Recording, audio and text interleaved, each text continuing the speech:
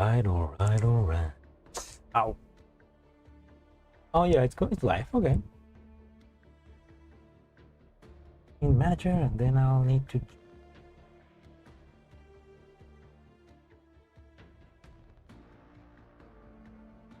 Wait, no!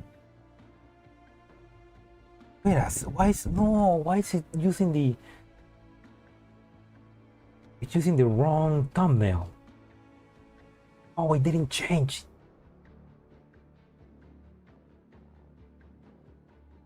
It didn't update.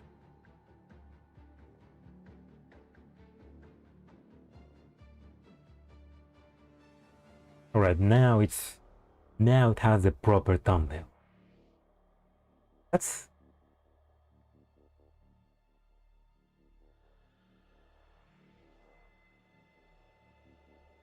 Anyway, ignore what I'm saying. It doesn't make sense.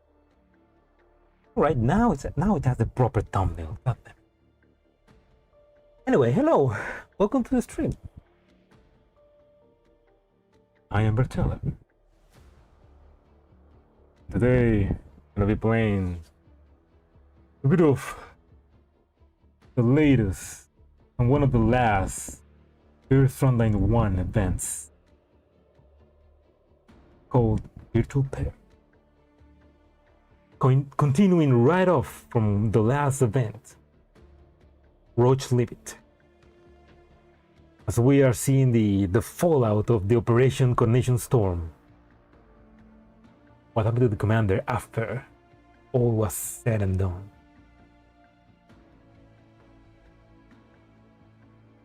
And as we saw in the previous event, basically it ended with Kalina having been bamboozled into figuring out where the commander is, and the commander being basically captured by Javier. So, and to figure out how to get the hell out of there.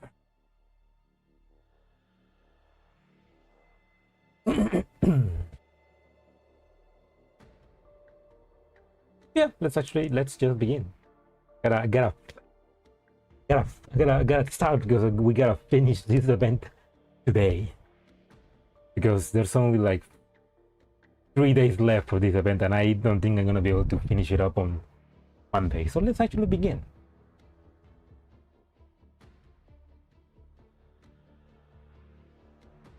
Right? Ashen Heaven.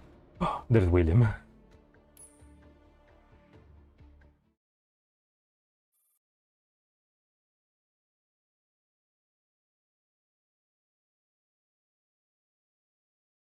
The strong do what they can.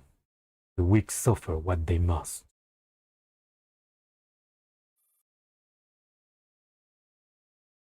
Shut up! Sorry. Thucydides, the history of the Peloponnesian War. I don't know about that.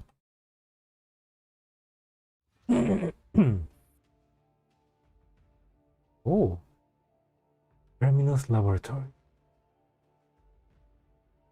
Chassis Building Underground, Frankfurt. Oh, is this it?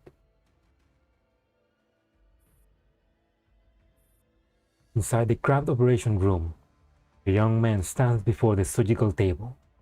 His hands are clasped together. With slow, measured breaths, he steadies the restless pounding of his heart in a state of fainted rest.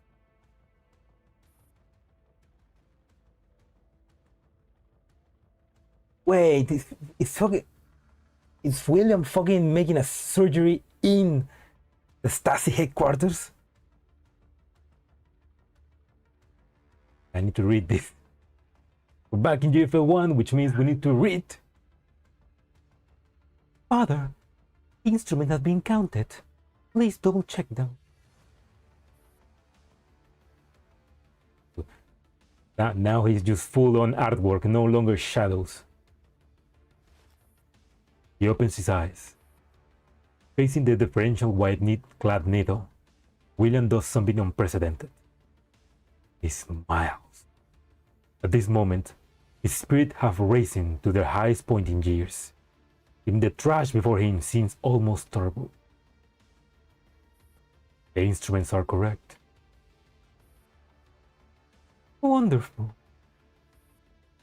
Vital signs are stable.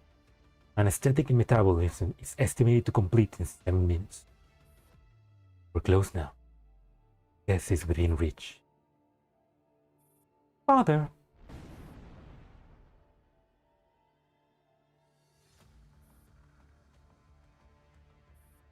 My sister reported that Griffin forces are almost here. Oh, wait. Oh, okay. This is happening during the final stages of approach limit, I'm guessing. Yeah, I mean, this is basically where the commander has been going, right?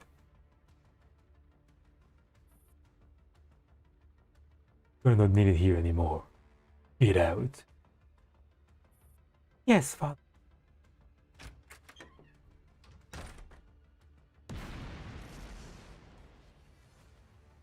Welcome, Blade Will.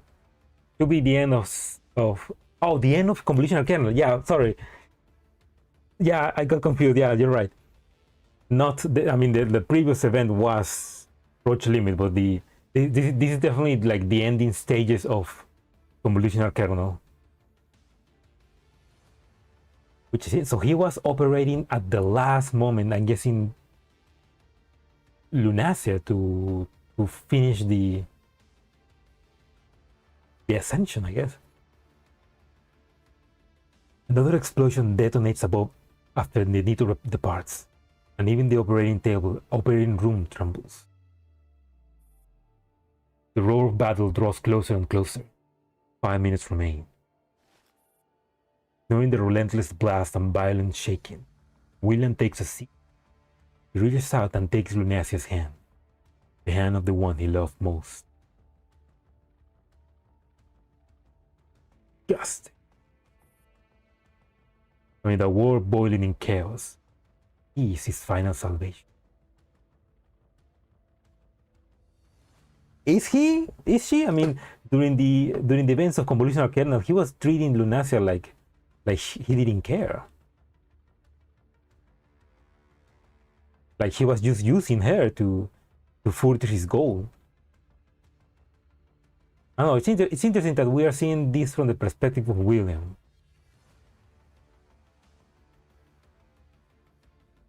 And also, this is great because this is giving more. This is giving more story to Convolutional Kernel, which, even though I like it, it was rushed. So it's definitely nice to see this more development. It is enough. He has done it. Everything is complete. Now all that remains is to wait. While he waits, he is suddenly struck by a curious question. When was the last time he had experienced such exhilaration, such buoyant elation that even the ugliest of the world seemed diminish? The memory is hazy, but without question, these days in Frankfurt has been the happiest of his life.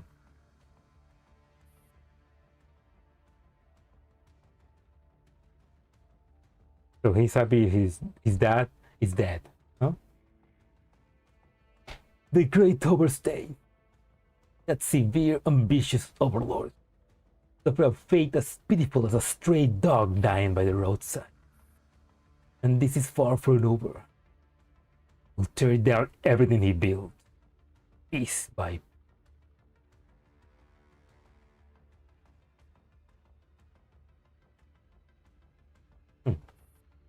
What he once inflicted upon you will return upon all that he held dear. 100-fold. That nagging, self-righteous old hag, pathetic creature, forever chasing the shadow of the dead. I'm guessing Martha made no? Did she truly believe she could control you and lecture me? An insect presuming to teach an eagle how to soar. come such a long way, haven't we? Lunacia's eyelids. But even the smallest sign does not escape William's note. Sign that she's awakening. Next war will bring us back together. Or that the real you will return to this world. The new world beyond the shore. We will remain together. Forever. As family. No, you're not Lena. It's not the same when you say it. The explosions grow nearer. The thunder of destruction deafening even though the sealed operation room. Stone pillar crashes down beside him, shattering against the floor, but he seems utterly unfazed. He's not even spared at a glance. I'm guessing that before this moment, the reason why he was treating Lunacia so coldly and like he didn't care was because he didn't consider her Lunacia, the Lunacia. So whatever surgery she did right now is probably the one that brought the Lunacia from the, what he believes to be Lunacia from the, his consciousness. Her breathing goes steadier. Her movement of the eyes becomes more frequent. The future he has long envisioned now lies within his grasp. The goddess is about to descend upon this old world, step in suffering. 5. Gunfire erupts again. 4. Trash clash with trash. The ringing of metal against metal form a savage's ring. Form a savage rip.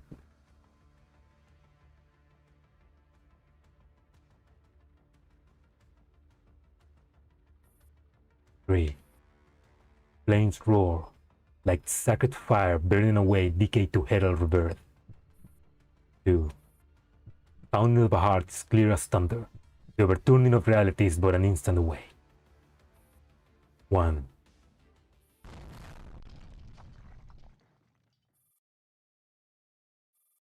The explosion detonates at point-blank range. He does not waver in the slightest. His gaze is captured by those holy eyes. Nothing else matters anymore. In that instant, the world comes to a halt. Nature is here.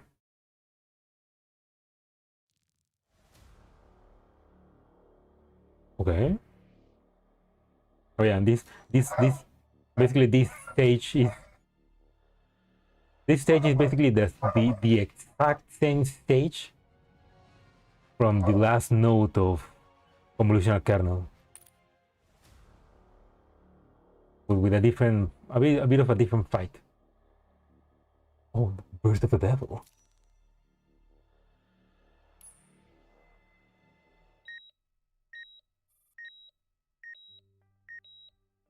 Oh shit! This is a flashback.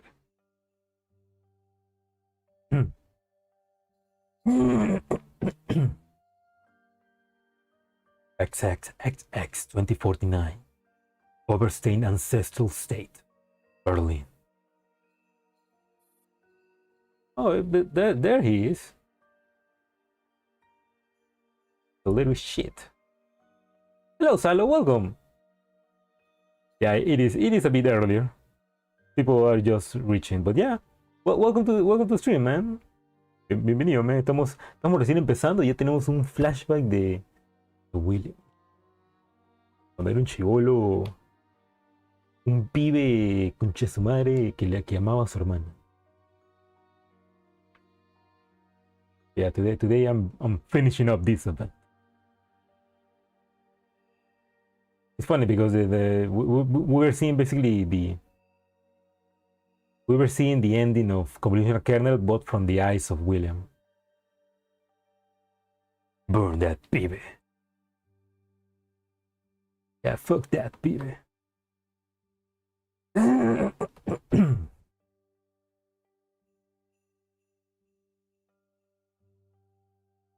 Welcome, Hyper Solar Army. FRONTLINE death incoming. Ooh. I wanna see that in HD. I can't wait.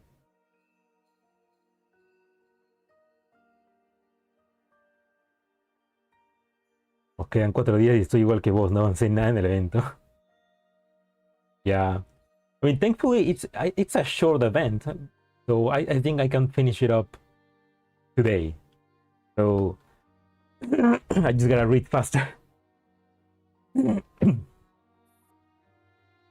is a bitter afternoon of unending rain.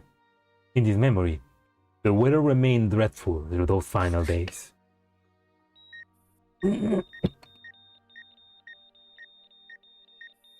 He no longer remembers how long he stood at the bedside. At first, he seemed to be sitting beside the bed, but at some point, he found himself standing close to the heart monitor, staring at the wavering line of life as it gradually flattened, until there was not the slightest ripple left. Death has ultimately delivered its malice with its own hands. Young master, it's over. Let them proceed. The people in white are not angels. They're not even doctors. Faced with a life fading in their hands, they show no reverence, nor do they offer the customary condolence or assurance of having done their best. Here, it's been confirmed that the test subject lost all vital signs. We may need to rethink the project's subsequent experimental direction. I understand. For the sect, new candidate must be selected as soon as possible. I've been arranged it immediately.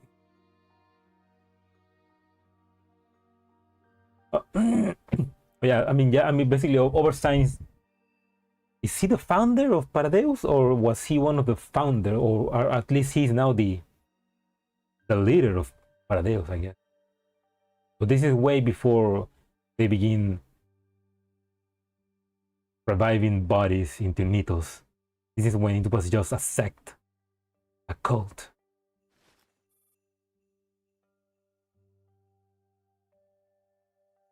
Will you trust me with that, Father? Ballard! The phone just noticing his youngest son standing to the side. Overseeing looks down and fixes his aged yet piercing eyes on the boy. The young boy turns towards him with a confident and respectful smile. My sister was still alive. I observed much of Paradeus' operation. I understand all the procedures. Being the Holy Maiden's younger brother has its conveniences. At present, only I possess that advantage. And recently I've been conducting some research myself. I am far from the Professor Laplace levels, of course, but I can certainly assist you, Father. So Martha Maidner, Laplace, was already with Paradeus by this point. Oh. Oberstein studies him as though he's seeing him for the first time. Enough of this clumsy grown-up masquerade, Ballard. You're only a child. Perhaps your sister's death has struck you too hard. But as things stands, I'm serious, Father. You know that I'm serious. You even believe it is feasible. Otherwise, you will not waste time speaking with me. You simply pay too little attention to me before to know whether I truly possess this capability.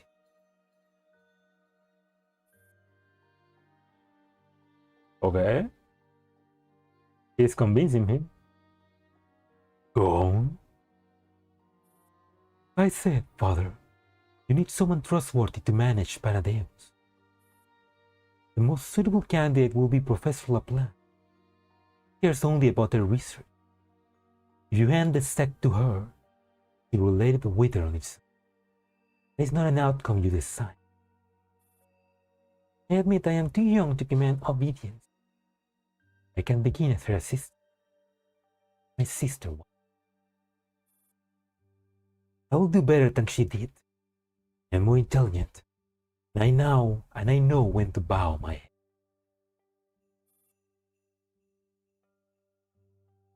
A child your age will be weeping beside his sister's body, Ballard. Most people my age do not even comprehend the concept of death, father. Until an appropriate candidate is found, I will indulge your horseplay for a time.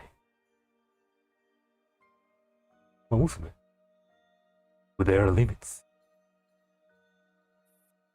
Thank you. I will not disappoint you, father. I mean, that's pretty clever. Basically, since he was a kid, he basically became the leader of Panadeus. The man gives a slight nod. After one final assessing glance at the cold corpse on the bed, he turns and leaves the room.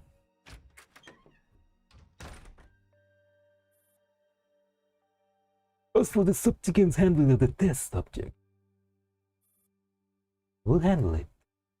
Naturally, before handing it over to Professor Laplace, a thorough inspection is required. And as the daughter of the Overton family, my sister deserves a grand funeral and a memorial service. You will not wish to tarnish your hopeful name, will you? Of course not. Young master! The elderly bottle cries out and drops to his knees, justly lifting Ballard's hand. Ballard lowers his head, staring silently and expressionless, own palm. Good heavens! Fetch bandages, you fool! How did you injure yourself, young master? Probably on the lab equipment. Those things are... He closes his hands again, allowing blood to stream along the lines of his palm. Only fools weep meaningless. Is that how you reward loyalty, Ballard? I'm guessing if, obviously, Lunacia just died, so the body is there. So I'm guessing like this is the point where maybe they somehow digitize her brain, and that becomes the basis for the air thing.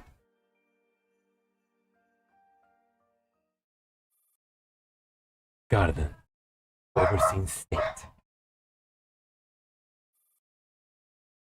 Also, the little shit can cry, huh? Oh!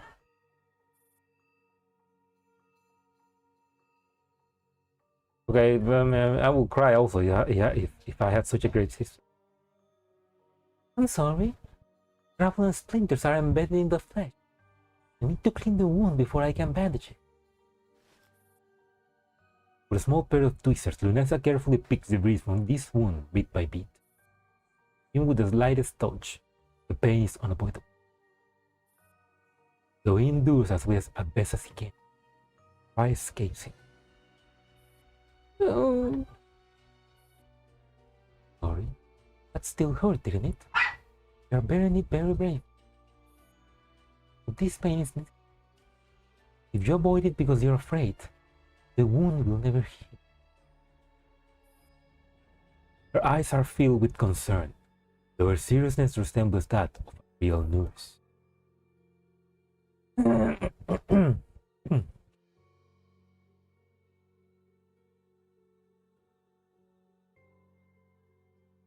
Soon, however, her bright gaze softened furious.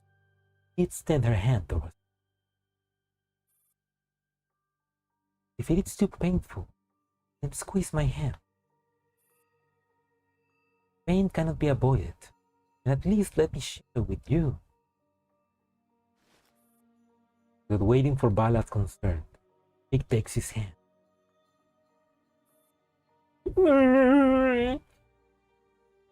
Yeah, cry more. He stared blankly at her face for a moment. She has already resumed her work, wrapping once more across the raw nerves. A piercing pain shot straight to his skull.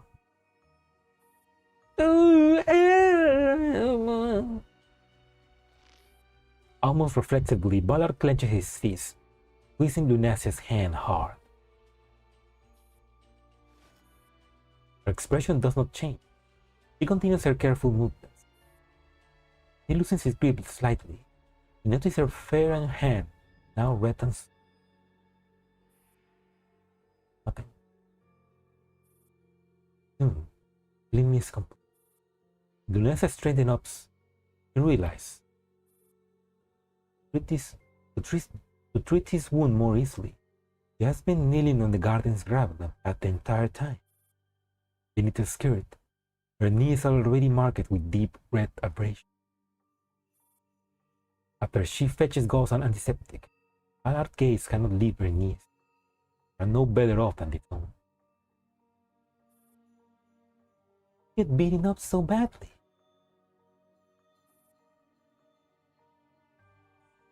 At first, there were only 2 of them. I could handle it. But more keep coming. And I was knocked down.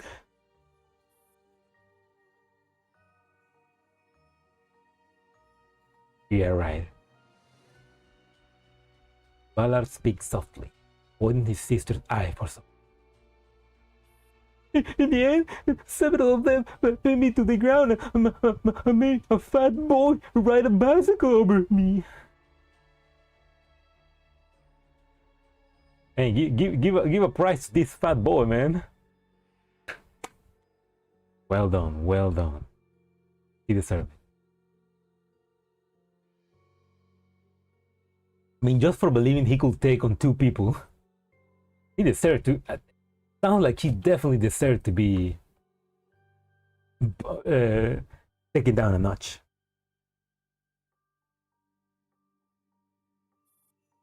It's something like that?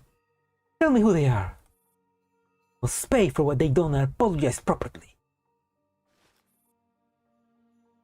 Nancy immediately rises, fire blazing in her eyes.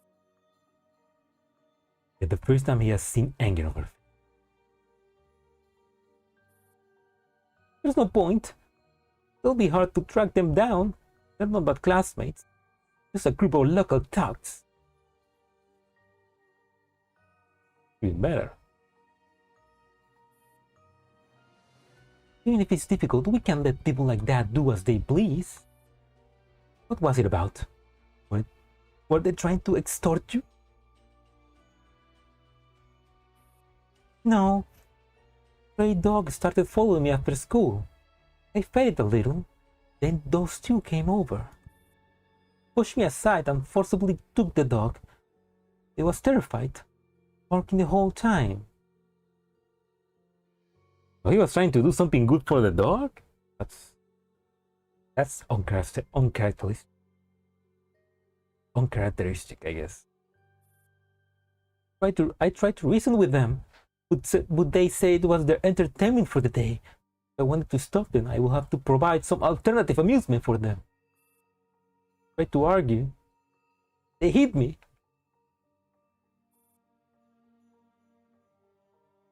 Tears stream uncontrollable. He turns his head away, unwillingly to let Lunasia see his distress.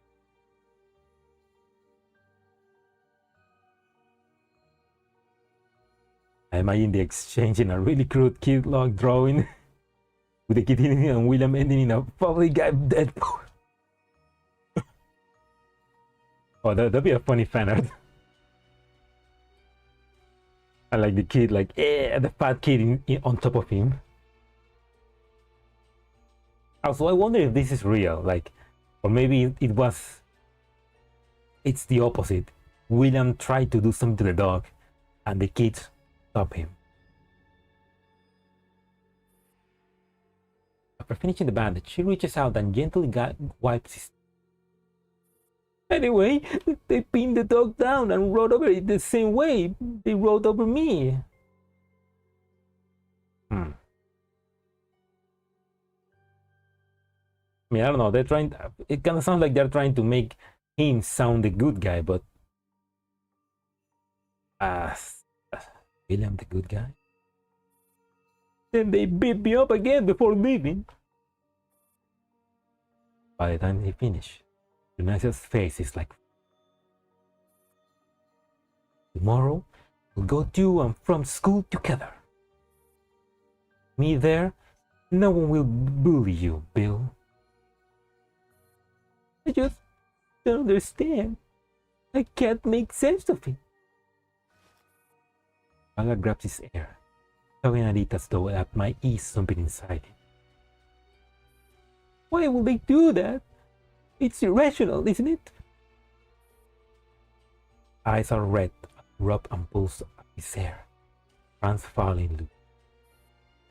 Maxim, philosophy, and laws concerning the rights of all beings taught to him by prestigious academics stumble inside his mind. Yet none of that education explains it. Okay, I'm guessing this actually happened, but like,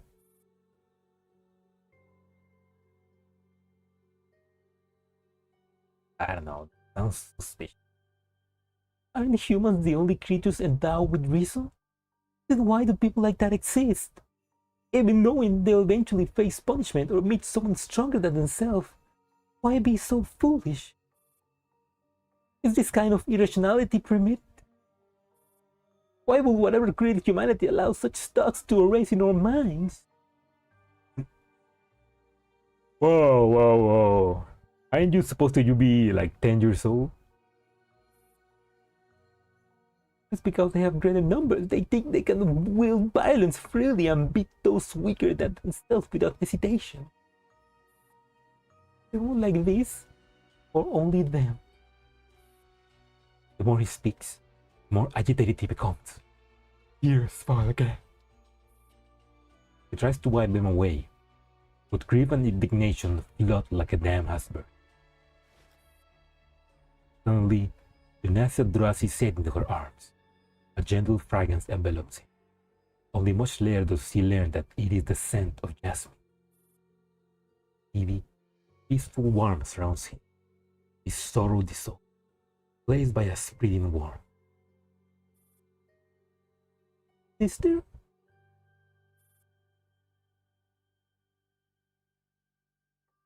Huh.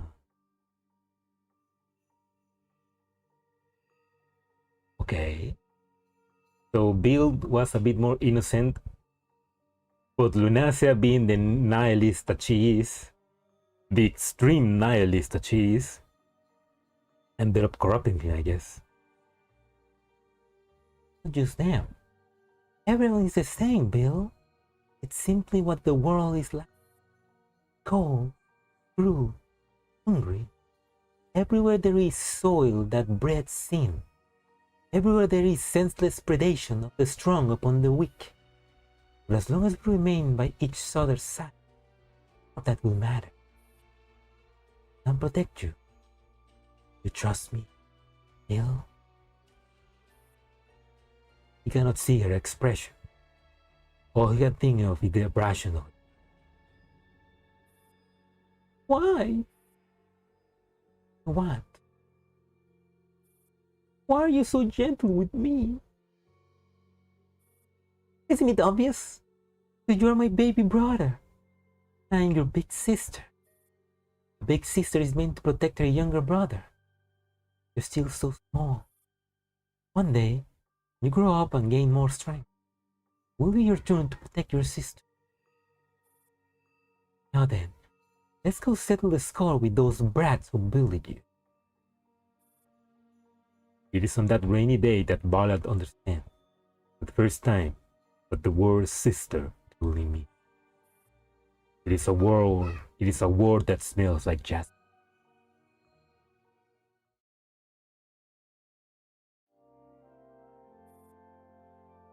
Yeah, but you can see how the fucked up worldview of Lunasia kinda ended up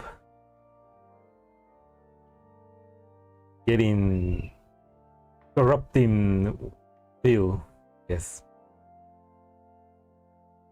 But because before that, it sounded like he was just a normal kid. Garden. Oberstein's ancestral state. Next day, a funeral is held on the garden of the historic Oberstein family estate. Ballard has never seen so many people before. The vast mansion is packed with mourners who have come to pay their respects. They all wear black formal attire, each holding a white chrysanthemum. They step forward to mourn before the enormous coffin. For a ridiculous charade. As he moves to the crowd over the coffin, Ballard finds himself recalling his childhood. From the moment he was born, there has been no memory of a mother in his life. His father is always either busy with work or wholly absorbed in research, never sparing him even a fragment of it. His endless childhood has been shrouded in gloom and desolation. Only his sister was different. It was a beam of light that brought color, illuminating the few corners of the world that still had a trace of warmth. So because he never had a mother, basically Lunacia was like a mother to him. She was like a mother to me.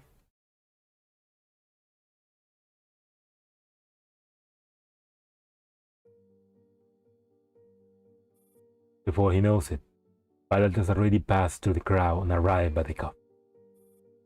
After the initial round of mourning ends, the centerpiece of the funeral draws no more real attention. To them, it's merely another gathering for conversation.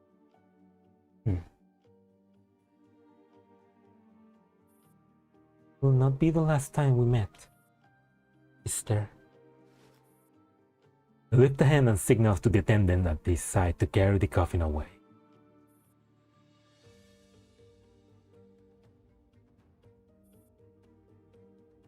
Here? Are you certain, young master? Lord Oberstein instructed us. Hello? Being disconnected for a couple seconds. Sorry.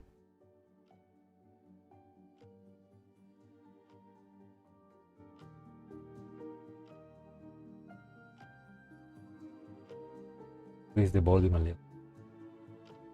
All right.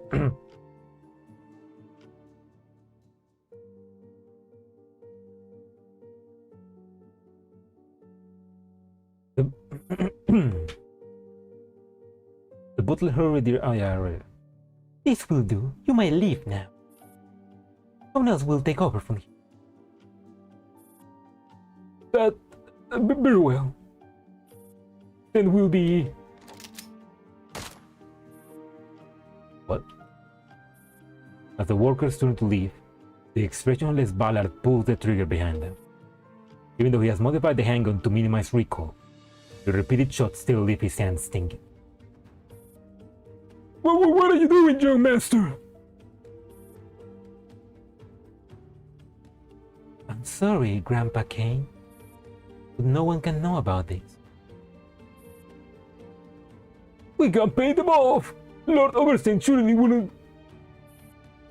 Ballard does not lower the gun. Coldly, he turns the barrel towards the old man in front of him. Young master. I said no one, Grandpa Kane. He was your butler. Yeah, oh my god. So this is where he begins his little shit. With another gunshot, the old man's shocked gaze gradually turns dull.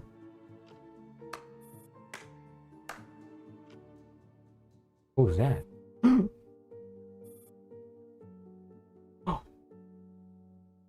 You surprised me, Ballard.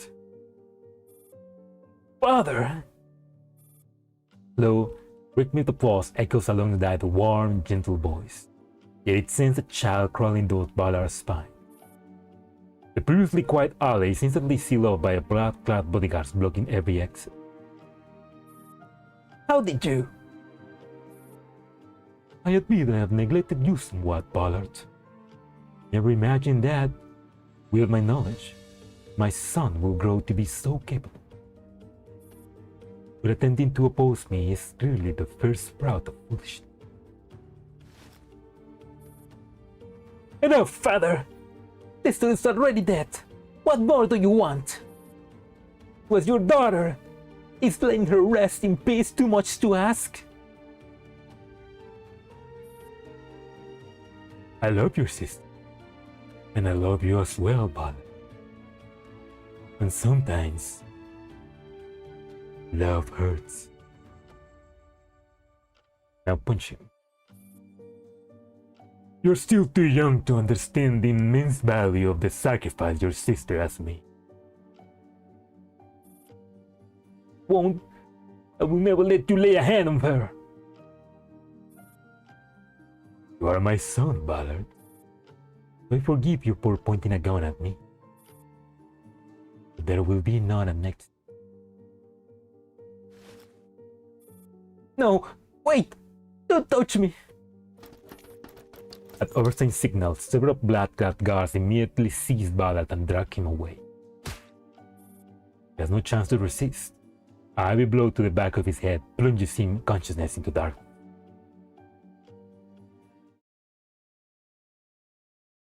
So Overstein wants to give Lunasia's body to Laplace, Martha Maynard, so that she can, I guess, experiment. And that eventually leads to the dictation of her mind, which is what Persicaria uses to develop neural clouds and here I think. Interesting to see that William was opposed to that.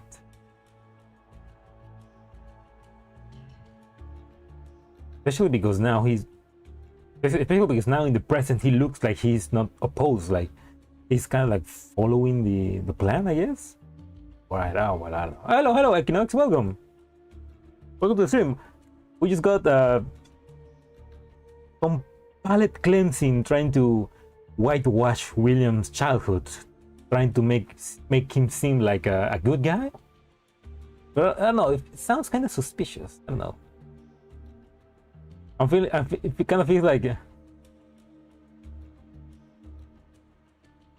maybe he gets more corrupted eventually, but like, I don't know. Like he was opposing giving Lunasia's body to Laplace. I don't know. Yeah, or like unreliable narrator, yeah.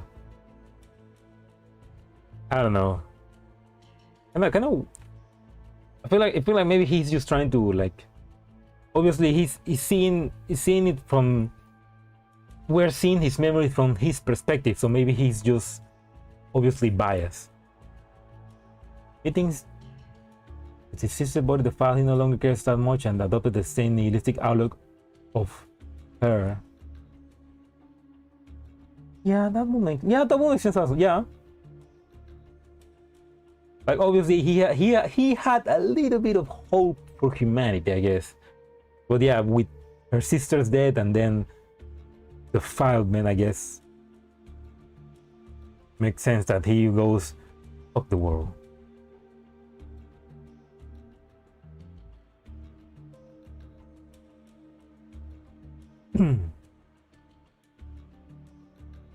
I wanted the call from himself, one could say.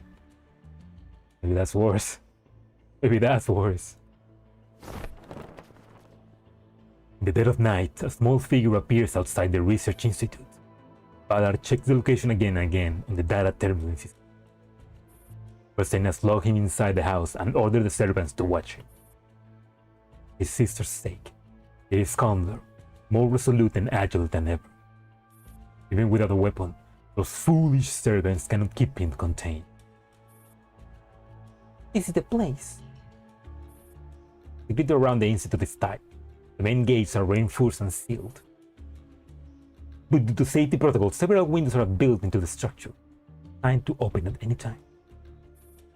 For Ballard, this is an opportunity. He is small and slender.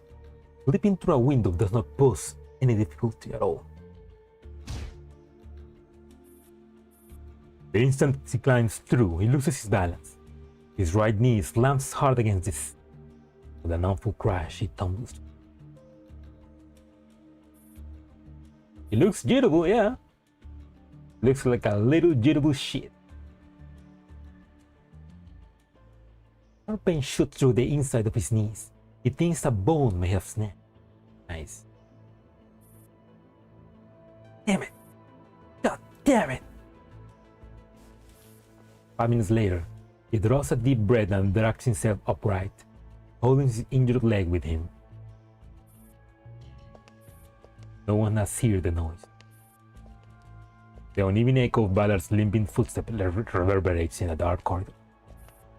And during the agony in his knee, carefully memorize the twists and turns he's taking into the facility. Such an idiot. He pushes open a door. The room inside is empty. Another door. Still nothing. In the darkness, Ballard mechanically pushes open one door after another. His knee hurts more and more, but the person who used to share his pain is waiting in some pitch black corner for him to fulfill his duty, a younger brother. Wait for me, sister. I'm coming.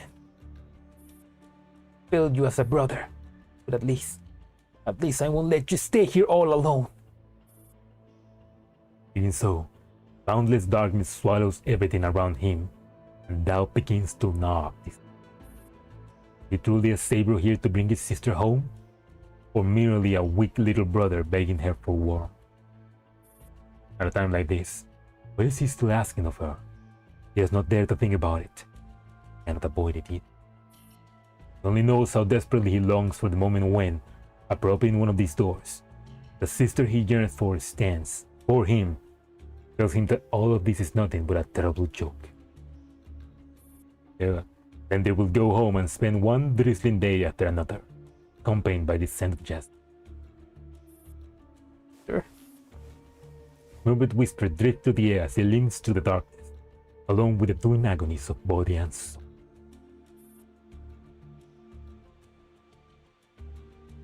He avoided. At least let me share. Her words echoes in his ear, collapsing into a corner and slowly collapses. You bunch of devils, bastards, vermin, beasts, give my sister back. His fury spills over, so much that he forgets he has snuck into the institute. He begins cursing Overstein, cursing everything inside this research facility. Pounds the floor, kicks the wall, trying to use rage to smother his own helplessness. Damn it! Damn it! Slumps limp into the floor and covers his face. Sobbing. Sister, if you were here right now, I could hold back my tears, couldn't I? Begins to fantasize. If you were beside him at this very moment, he will not be so weak. Any fantasy becomes the beginning of everything, the starting point of an endless chain of thought. He can change the outcome of their death, then his happiness will not have been changed. He can forever remain Little Bill. His sister will forever be the gentle Luneth. Even if he cannot change her death, there must be another way. As long as he can retrieve her body, there is still a chance to set things right. Bill? Miller's voice echoes beside his ears again. Who? He jolts to his feet and scans his surroundings. No one there. Hear it. I definitely hear it. Voice comes from ahead. He pushes himself forward. What is that? At the end of the corridor stands a pitch black iron door. It blends into the surroundings in the darkness, nearly impossible to discern without getting close. Sister! Sister! Are you inside? Almost immediately, Ballard straightens up and rushes towards it. The iron door is not locked. He's certain the voice came from within. He's calling for himself. He pushes it open at once. The room inside is completely dark. Ballard gropes along the wall. Here. There's no mistaken. She's calling me. Suddenly, his fingers brush against a hard device. The unmistakable feel of a switch. A Nintendo Switch! He flicks it. The light slowly flickers on. Ballad's heart swells with anticipation. He must be waiting for him. But what awaits him is not a sleeping sister. It is a vision of her. I imagine like Lunacia's body like in a hospital bed with her brain open and a bunch of cable connected to his brain. I imagine that's what he sees. Oh.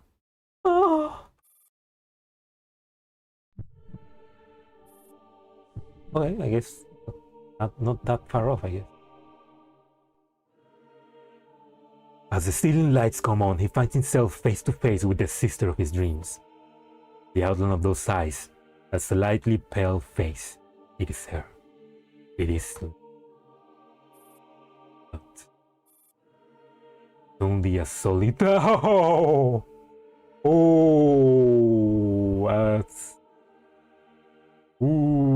That's worse in a way. It is only a solitary head, severed cleanly at the neck, submerged in formalin, sealed inside a cylindrical container. That's that gave me shivers.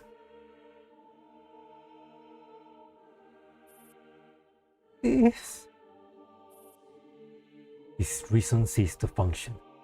He becomes incapable of comprehending the obvious reality before him. The higher center of his brain fails to process the information transmitted by his sight. When his emotional faculties collapse, cognitive faculties collapse with them. No, this isn't real. Lights within the other cylindrical containers flicker on more slowly than the ceiling lights above, but they switch on in sequence. First, he sees Lunacia's limbs. Lights, balls, ankles, elbows, upper arms, forearms, ring finger. Next, her organs, stomach, liver, left kidney, pancreas, right lung, blood vessel. Finally, slices of her brain, fully intact, preserved carefully, neatly arranged.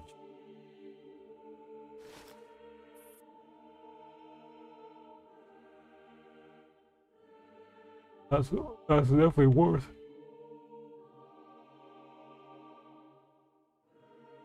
And someone's starting to make a gunpla out of Lunacia. Desire function disabled, primitive reflexes seize control of his body. Ballard drops to his knees and vomits. His body issues only one command: empty the stomach. There is nothing inside but water. Kneels there, his stomach convulsing violently. Even after it is empty, the retching does not stop. The torment continues for more than 20 minutes before it finally eases. No, impossible. It's my sister. No, it can't be. There's no way. What I saw.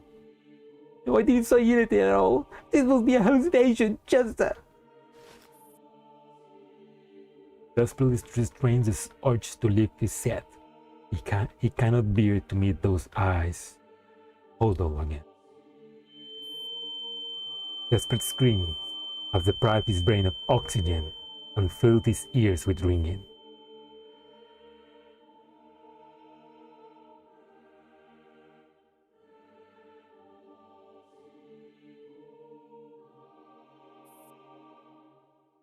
The repeated vomiting and emotional shock blurs his vision. Bill. Suddenly, that familiar voice sounds again beside him. Sister. Bill. It's me. What's wrong? Sister! He jerks his head up. The containers filled with formalin are still there. But through the hazy distortion of his vision, now sees a rough outline overlaying them. That outline slowly merges together, gradually forming a clear figure. Sister! In her face, Monkey's memories appears once more. Tears pour down Ballard's cheek. He reaches out and clasps hands with the sister floating before him.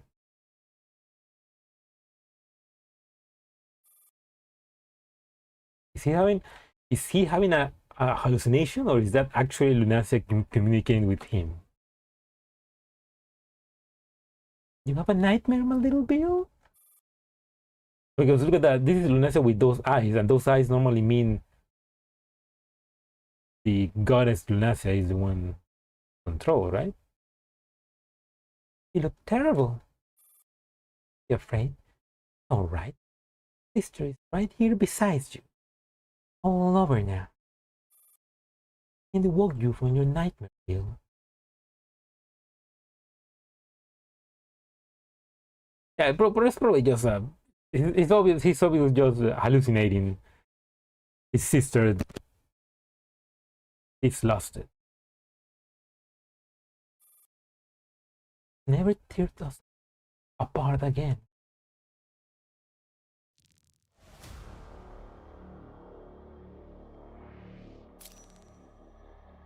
I'm going back. Oh man.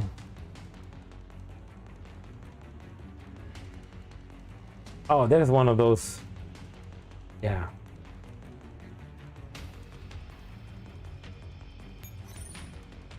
Save the commander. There he is. Oh, that's me. Okay, how do I save you?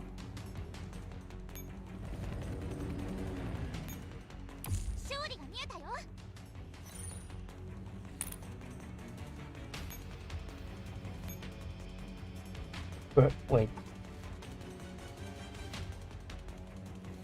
I could teleport here.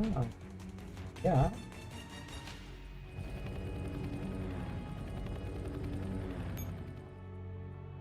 Oh shit. If I hit that guy.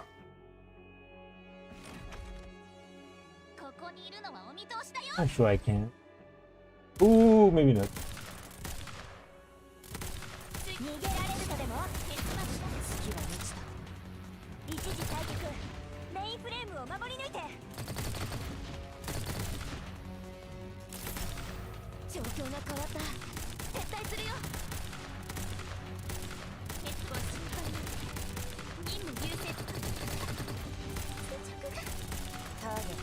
Coming drones?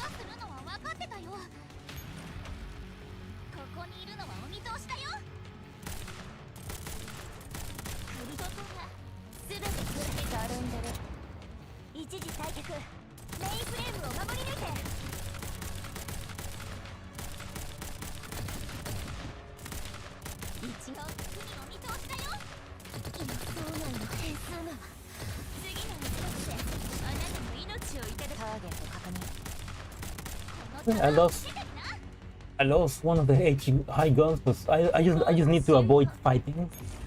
I can do this.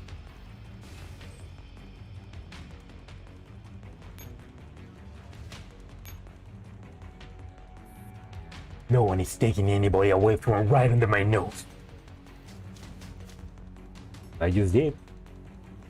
Oh shit.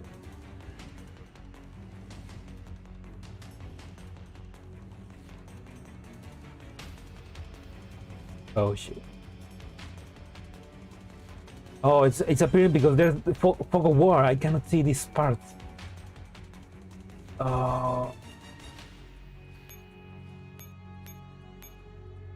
Oh.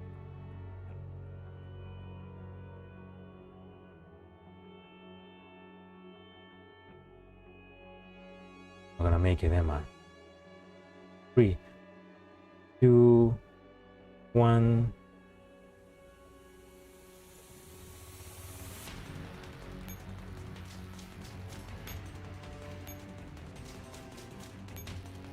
Repair here. Not repair.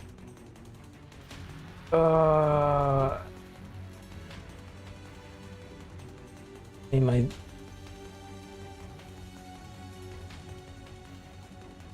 okay, I just rescued the commander. How the hell do you want me to escape? Save the commander. I already did. What else do you want me to do?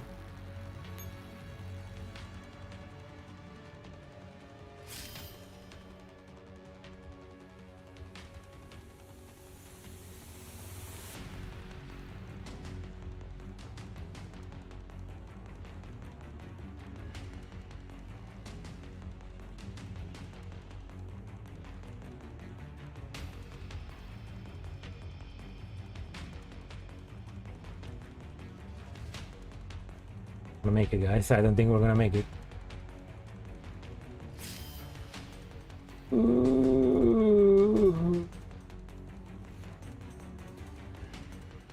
I guess my best choice is to get here somehow, but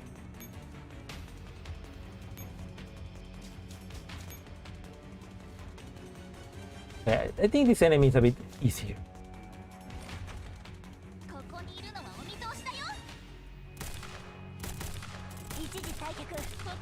Oh. Okay, it's definitely easier, but I just need to survive. I just need to not lose. And yeah.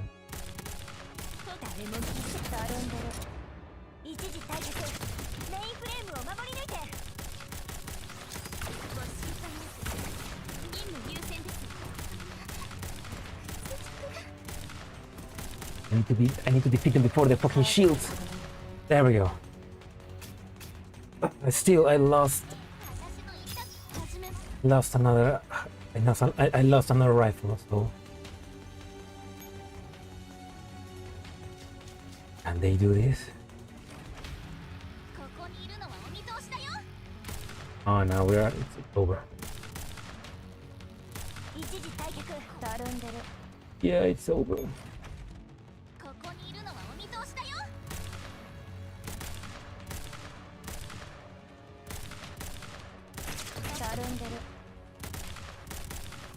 Okay.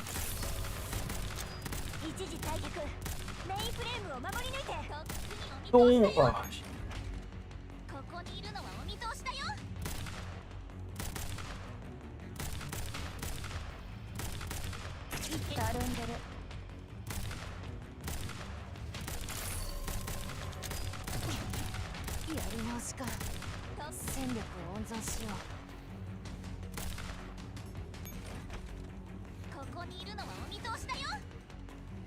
Yeah.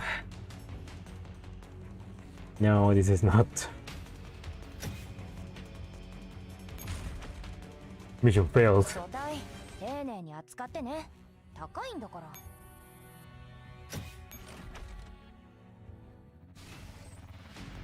Okay, one time again, but a different team, I think. Oh, I don't know. This is a good team. This is a good team, right? Oh no, wait. Okay. Yeah, let's change Martini for the other Scar.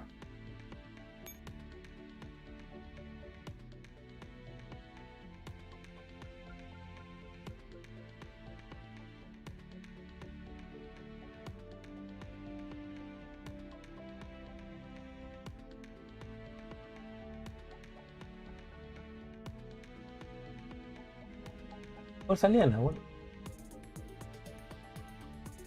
Oh, there she is.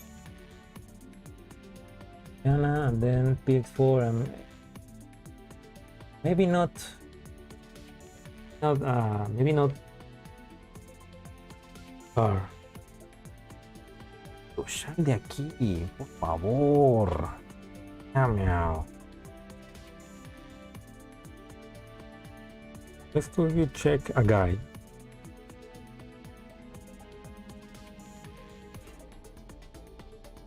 Juancho, Guru Juancho.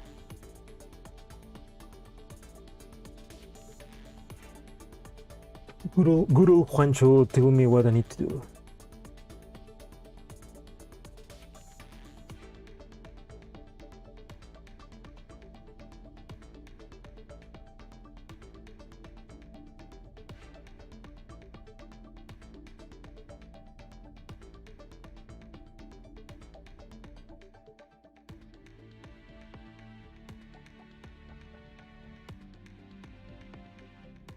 I'm trying to.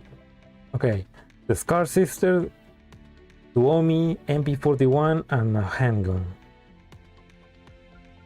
Why MP41? Okay, so instead of you, let's get Suomi. Okay, Suomi. Handgun, but MP41.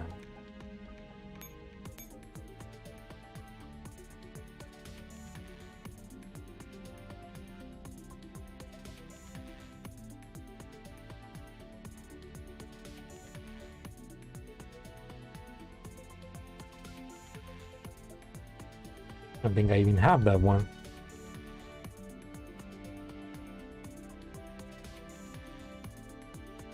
Oh, Pet P10C. I do have that one, yeah.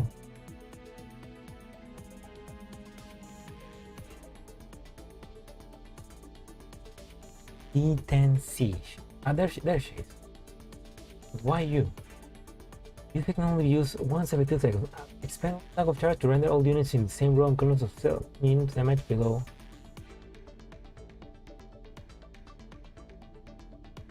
Okay, she's pretty good. Okay, let's use you. Then MP41, dude. Why MP?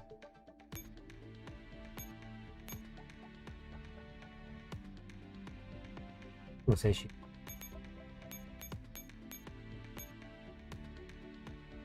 Don't have MP40.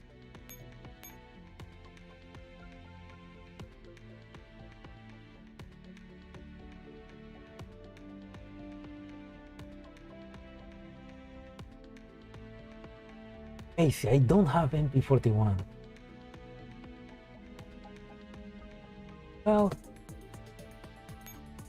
it's just another SMG. Wait, what are the effects of MP41? MP41 GFL.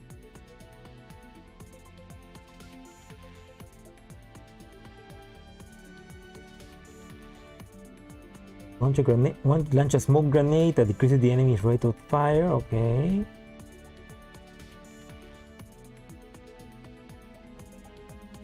Mod 3 is throw a smoke grenade to reduce enemy rate. No, wait, mod 2.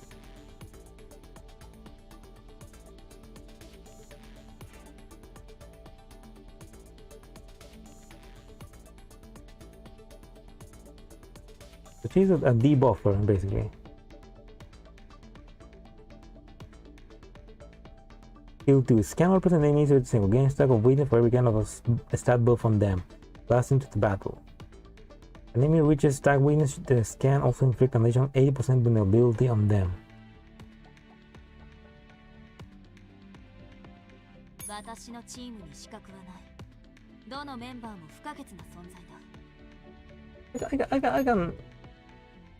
I can level her up. I can get a copy. Index. Pass up. Yes. The cover.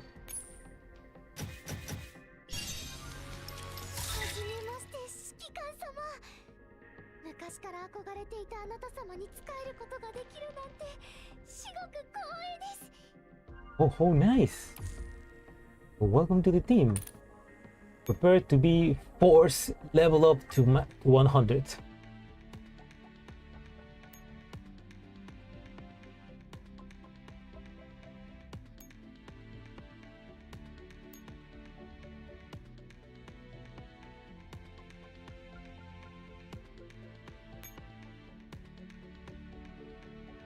Open wide.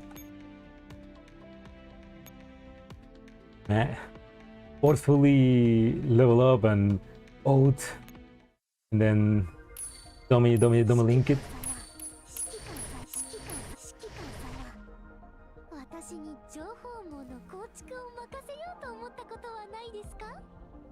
Yeah, you're right, MP41. You are right. Oh, hello, Mango. Welcome. Welcome. You came just in time to see me max out MP41 to follow a guide.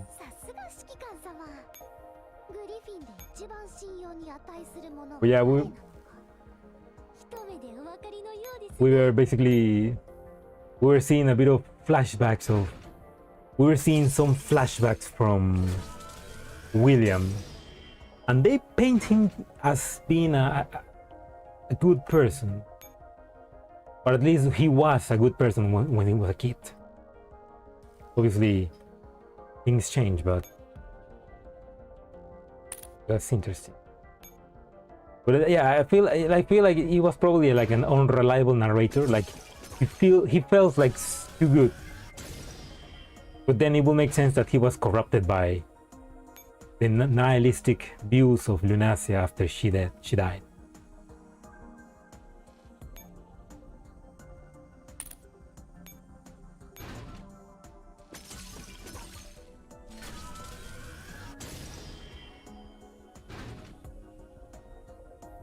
It looks way cooler, and can't deny that. Yet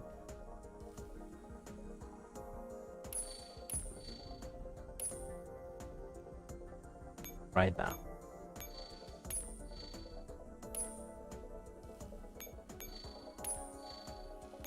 Not so much about your new equipment. Go on, there we go.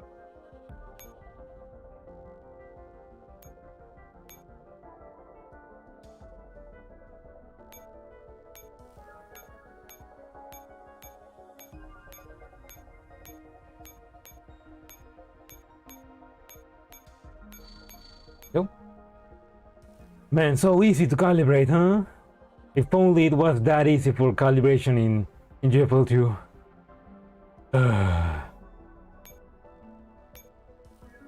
新しい人形が到着しました。指揮官、品質検査を行いますか。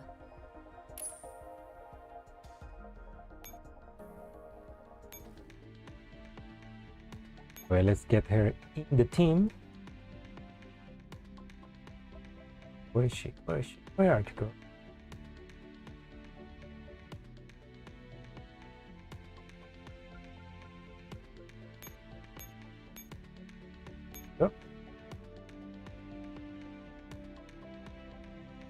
Add to leave this from 97. Leave it out from Socrates. This from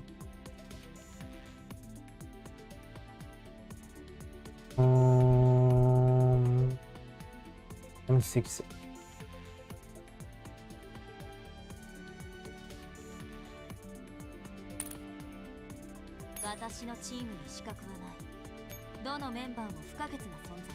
Right, so your skill activates when you need to be here. This.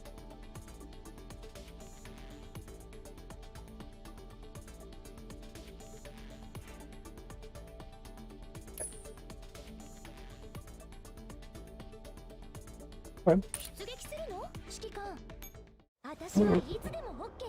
Feel like we can do it now. Ah, damn.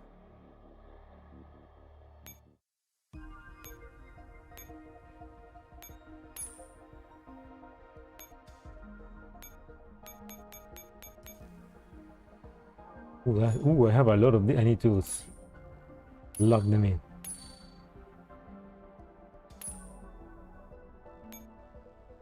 Take luck.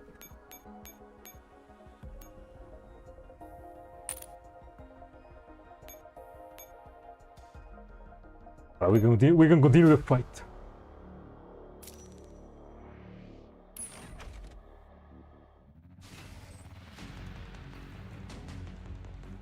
Now we can survive.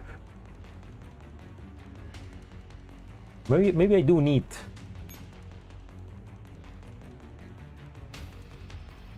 $8,000, that's way too low. What the hell? 50,000. There we go. Oh, the debuff of the debuff from that William projected then.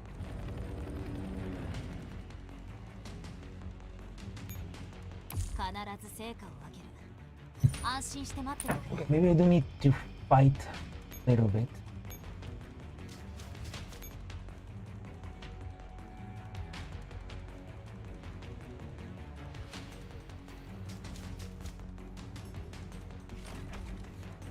Because the more you fight, the more like buffs you get.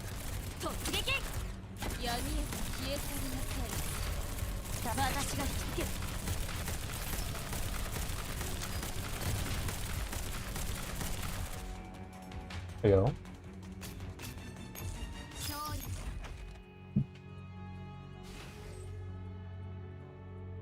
go. You get this spirit's blood.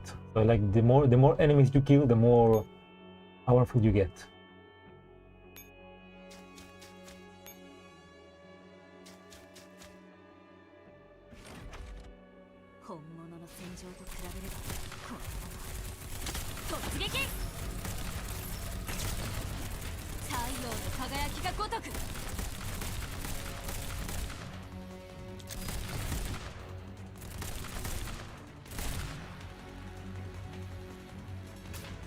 Right?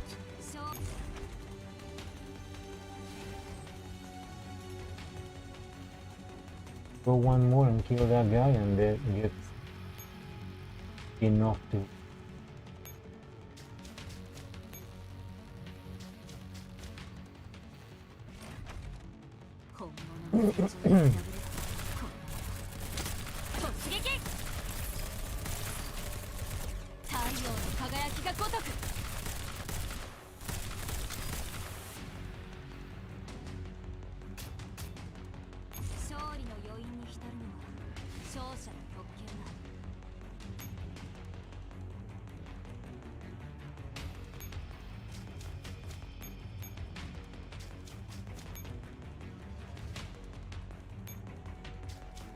Oh, okay. It's time. ¿Tienes hambre? ¿Quieres comida? ¿Quieres comida? ¿Tienes hambre? Yeah, vamos. Give me a second, guys. I'm gonna go feed my cat. I'll be back in a second. Maybe 2. Wait, let's leave this for Hope. Yeah, vamos. Mira, boludo. Vamos.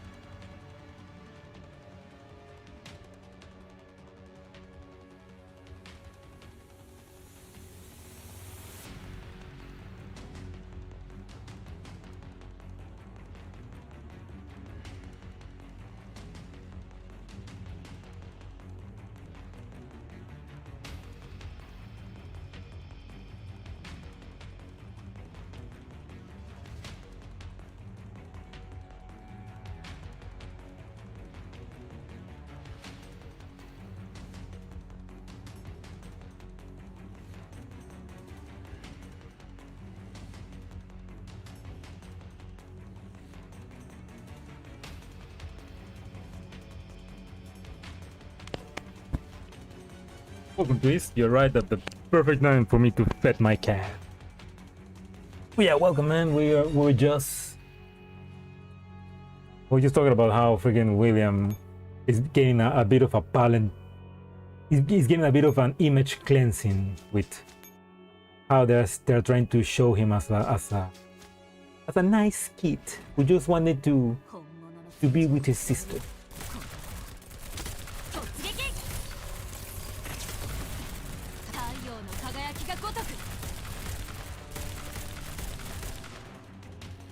But yeah, I don't know. I don't believe it, man.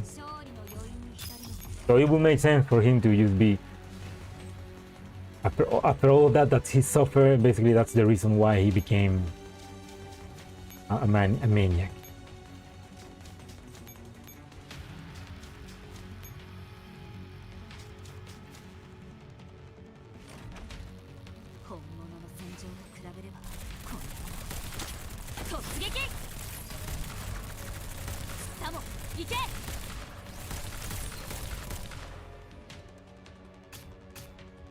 He has a long way before he can rival the true evil of 11.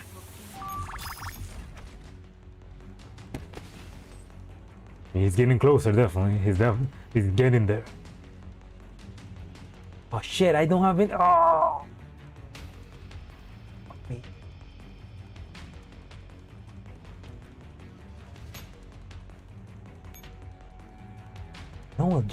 No.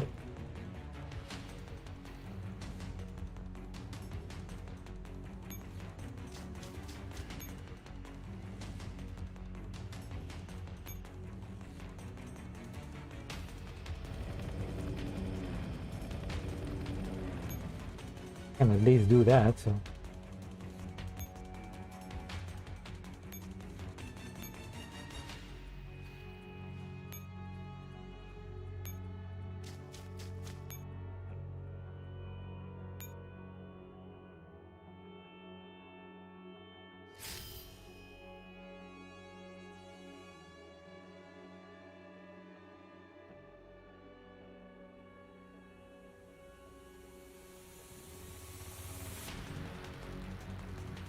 Ooh, oh no, that's good.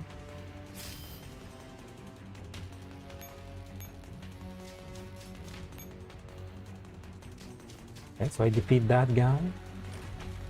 Maybe I should have a hawk, maybe. Ah, she can take it. No, she cannot take it. Ooh, no. Okay, let's try again. She can almost take it.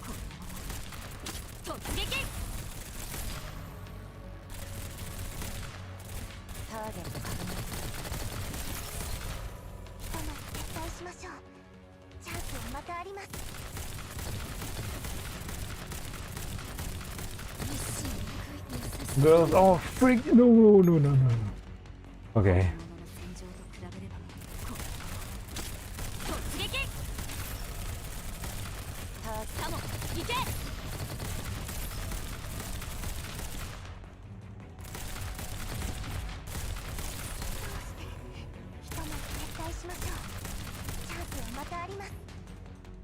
Okay, that kiting could have been better.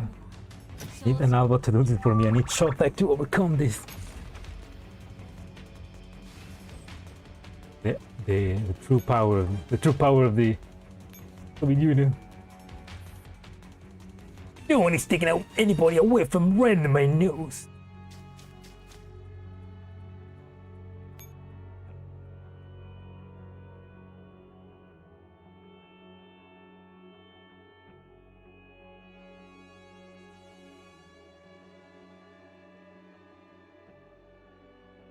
Very ominous. Ooh, shit.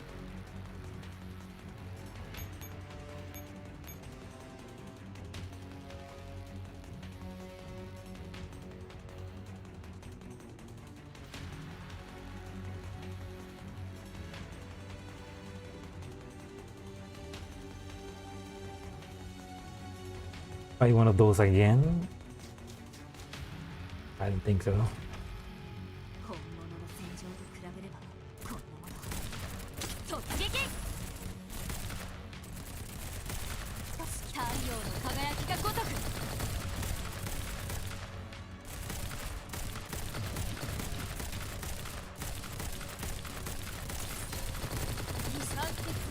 たしま本物の戦場と比べればこの突撃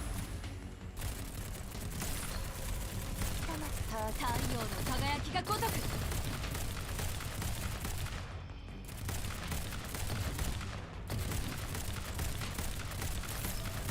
一瞬の芸にしょ優しすぎたのかしらやり直しか戦力私が引きつける Okay, yeah, I think I can only do this. I can only do that fight once. 突撃 Either that or I need a hawk. 素体丁寧に扱ってね高いんだから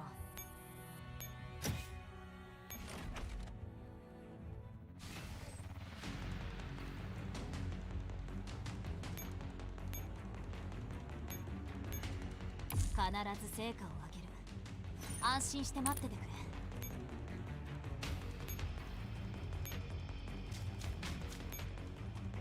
I get a hawk. I can, okay. That was easy. Okay, so let's still get the buff, so this.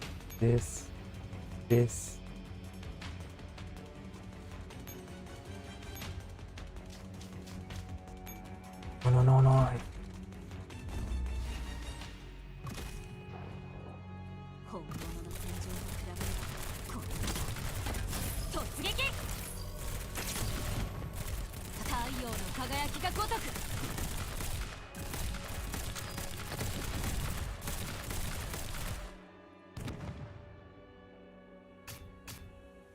勝利の余韻に浸るのは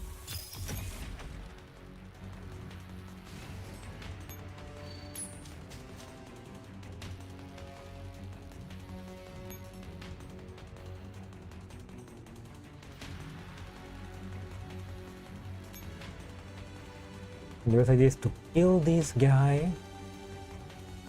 Yeah.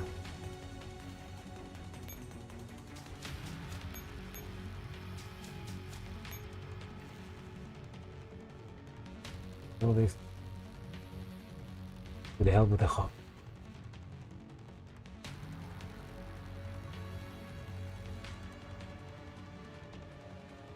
Or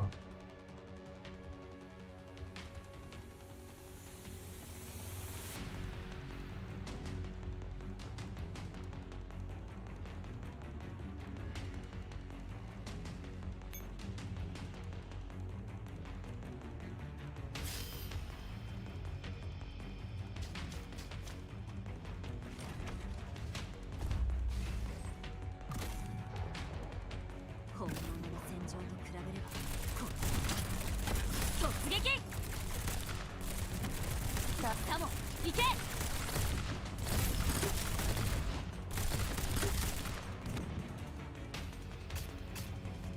勝利の余韻に浸るの勝者の目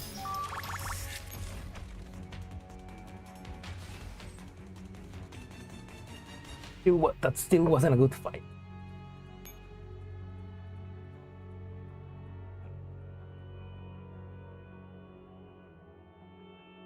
Okay, I need to transport now because if I lose this heliport, I cannot rescue the commander right now. Right?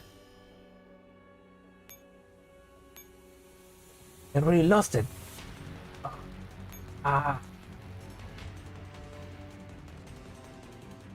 Okay, no, restart. I need to do that in the first. I need to do that in the first turn then. Prepare. 必ず成果を上げる安心して待っててくれ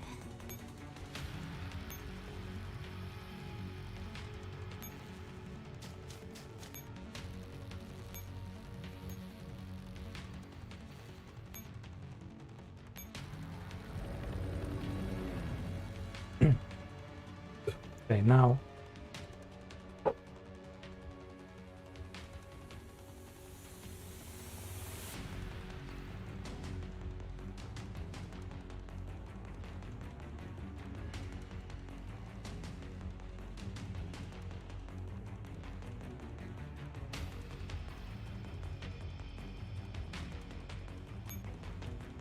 still gonna be hard.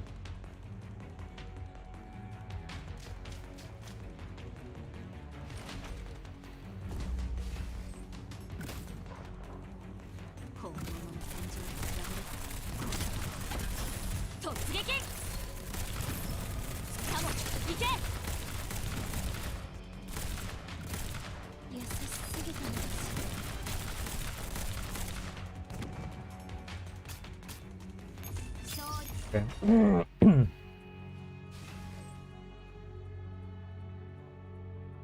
Now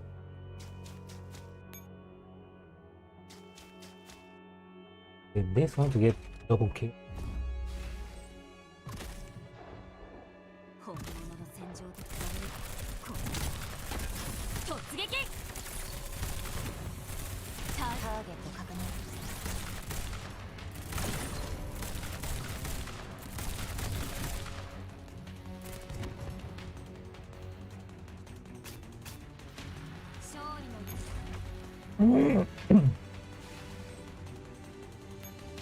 Now I can activate the teleport.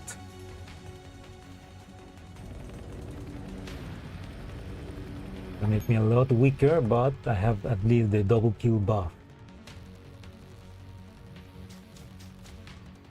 Okay.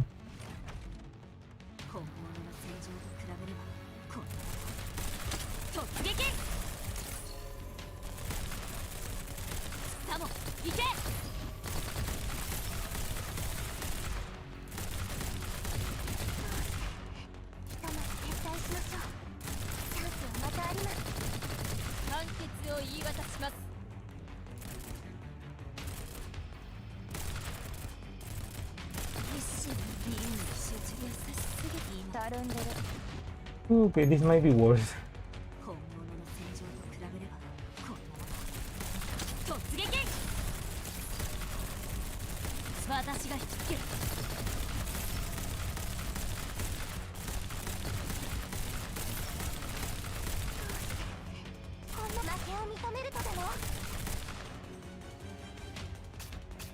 Ooh, okay.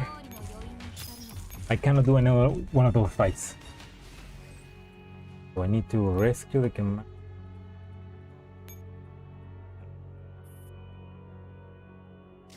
Yeah, well, I'm taking. I am taking him under your nose. Bean.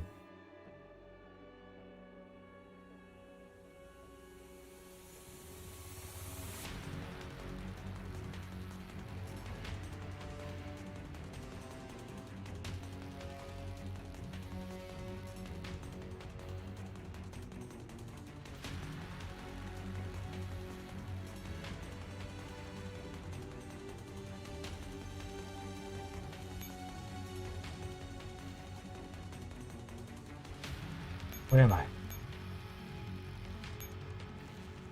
I will rescue you.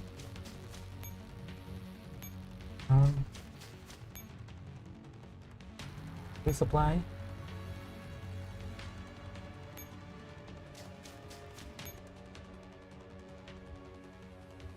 Oh fuck. I'm fucked. I've waited in that nose. That guy's gonna come down. Oh no. Ooh, thank God.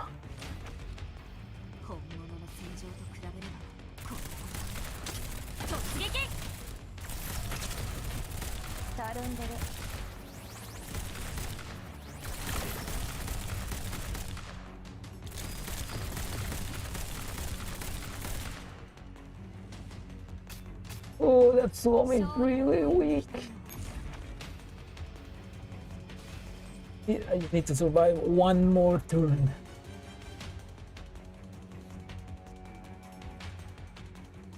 I need to kill that guy.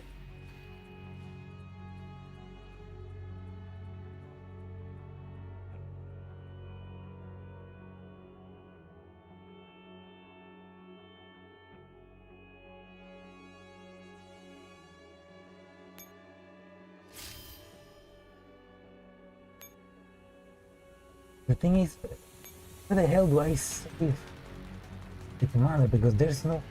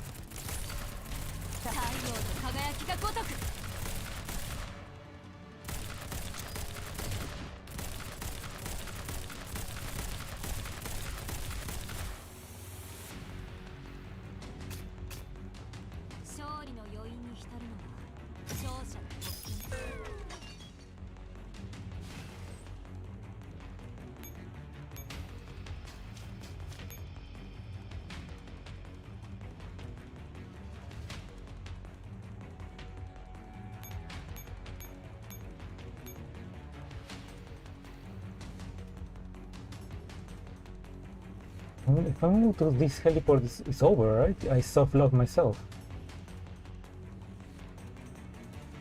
So what's strategy?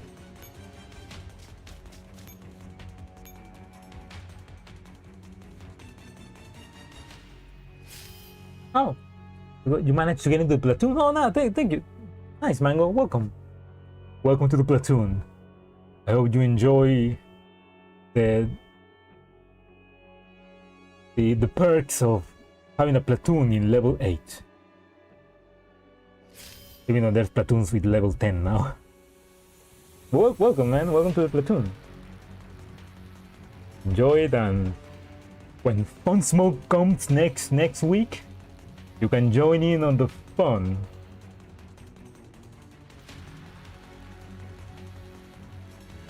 Okay, how the hell do I do this? I guess I have to check the guide.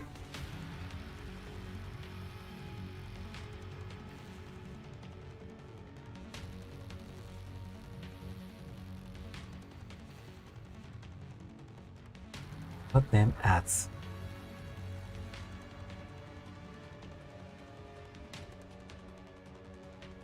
Oh wait, never know, should I rescue hostage first, then turn off hologram? Need to turn off the hologram before rescuing him?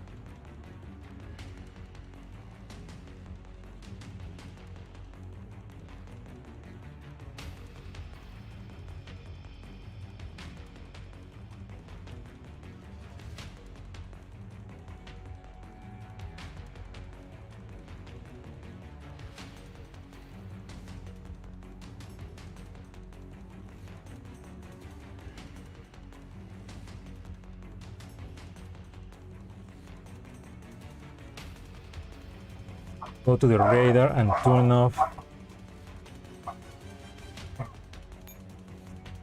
Restart again. Thank you, Rolia. Welcome to the stream. Okay, but this is a good echelon for this. There's something wrong with it. They have everything at max. They have everything out. Maybe with you. You'll need to be manual.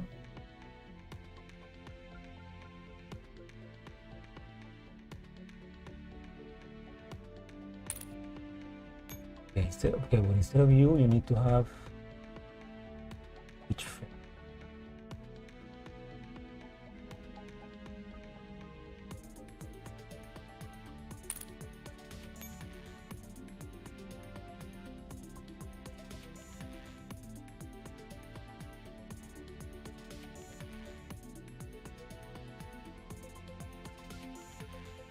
Okay, with scar on top. This is good, so you here.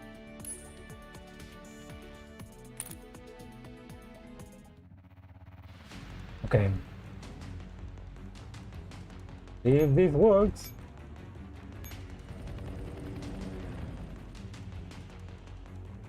Oh, if I only follow the guide, then I need to do this.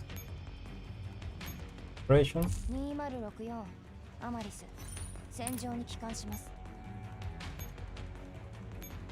Down. Say fuck it and get a AGS.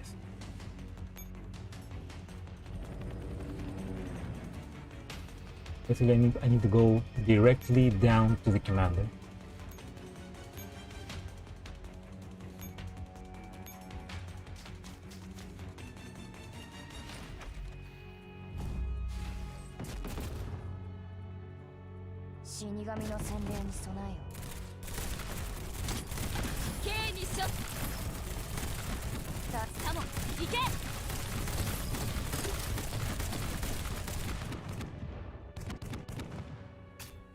Okay, that was way better. That was way better than before. Will be enough for those guys.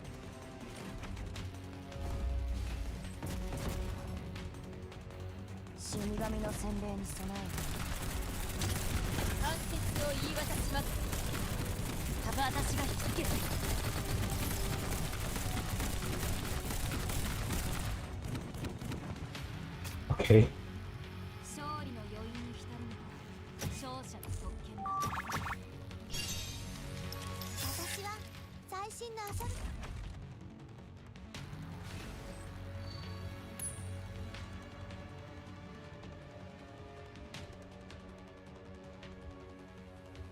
Okay, but then I rescue the commander.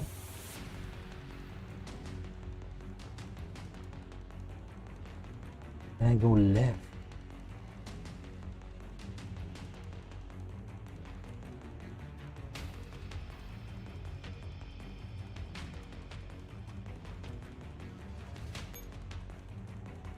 Which?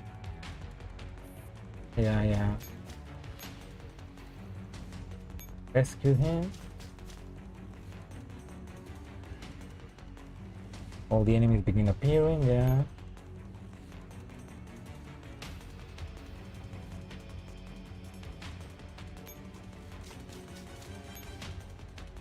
Kill this guy.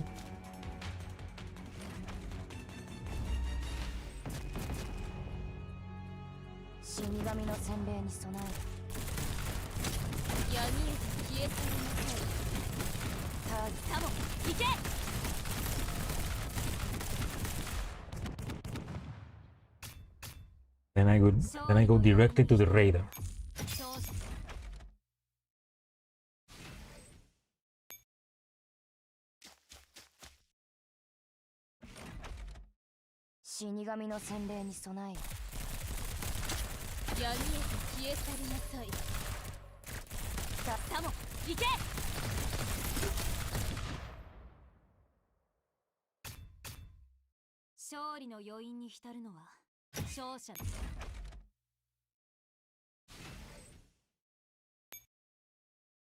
Close this. Teleport that reopens.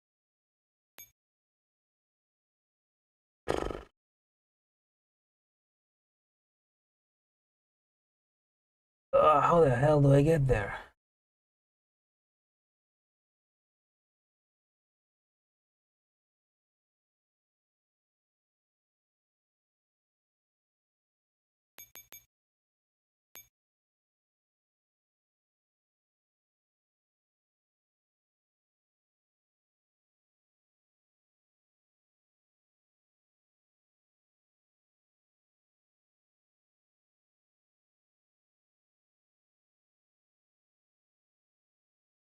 Supply. This chance is to go here. Oh, I have one less point.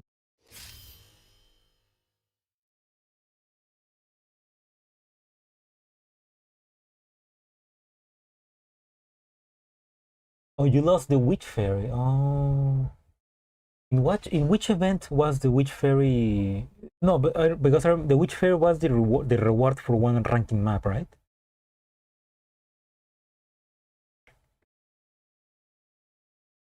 Man, that's silly, man.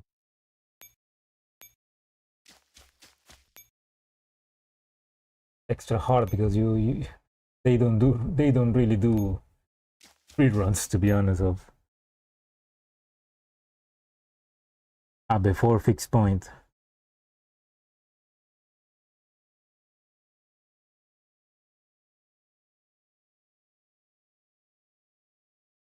The point care recurrence.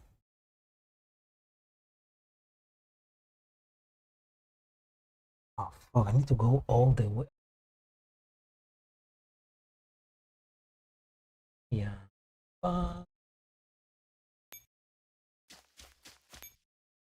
Yeah.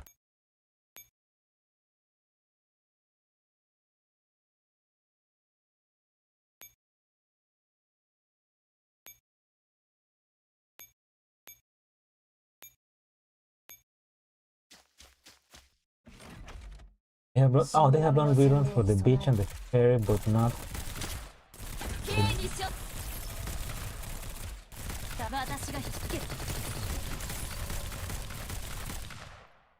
Ooh. Oh yeah, because now they're more powerful because they have defeated more enemies. Move your hog to the right and use the parachute ferry. I don't have the parachute ferry. I changed it. 死神の洗礼に備えよ。 I had it before, but then I changed that though. 言い渡します。太陽の輝きが如く。 That's fine. I can do it now. They're stronger now, so there's no risk of losing my. Oh shit! Another one of those. 死神の洗礼に備えよ。 K にしよっ。カモン、行け。 Okay, as long as I don't have to fight again, I am good. 勝利の余韻に浸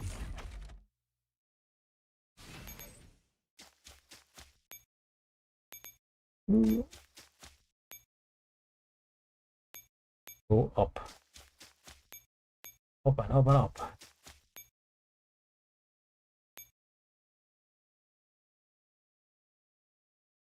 There. Easy peasy. First try. Whew.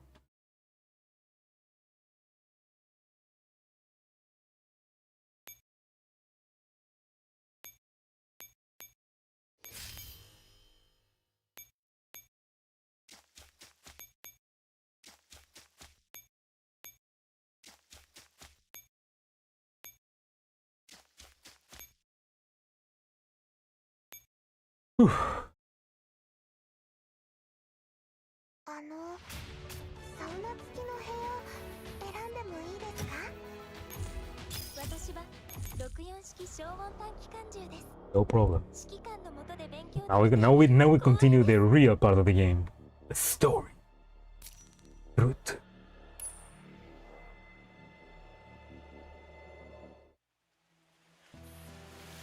Another flashback that we don't know if it's truth or fake. Main ribbon embankment. White zone. Frankfurt. Dust settles over the city. The setting sun pours down like molten gold, staining the clouds in shades of crimson and umber. Yet Ballard and Lunese have no mind to admire the beauty before them. They are clutching a dying Maltese, running from place to place in search of a hospital that can save him. Fortunately, this is the same little dog that Ballard once fed. By sheer luck, he survived being run over by a car. Unfortunately, he now teeters on the brink of death. If they cannot find a bed soon, he will not survive. Sorry, this is a hospital for people. We don't treat animals. Try somewhere else. It's just a cheap dog. Buy another one, we're very busy. Please leave and don't block the other patients.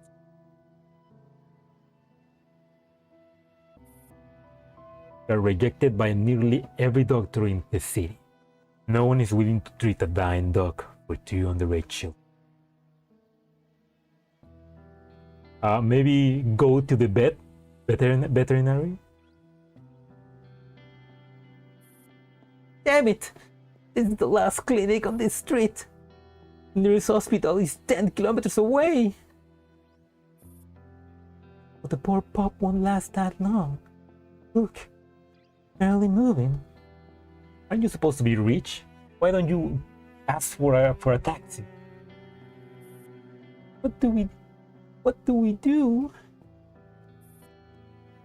People are young, no matter their nature. They still possess a measure of compassion. This is why Ballard fed him in the first place. The cruel reality is that no one wants to take in the dog. No one wants to answer the siblings' prayer. Bill, help me. What? Ballard turns towards his sister. Her face is flushed from running, her breath ragged. Yet her expression is utterly serious. He seems to be observing something. He's breathing blood bubbles. There are clear signs of pneumothorax. Need to find a way to let him breathe again. Sister, Just the two of us? Besides us, who else will save him? Who else can save him? Sister, will really do this? Even if you it's this doctor before I... Trust me, Bill. You truly can bring yourself to do it. Leave it all to me. I won't blame you. After all, it is an elder sister's duty to support her baby brother until he grows up. Her gaze is unwavering, almost inspiring. The moment their eyes meet, Ballard feels courage to drive away the chill of fear. Vanessa has the kind of will that can give even a coward like the strength to face reality. I'll help. Good. Buy the equipment and disinfect them. Bill, carry the little one somewhere quiet. No one will disturb. Move steadily and calm. You're frightened right now. His struggles, hold him firmly. Don't let him hurt himself again. Your instructions are calm and clear. Ballard absorbs every word. Though he hesitates, if sister says so. I understand.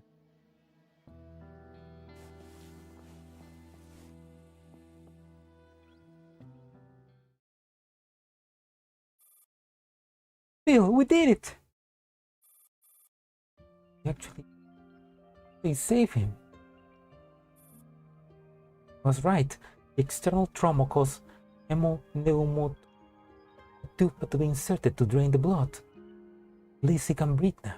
It's only a temporary measure. We still have to find a way to get into a bed.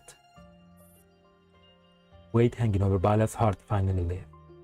Never expected that the two of them, little children, will actually save a dying dog. Nessa takes his head and presses it against the Maltese chest.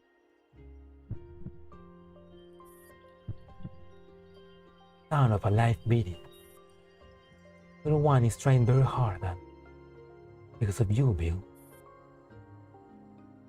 Because you protected him. Why, even though he's in pain, he didn't struggle. Wonderful.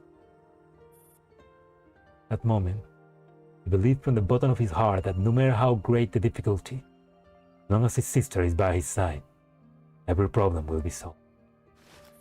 He turns, wanting to share his joy, but see the solemn look on her face. Rays from the setting sun slant across her features. Bill, we saved him. He's our dog now.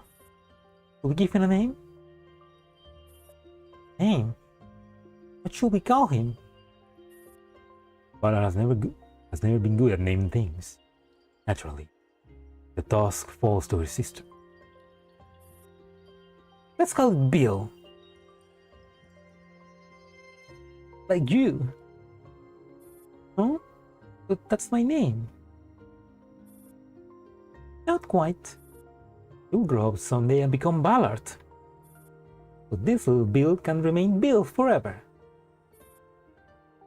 Her smile face like touched by wooden soul.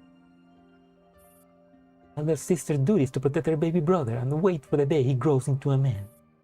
And myself, I have a selfish wish I can hardly say out loud.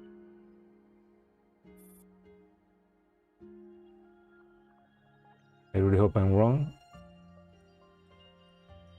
Oh, I mean... I'm sure the dog survived and lived a long life till he was old enough to pass away, right? Now Bill will always just be Bill, not Ballard or Oberstein. Her hand cups his cheek. Her eyes seem wet, like she's smiling through tears. You could stay this small forever. I could protect you forever. If you must have your own life, if you are destined to rise to great heights, then at least let this little Bill stay with me. Ballard stands there blankly, able to speak. Sister, why will you think that? We'll always be your little brother. When I'm with you, always just be little Bill. No, it is your mission to change this world, Bill. What?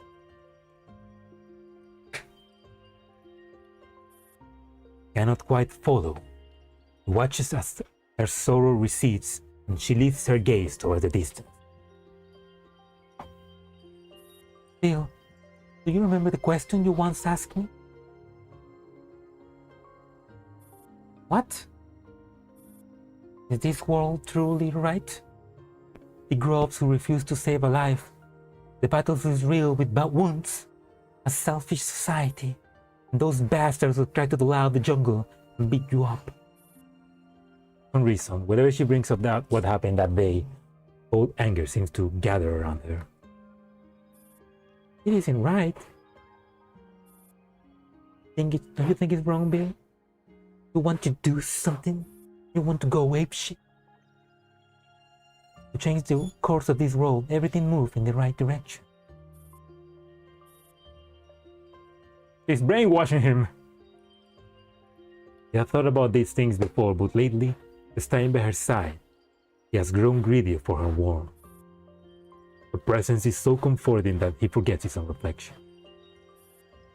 Maybe it's because I know you are someone who keeps pondering such questions. Even when you were little, you were different. Always notice. This world is so cruel that even a tiny dog cannot escape violence. There are countless people who are in suffering. Oh no. If that's how you see it, then let's do it. Whether it's changing the old world or creating a new one, I can do it. As long as I have you, feel like there's nothing we can't accomplish. Vanessa turns in surprise and chuckles softly at determination. Grow so much in just a few days, Bill. Ooh, those eyes. You're right. Feel this. As long as I have you by my side. New world. We walk hand in hand. We really can carve out a new world. Place without exploitation or persecution. Everybody can play freely upon green grass. They'll build a true paradise. Alat stared at the glasses. Breeze lifted her hair, revealing her smooth forehead. Light shines upon her features, and in that instant, he sees the goddess of his destiny extending her hand, inviting him towards a new world. Carves every glimmer of that day deep into his mind.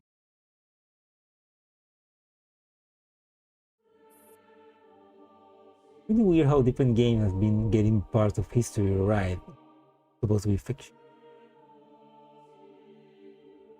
I mean, the best fiction is the one that is rooted in reality. So, you know, it's art reflecting the world in a way. My dear baby brother Bill, we will venture into a new world. Life there is beckoning to. That is the promised land. A vision of bliss, divine gift, supreme resurrection. A pure paradise for all living beings. In that moment, the lone plant quietly etches an inconspicuous mark upon the axis of time. Years later, Ballard will grow into a man whose name becomes William. Not because he is utterly captivated by his sister's pure earnestness. And it is at that moment when he finally boasts that he will carry out their will. Through me you pass into the city of woe. Through me you pass into eternal. Through me among the people lost for aid. Justice for founder of my fabric moon. To rear me was the task of power divine. To supreme is wisdom, primeval love. Before me things great were none, say things eternal. Eternal I do.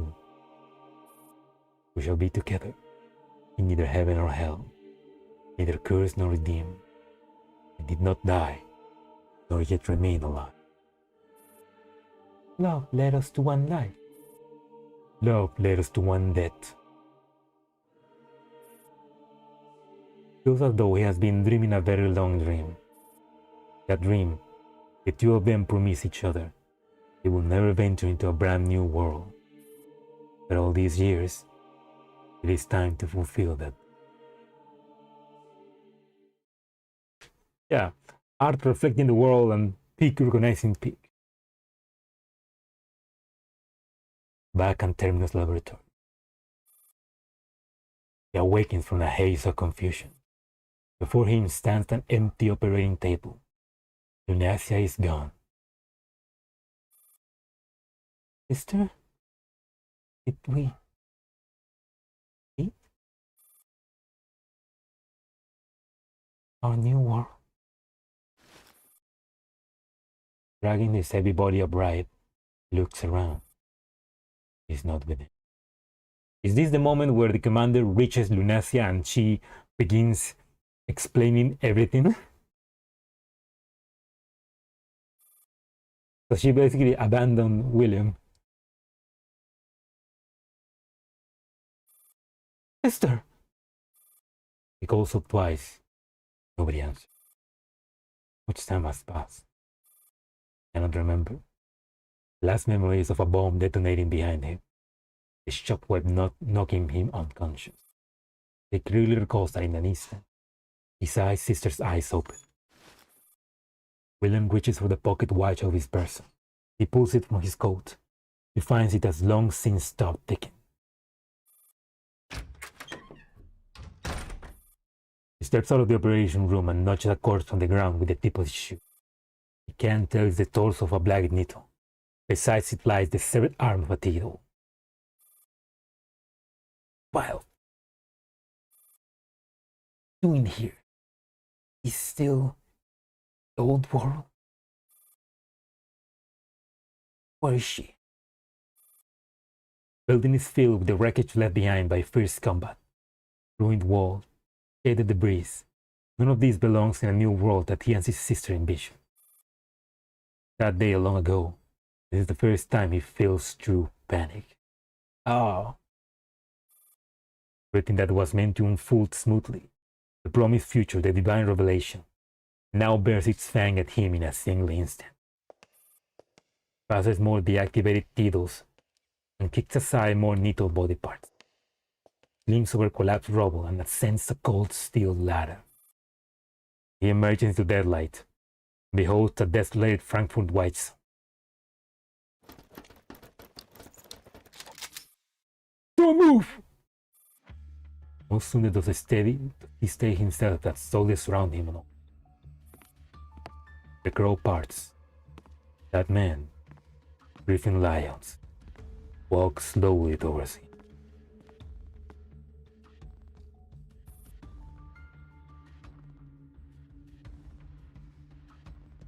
You did this? Your question surprised me. Where is she? You know who I mean. At William's question, the gentleman falls silent. Silence is objectively quiet, brief, yet for William, it seems to etch endlessly.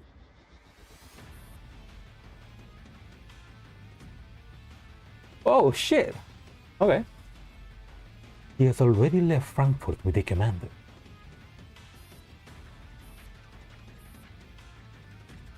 You had better not be joking. Wish it were a joke. A politician, Griffin Lyons is an exemplary liar, but he never lies without purpose. What does that mean then? Who left with whom?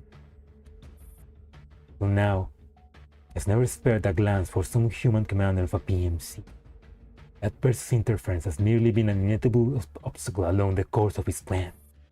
In other words, except for them, then some other PNC command, some other nuisance, will have emerged to disrupt the situation. But now, he does not care about that command. But he cannot accept his Lunacia's decision. Why would Lunacia live with a mere commander?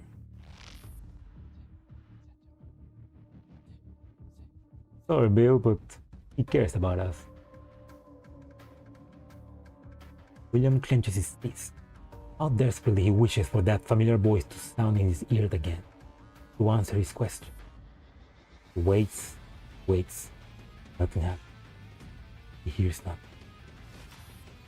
The Earl steps forward and pats him on the shoulder. Oh, you son of a bitch, Earl! You son of a bitch! Ah!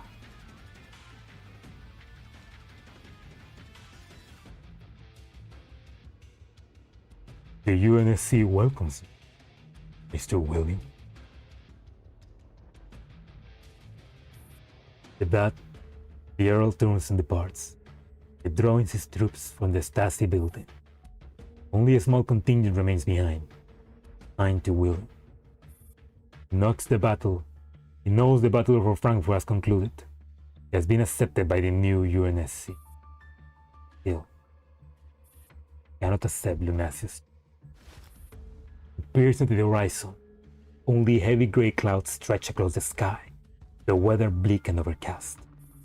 William lowers his gaze and follows the men beside him away from the ruins. Impossible! Mr. William, did you say something? Nothing. Nothing. Nothing at all. William turns and gives the questioning officer a look he will never forget. It can hardly be called a smile.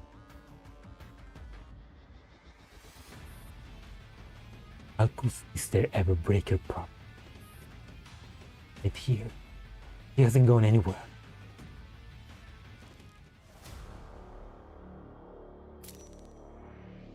Elisa?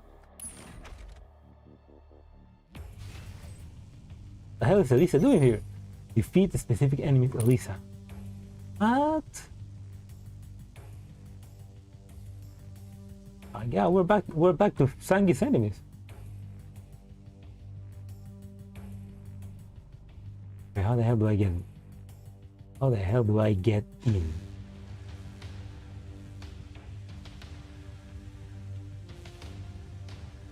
Here's some.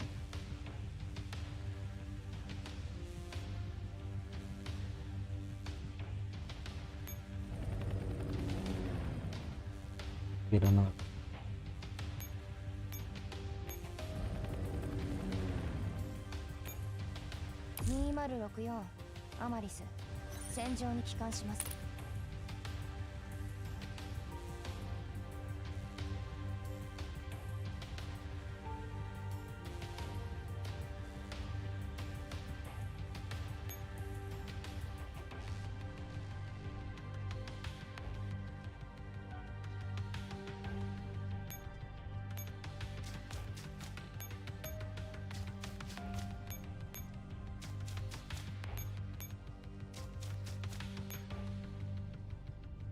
To open a passage, certain passages need multiple terminals to operate.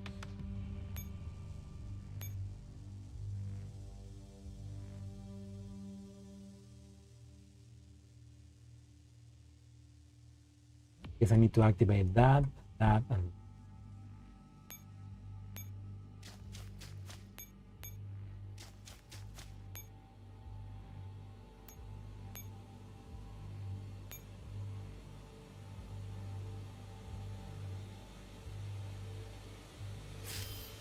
guide just in case.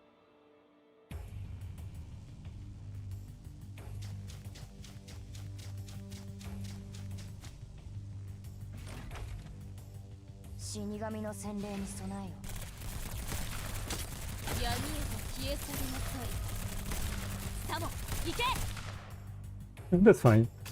Thank you, sir. Is no match for my dog.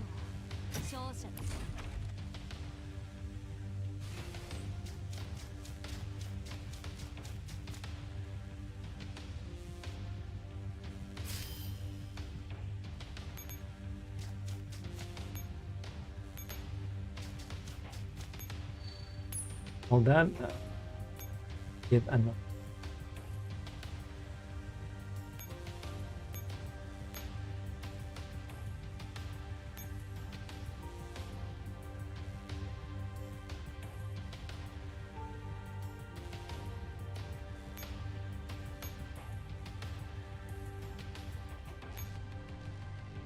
Need to start the MOBA test.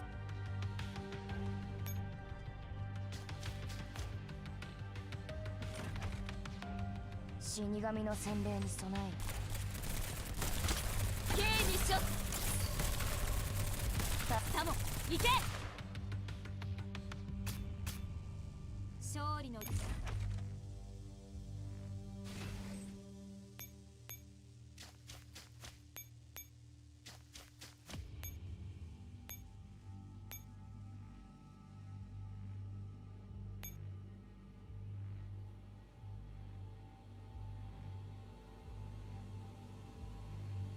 I guess I need to activate the last one.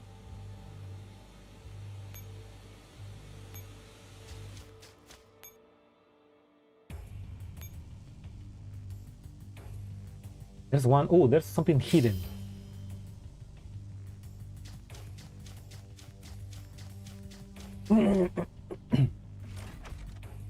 死神の洗礼に備える。 判決を言い渡します。サモ行け。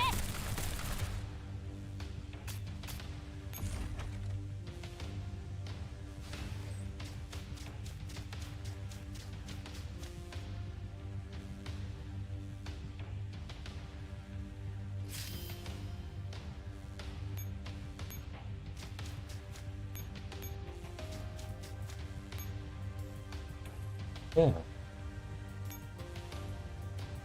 Find out. 死神の洗礼に備える。 K にショット。太陽の輝きが如く。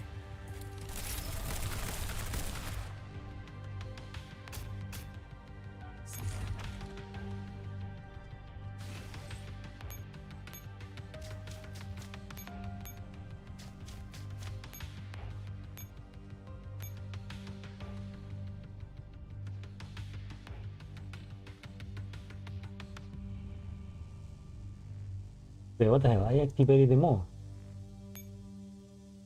Need to activate it at the same time?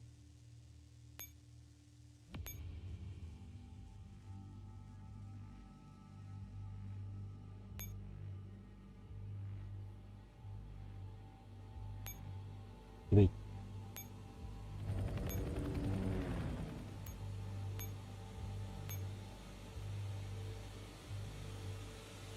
Ah, I need to check the guide again.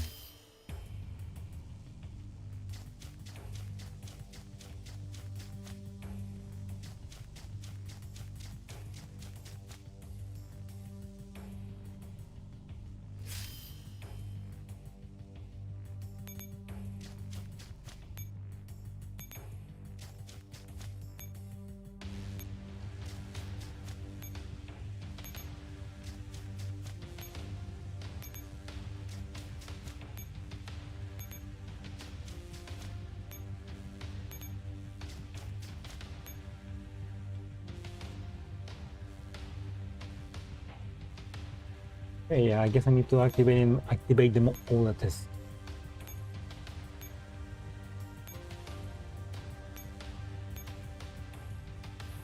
There we go.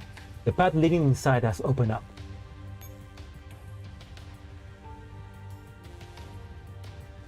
Ah, okay.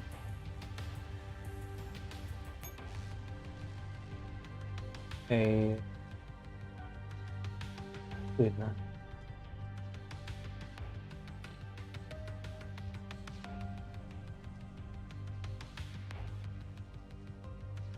There is no path for me to get in.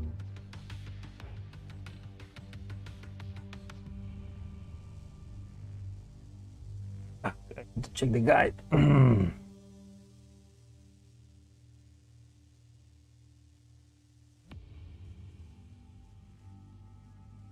Yeah, wait. I'm trying to check a guide how to do this and I'm getting hit with freaking ads.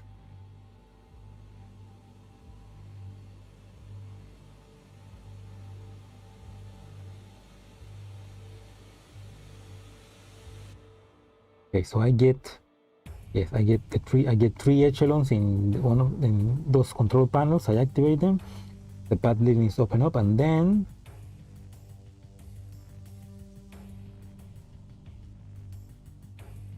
use my top echelon to reach.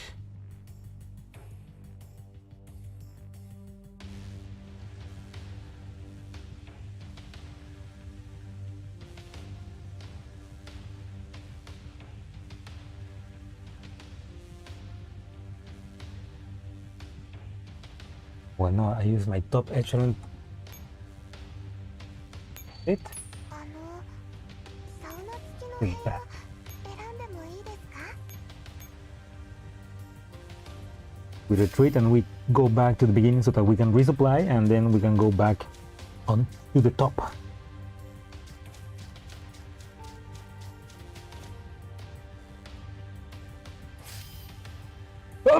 Oh no, my allergies.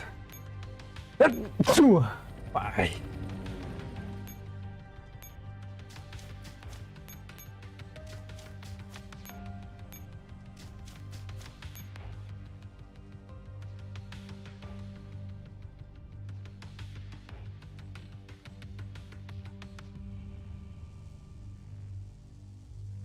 And we fight.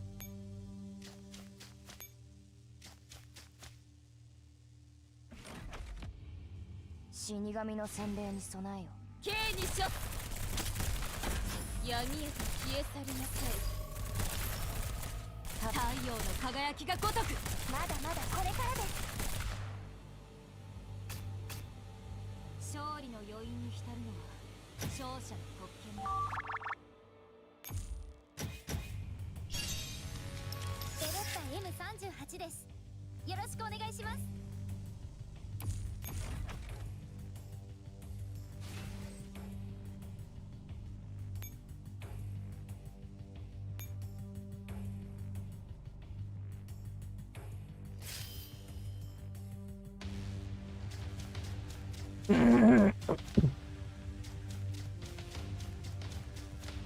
Ooh, fuck.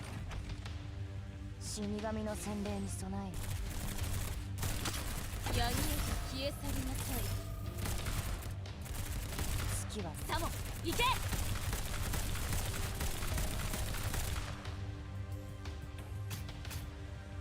Okay, that's easy. I know what to do.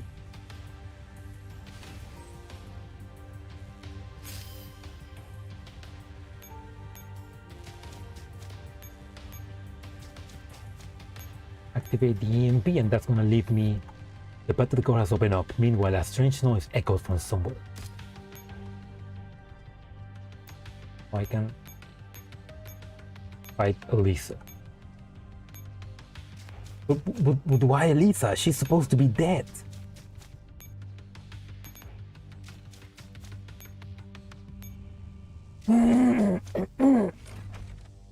死神の洗礼に備えよ。判決を言い渡します。勝利の余韻に浸るのは Elisa is supposed to be dead, and this doesn't look to be like a neural interface. So, what is this? 死神の洗礼に備えよ。闇へと消え去りなさい。判決を言い渡します。私が引きつける。一心に食いたくるのを思い出。負けを認めることも。刑にしょ。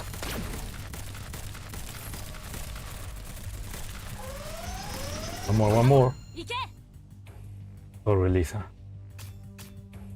当然の結果です。これは、Or Elisa, but あの、 Angus ain't no longer the big dog in town. 選んでもいいですか？よろしくお願いします。 Darkness reply. No! Macklin, what are you doing there? Oh no, another flashback with Macklin.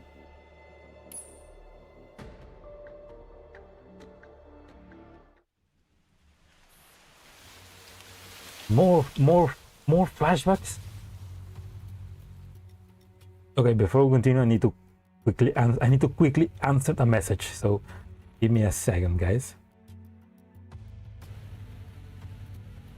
Give me a second.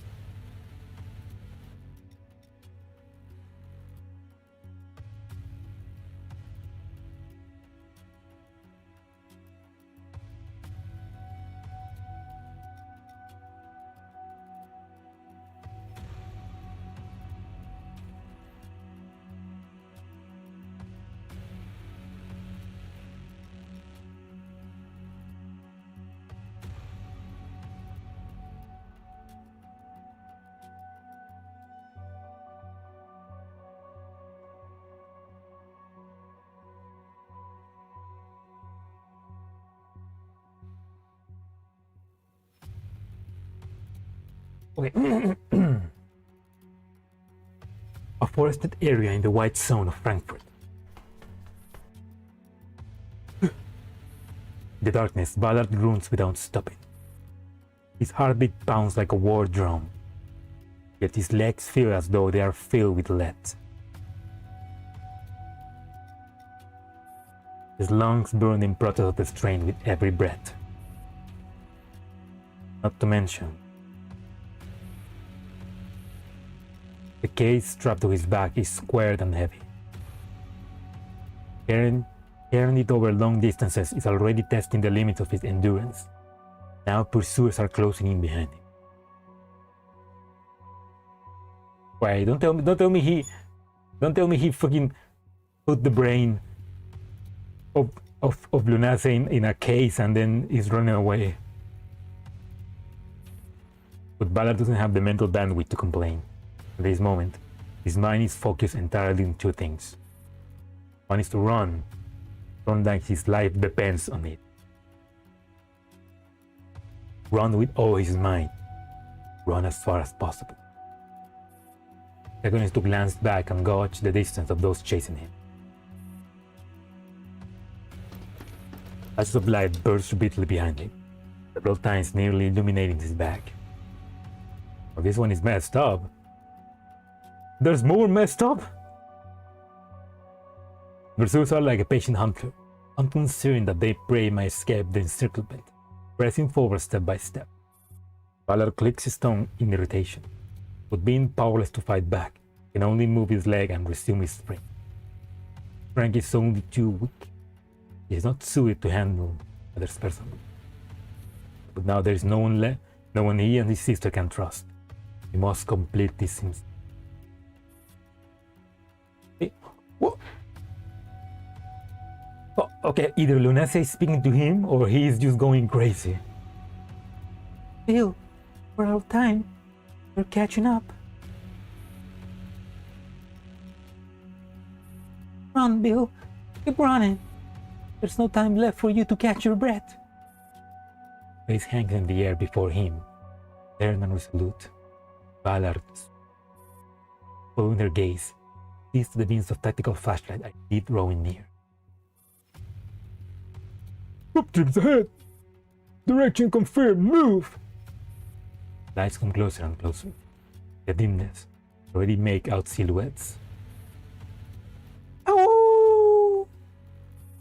As Ballard grits his teeth and charts forward, he suddenly hears a faint whimper behind him. He stops instinctively at the sound. Glancing back, he sees little Bill, Maltese. His hind leg is tangled in thorny vines. Bar scooped deep. He cannot move. You afraid I'm here? Pressing the nausea from his long sprint and forcing down the urge to retch, Ballard pries the small dog free from the binds. The little creature rubs against him in his arms. His strength is nearly gone as well. A toy bred like this cannot match the stamina of a working dog or a hound. Ballard knows that perfectly well. Right, sister, Lynn abandoned you, and neither will I. Family, aren't we, little one? Woof! As if to answer him, a small snow-white dog nuzzles Ballard's cheek. Flash. He has barely has a moment of respite when the blinding beam of white light slams into him. Don't move! Hands up! Judging by the voices, they are still some distance away. No intention of surrendering just like that. One arm clutching the dog, the other securing a canister. He bolts forward again. What the f*** are you shooting a kid? Gunshot shatters the silence of night in the forest. As a steel bullet pierces his body, the last of Ballard's illusions collapses. He has considered everything, yet misjudged one point. Without experiencing himself, he could never truly grasp how cold-blooded his father can be. The guilty old man is capable of dissecting his daughter's scar. Of course he can hunt down his son's life as well. But draw closer. Ballard falls to the ground. He feels blood pouring out. Consciousness fading. Won't be able to hear his sister's voice anymore. Eyes closed. It's the only thought in his mind.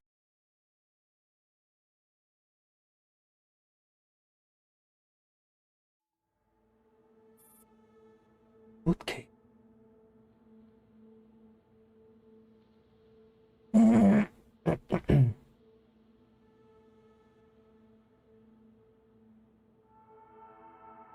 The studio of the Oberscience resident, White Zone, Frankfurt. Half an hour earlier. If I heard correctly, Lunessa's brain slides are indispensable. As I understand it, only 1/5 of the slices were stolen. That should not impact localized experiments. I require a reasonable explanation, Laplace. At the other end of the line, Laplace remains utterly unfazed, her expression calm as still water. Your understanding is broadly correct, sir. However, in a specific experimental context, details. Issue Ballard stole consists of continuous coronal section, frontal association cortex to the medial temporal lobe. The region spans the prefrontal context of the hippocampal memory encoding circuit, responsible for cognition. Without this section, subsequent experiments will be nearly impossible. But my concern does not end. Speak plainly. In addition to the brain slices, Ballard also took an automated device. The device can generate a surgical environment within 10 minutes. Though it's still in prototype stage, it's met minimum operational requirements. The technology was originally intended for battlefield. If nothing had been stolen, how many days will it take for you to complete your plan? 3. Oberstein considers it. The military officer is standing behind him. The priority is to recover the target. Restriction lifted. You are authorized to use live ammunition. Yes, sir. The capture standard for the target. I have recently discovered that my inconspicuous youngest son possesses talent exceeding my expectation. Son rebelling against his father is quite natural. I myself got into all sorts of trouble at this. If he survived this, I will gladly cultivate him as my successor. If he doesn't, may only prove he falls far short of his seat.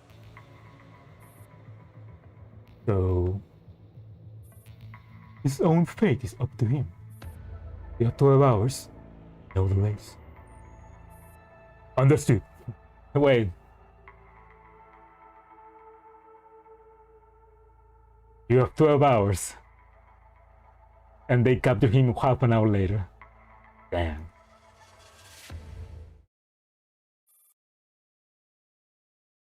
Damn.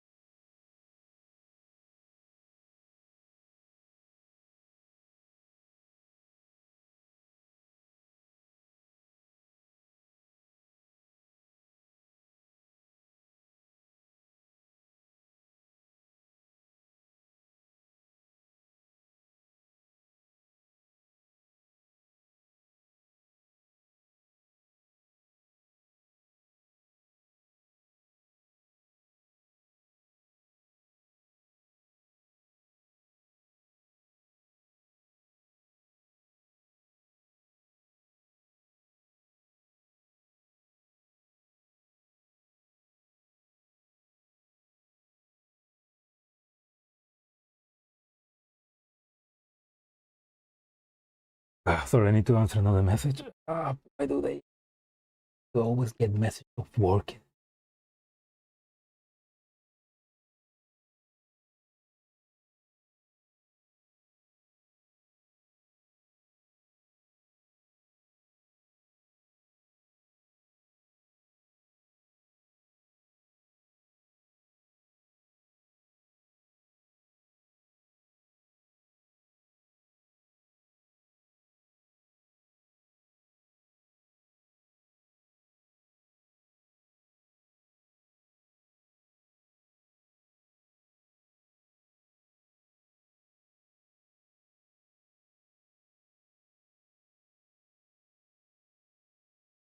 In a forest cabin in the white sun of Frankfurt, like waking from a boundless night. Sister! Ballard jolts awake, but not to a hospital ceiling of the concrete cage of captivity. Instead, he finds himself inside a wooden cabin, lying before a warm campfire. Maltese notices first. He hears the pattern of paws on the floor, and the Maltese leaps onto him, licking his face with a damn tongue. Oh, girl. At least the dog is still alive. Little Bill. Wait, not dead? What happened? Cotton Ball, get down.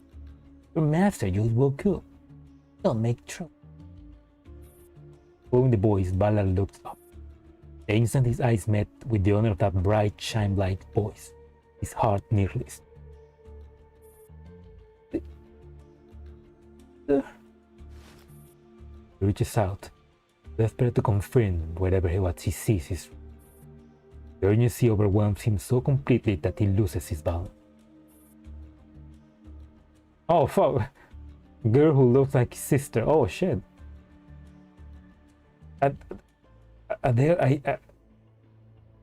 Is he still hallucinating, or were they able to clone people at this point in Paradeus? Huh? The girl, his sister, Tartleson, instantly steps back. Nothing left to grasp. Ballard falls to the floor.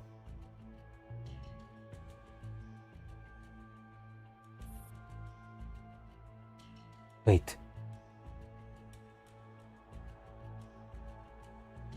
Okay. Half an hour later, after repeatedly scrutinizing her, he must accept this small genetical joke. The girl before him is named Nita. First glance, she resembles his sister, but in truth he is entirely different person. That wasn't very appropriate. Sorry. He has figured out the situation. Ballard surveys the room. Everything he had with him is still there. The automated surgical environment case sits unopened beside the bed. The brain slice container rests atop of it.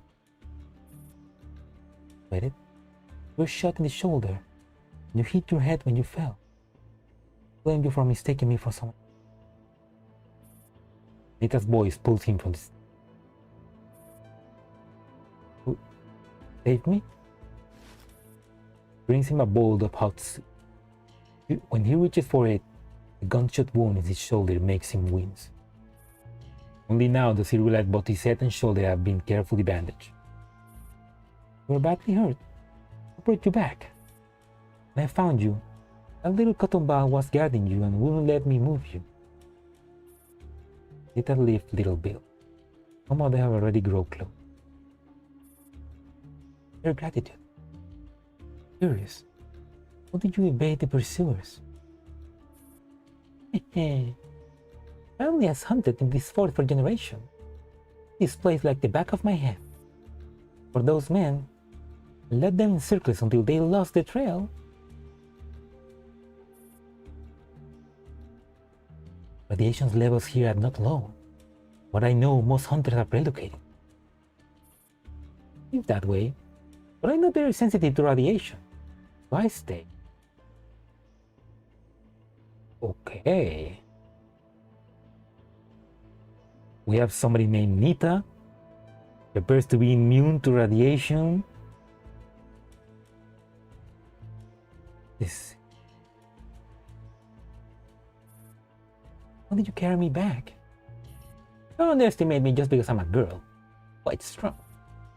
A boy like you is nothing. I could carry a wild boar home if I had to. Not occurring to you that I might be a criminal. What kind of criminal could kill a kid? What kind of criminal could a kid like you be? I knew if you were bad, could you beat me?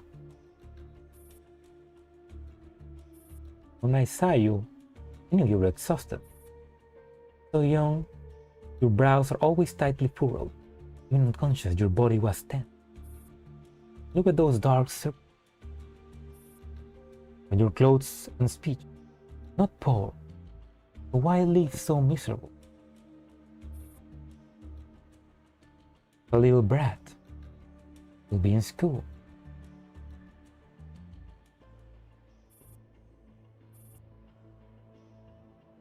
Lunacia is still speaking to him. Bill, look over there. Following Lunacia's voice, he noticed a television playing in the room. Special police unit armed with live ammunition are conducting a search for a smuggling ring in the forest area of Frankfurt White. Citizens with information are urged to contact the following number. The screen military helicopters sweep over the forest. Boys have been hunting a dangerous syndicate. So frightening. Will have been the people chasing you? You know, our father, arrogant, stubborn to the strength. His eyes, you cannot escape his grasp. This is his way of telling you so. Perhaps. Allard mutters with narrowed eyes, though it is unclear to whom he replies. Lowers his head in contemplation. Later that night, the forest cabin. Nita keeps watch, knitting to pass the time. Little Bill is sleeping, curled up beside her.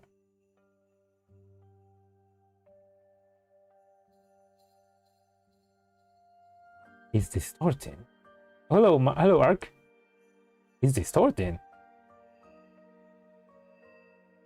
You know, I'm beginning to think, what if this Nita is the one who?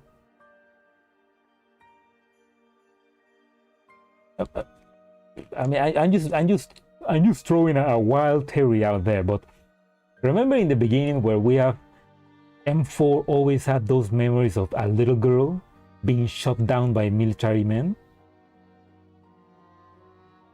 and Elisa also had those. But the thing is, we know that Lunacia died when she was older, not a little kid. So who was those memories from? What if it's from Nita? I mean, I'm just saying, because right now it's kind of like making sense. What if, because that Nita is supposed for Ballard, he looks similar to M4, to Lunacia. What if they killed her while Ballard was trying to escape, and then they use her brain, or maybe her brain combines with that of Lunacia, and that's why she got those two memories. I don't know. I'm just saying. We're about to find out, but that will explain why we had to fight Elisa in the previous stage. Because Because what the hell is Elisa doing here? She's been gone for a while. You will not let us go, Bill. We'll be discovered sooner or later if you stay here. Wilson might have been challenged. The peace from him, and he might even praise you. If you do nothing, he won't care whether you live or die. Nessa's voice murmurs in his ears. Still, you know it. The way to save us. Her hand points to the container of brain cells in his arms, then to the campfire. She resembles your sister. That means she's a suitable candidate. Oh, come on. She just saved you. What are you gonna do? Are you gonna put the brain of Lunacia inside of that little girl? You and I both know what the oversight. As long as you prove you have that capability, prove you have value worth exploring, then you will. You are now, you cannot topple him. Use his arrogance, devour him piece by piece. Finish him. Oversign's people will come sooner or later. They do. Neither you nor I will be spared. You watch them kill me a second time.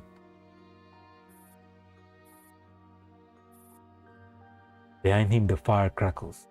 Flames consume what little reason he has. His hand reaches for the black case by the bed. Fingers press at the button. Intricate mechanical sound begins to hum. With that, the last fragment of conscience within Ballard disappears.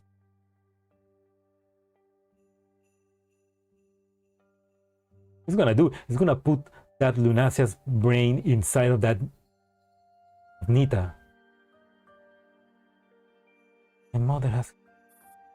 My father is eating me.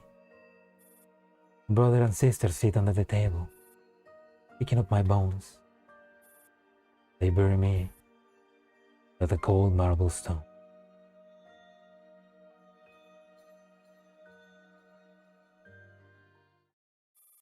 A forest cabin in the white stone of Frankfurt. Pilot von Oberstein, you are... Huh? What in the name of God? You're right on time. Ballard turns around, facing the two soldiers whose faces are deadly pale, but even forgotten to raise their guns. Welcome. Father, you're watching the live feed, aren't you? Apologies. I may have spoiled your appetite for dinner. The well-trained soldiers cannot suppress their terror at the horrific scene before them. The walls, across the floor, along the corridors and passageways. Blood on severed limbs cover everything like paint flung widely across a coarse canvas. And in the midst of this hellish view, the boy standing there with that innocent smile is practically the devil incarnate. Blood stains his bland smile, soaking into the air at his forehead, giving him an eerie appearance. Don't move, Ballard! You're under arrest! Only belatedly do the soldiers snap back to their senses. Leading a past event, they went over the fact that William sent way of small Lunacia flown at several GN bases. The findings that they were actually fairly effective. No reason the air team exists. Oh!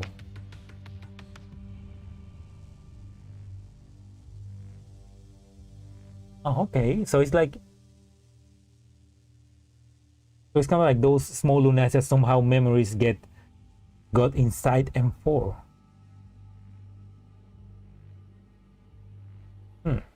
Interesting.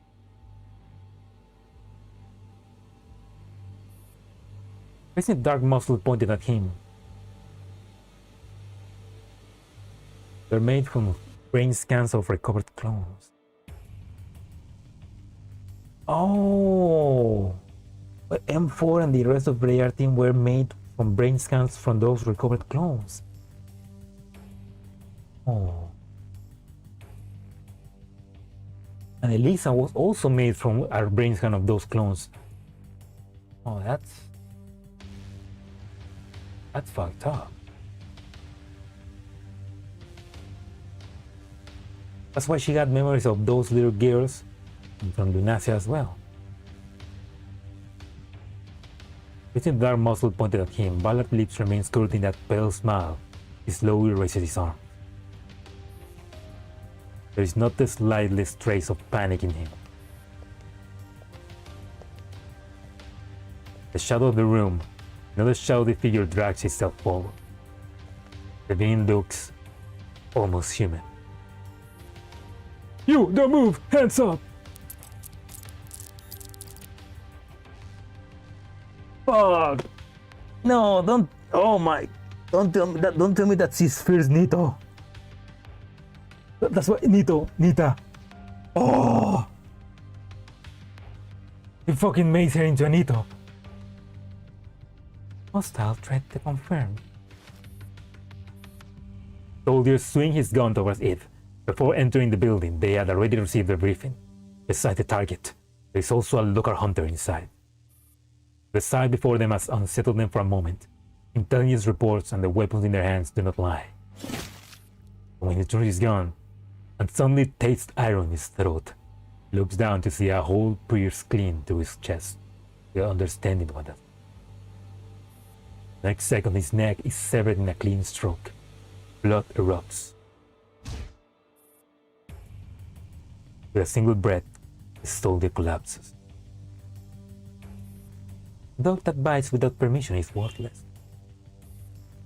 With narrowed eyes, Ballard gives a slight nod and snaps his fingers lightly. At the crisp sound, the monster halts all movement instantly. You like this gift, father? The officer leading the squad does not lower his gun, but Ballard calmly watches his face twist with rage.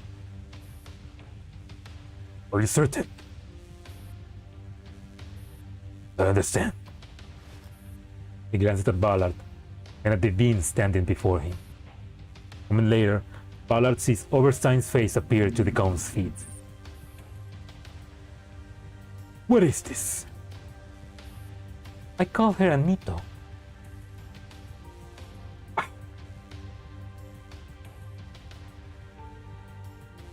A fucking hallucination of Pulnacia made him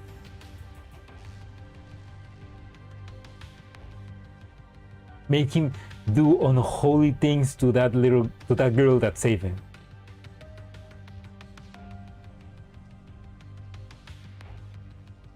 Yeah, fuck all the good things fuck all the good karma he got by saving that dog. What the fuck, man? First Nito. As you can see, they are absolutely reliable too.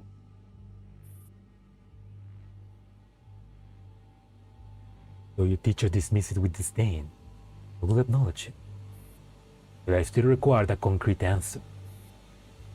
What can it bring me? Everything you desire. I only wish to prove that I can make better use of my sister's legacy. Rather than allowing fools and trash to profane it, I will handle it personally. As you see, even under such circumstances, I can complete a project. You are willing to grant me an opportunity, sufficient resources, and deliver it to your empire entirely under your control. Very interesting, Ballard. Are you implying that your teacher lacks such ability? Do not doubt Professor Laplace's capability in the slightest. But I am your son, father. Only I will truly act in your interest. Bring your prototype and the sliceless back. We will discuss the matter in detail, in a more appropriate setting. As you command, father. Do not forget to clean up, Ballard. You're no longer a child. The call ends. Ballard looks at the Nito before him and nods. You hear him? Clean it up. Benito nods impassively. Next second, her figure vanishes from where she stands. What?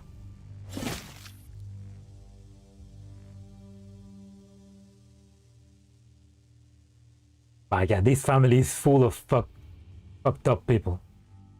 The colonel closest to Ballard loses his head first. Ballard takes the communicator from his hand. He then walks into the bedroom and closes the door, tuning out the gunfire in the living room. The one-side slaughter unfolding there.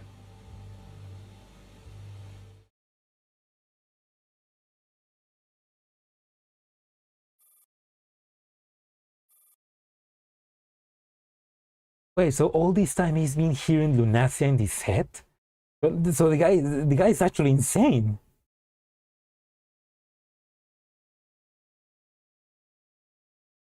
Is there a possibility that it's actually the Lunacian? Somehow he's connected to her through the Nirvana or something? Or he's just insane? What is it, Bill? Nothing. Just remembering some old memories.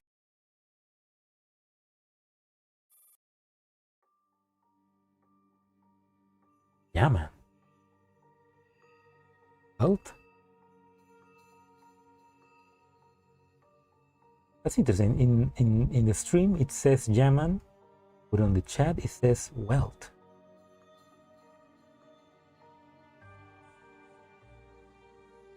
Over the course of these long and meticulous plans, he has used many prototypes. Few has ever managed to hold William's patience, but immune subject 10876 is one. Vital experimental subject from years ago. There's many similarities to his. How's the situation in Bombstone? Father, everything has been carried out according to your instructions. Today's log has been sent to you for review.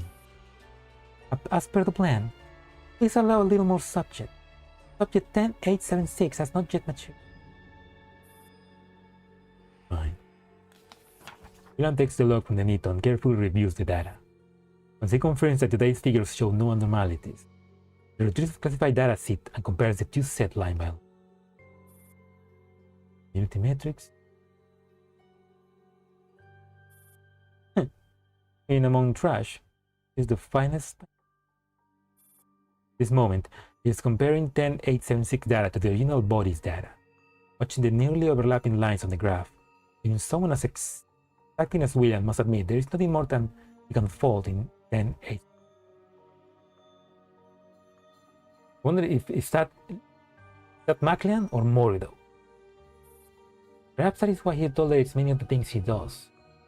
He is happy to overlook the behaviors that seem utterly meaningless. Such treatment is not something trash to say. Pure data alone will not move you to sex. Still, that must be another reason. You're right. Sister's voice echoes by his ear again, good enough to intoxicate him. No matter how excellent the data is, it's still merely quality trash. Still trash at the end of the day. But William pauses. His eyes drift to a corner of the room, where only he can see Lunacia's figure. He reaches out, but is unable to touch her. His fingers rest upon her hair, though it is without substance. And so, sight is precious beyond measure. Perhaps because she resembles you in some ways, dear sister Luna. For the plan, this trash has its value. Subject 10876 will bring you back to my son. Give me a little more time. Her baby brother has grown into a man. Now possesses the strength to protect us. Vanessa's figure flickers and moves beside William, offering him a warm embrace. He breathes in their scent in raptures and shudders in pleasure. That's disgusting. Moments later, her image fades away, disappearing as before. Only then does William open his eyes and sees the Nito trembling violently. What did you see? Nothing wrong, father. You'll be. Trash is trash because they don't see the bigger picture. Snaps his fingers. The sound, the white Nito collapses. Her life extinct. He can do that? Oh shit. Unconcerned with the fate of Trash, William activates the bee-sting system and connects to real-time surveillance. On the screen is Bonstone.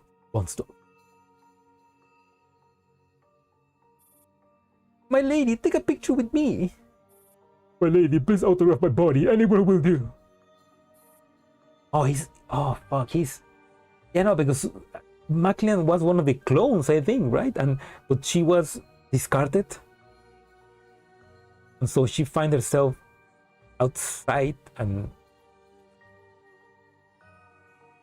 then she became this figure that was curing people from collapsed radiation, supposedly with her blood. There's too many people. Please let me go. Bolting. Intends to check on subject 10876 status today, only to be met with this vulgar spectacle. William eyelids twitch as he shut off the feed in irritation. Vulgar, stupid, deficient crew. Like a fools who happen to catch a favorable wind.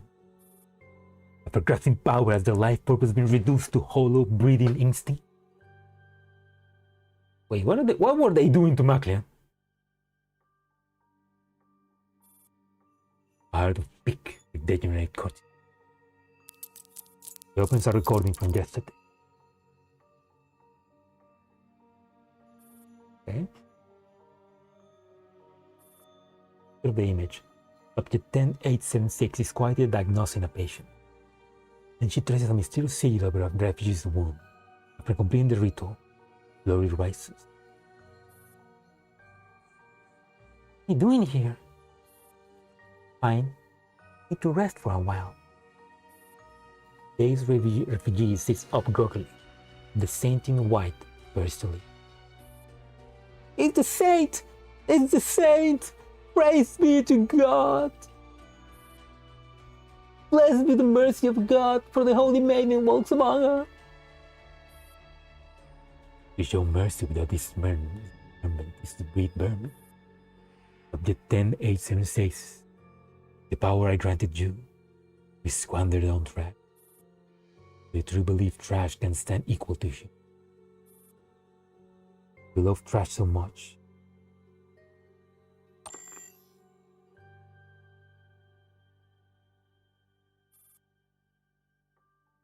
But he didn't care about Maclean. He didn't care about her doing their things. Like, pausing the footage, William rubbed his brow. Reliably, subject 10876 closely resembling his sister even in temperament. He recalls her words. Baby brother Bill, we will venture into a new world. Life there is becoming to us. That is the promised land. Vision of divine gift. Dream resurrection. Paradise for living beings.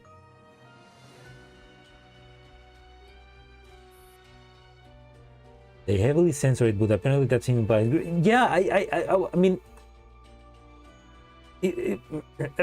that's what I believe, because Villain said their life purpose been reduced to hollow breathing instinct.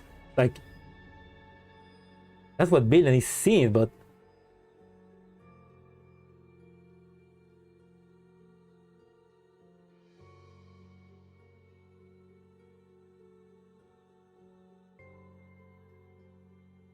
That's horrible to think Maclean suffered all of that even before we knew her.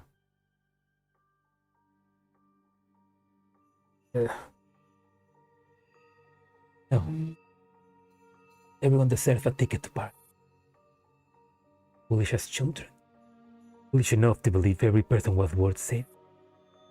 Forgot that some trash and waste belong in the dark gutters where they should die. He glanced at subject 10876 and the refugees surrounding her on the screen. Nausea rising in him. This is meant only for the two of them. That moment, the laboratory door opens automatically. You hear slow, heavy pounds. Oh, little Bill. It is you. What? Wait, the dog is a... how nice. He's a horrible monster, willing to perform horrible experiments on people. Would he love his dogs? Around the corner, an elderly white Maltese limps towards him, whining softly. It is the very dog that he and his sister rescued 15 years ago. Time has dulled the luster of his fur. One of his once strong hind legs has completely atrophied. William lifts the dog and gazes at it with affection. Oh, sweet Popper, look at you. You're too old. Too old to reunite with the real Lunas. Proving him right, Maltese in his arms, dog that shares his name, grows weaker. His breathing grows more ragged. Soon its heart falters. He can no longer inhale, only exhale. Don't blame you, my dear. 15 years is the limit of a small dog life. You have done your best. William turns toward the bee sting monitor again. Subject 10876 Baptist Refugee. Miles minute.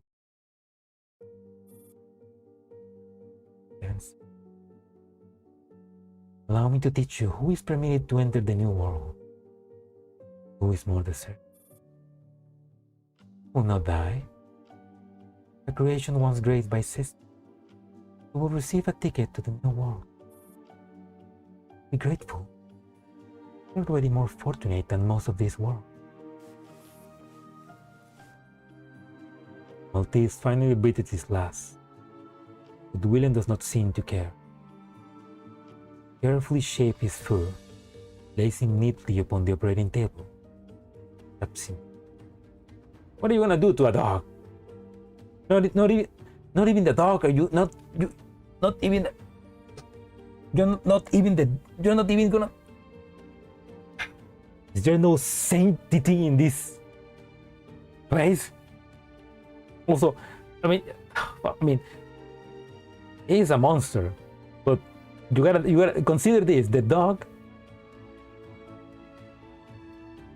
loved him enough that when the dog knew he was gonna die, he at least tried to get close to him to be in his arms at the end. Like, he really took care of that dog. Which, hey, that's nice. At least the dog had a good life, I guess. Now, what the fuck are you gonna do with that? Besides it rests another surgical bed, on which lies the already dead white needle. Good thing I did not go too far just now. Only brain. Cardiopulmonary death had occurred. Would have been true. He selects surgical tools with care. Number 7 handle and number 10 blade. Soon the blade becomes an extension of his fingers, reaching towards two hearts with vastly different fates. Popper, you are fortunate that I am personally performing this operation. You are granted such the surgery. You will be given a new life and a long life, long enough to await your true master.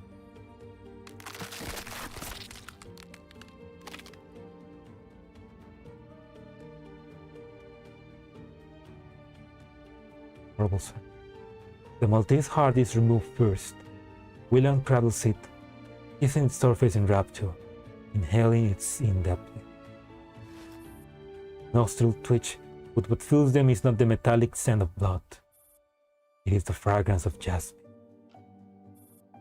Don't be afraid, little one. Your duty is to back the master you long to see. For that, you must awaken.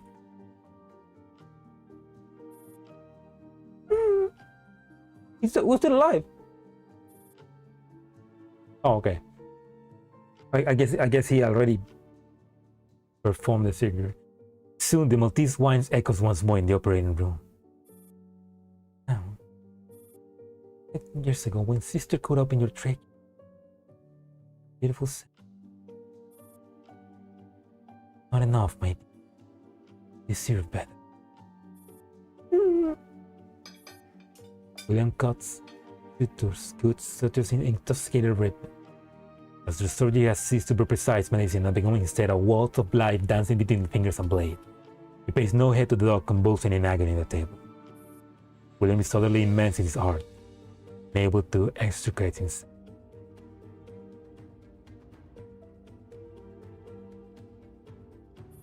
The operation is over.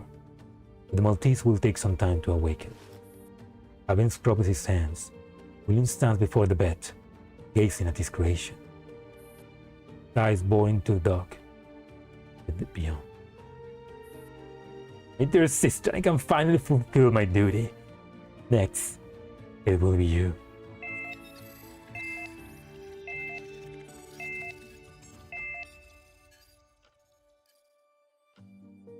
Okay, so he need to fight the dog, but we haven't seen that dog. So does he put the dog into a Nito, or does he just need to fight the body of the dog and now it's a Nito dog?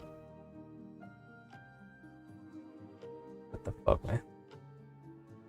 As he murmurs to himself, a sharp urgent alert shatters the real silence. William frowns and immediately accesses the information.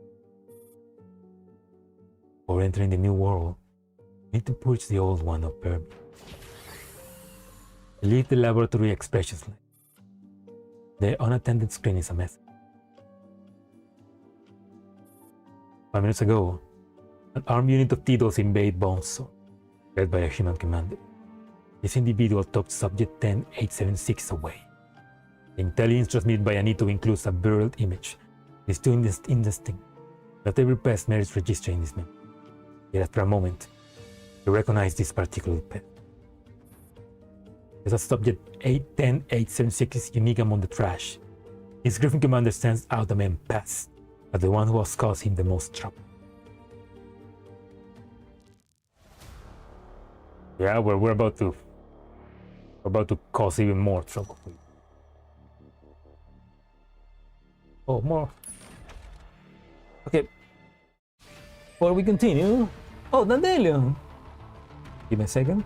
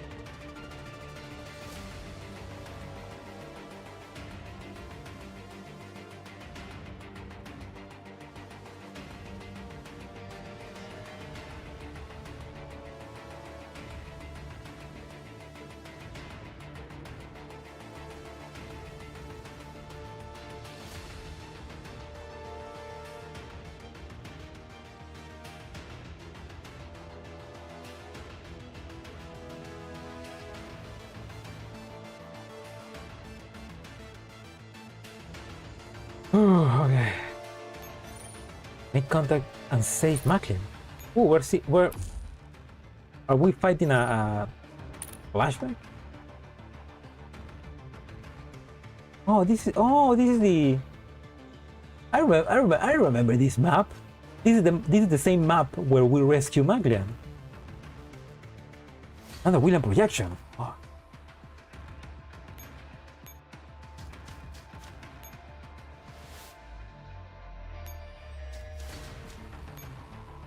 Yeah, I remember this is the exact same map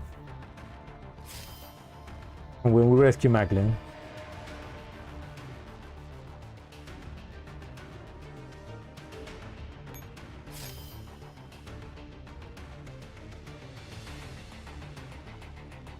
Harrison.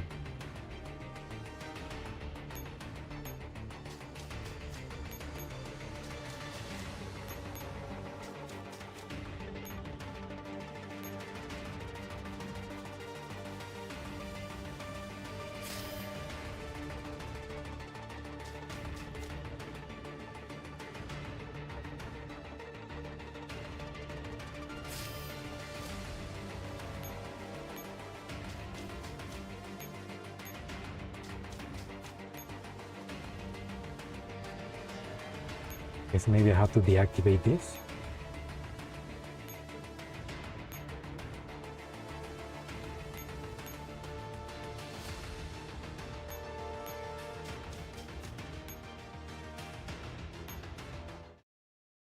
Oh wait, huh? Elsa. Yeah, Elsa was the little kid that was accompanying. Elsa was the little kid that was accompanying Maglian, right? Elsa jumps down and hastily runs after the saint. The refugees cheer and search towards the dining hall. Once I'm certain nobody's looking, I slip off to the appointed location and activate my microcommunicator. The running position. Everything okay, Commander? You know what, Commander? I almost thought you'd fallen in love with the lifestyle here. Things are fine on my end. What about you? Be brief. Even with the plan, we infiltrate the village through lightly guarded side gates and taking the high ground. Now we're standing by further instructions. Commander, the number of Paradeus units in the village today has increased. Would you like to bring forward your withdrawal time? Relax. Everything is going as planned. Position 2. Anything with the other rich patrons and if we enter the wealthy quarantines bomb store. Wait, Commander. This is a fake refuge. What do you mean by fake? Everything you are doing from there, like a circus. All the forbidden areas in bomb store are fitted with one-way mirrors and cameras. These wealthy people have come here to secretly. I'm guessing they just copy and paste this part of that event into this. But interesting that we are seeing this flashback because I wonder how it's gonna be relevant. Wait, what? Also, I didn't spot any suspicious of the list of wealthy people that Eldia provided. Didn't find anyone suspicious either. There's nobody suspicious in the village. Like that the past few days were a bust. Yes, do you know anything about that saint? We are heading to the temporary First Aid station in the north. Dandelion, why is it so noisy on your side? Have you noticed? You will notice an interesting entity. The wealthy people here have started howling like wild animals the moment she appeared. They were bidding high prices to receive her private attention.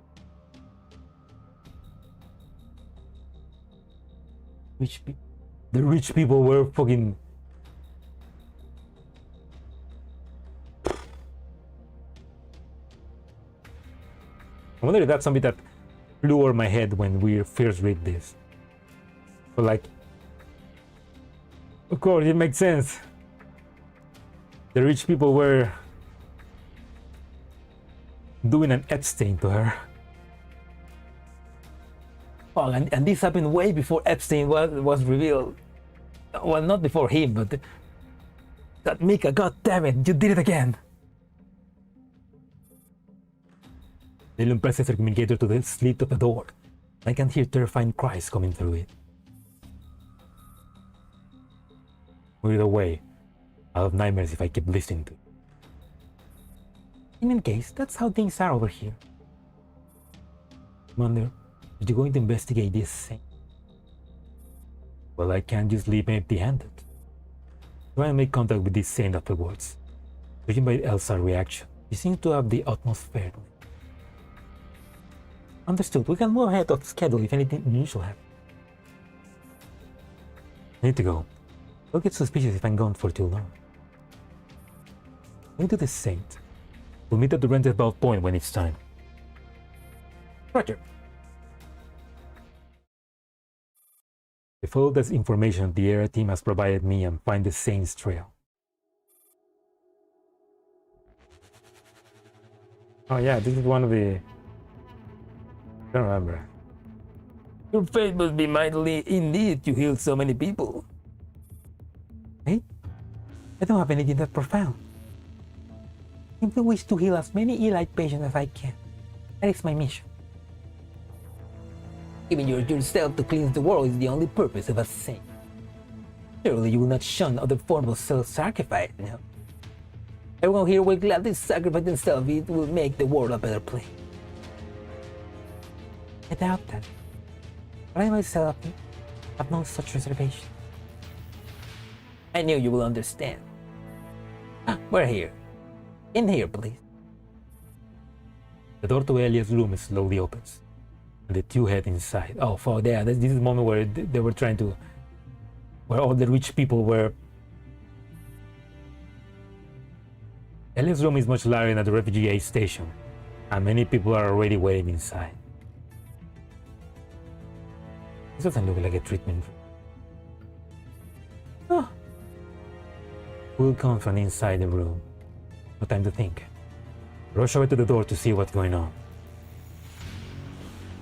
Through the gap, the furious flurry of this charging flashbulb very nearly blinds me. No, this isn't the ward for the ill. My lady, take a picture with me. My lady, please autograph my body. Anywhere will do. There's too many people. Please let me go. The saint is driven into a corner by the ardent throng. He nervously clutches at Ellen. Oh, save me. My lady, this is one of the ways to make Boomsdorf a better place. You were as much as yourself to cure elite infections before. It's simply another way of doing it. He ignores the saint's fear. He shrugs off the hand gasping on air and walks to the ground indifferent. No! Let me go! I don't want to be here, please, somebody, anybody, please take me away, I don't want to be here. You really are a saint. Even the way you beg is so exciting. Elia's departure makes the wealthy people in the room even more or less lascivious. They clutch their cameras, their video recorders, their autograph books, tumbling into the saint's face. Save me, please save me. I don't know if it's because my anger or the saint's helplessness, but I can feel the door tremble. No, I don't want to be here. The wail of despair seems to resonate. My hand moves of its own accord to the door. I can save her as I can just get rid of this annoying dog. Anger courses through my arm and I let up, ripping the door off his hinges with my bare hands.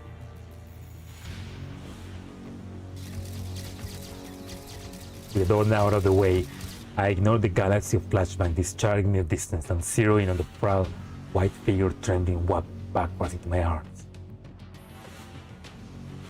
Come with me. Come with me if you want to leave. Come with me. Come with me if you want to live. I mean, leave. Robin, what are you doing? Get out, you shouldn't be here. The saint offers me a trembling hand. Before anyone else can react, I grab it and run. Angry shouts come from behind me. Quick, stop them! Have the entertainment dolls block them! Ella, you better think of something else for your future sponsorship. Stop them. Bro, Dandelion? The cover's been blown. I need backup ASAP. Roger, heading over there now. I can understand your sloppy work is due to having never done this before. Only you could so brazenly abduct someone in broad daylight. Stop making jokes at my expense and think of a way to hold them back. By hacking into the entertainment dolls, they should be able to stop some of your pursuit. Follow this road to the village entrance. Rob will meet you there and I'll catch you up shortly after. Voices behind me gradually fade in the distance as we sprint down the road leading to the entrance. Robin, your name? No, but you can call me that for now. Maclean.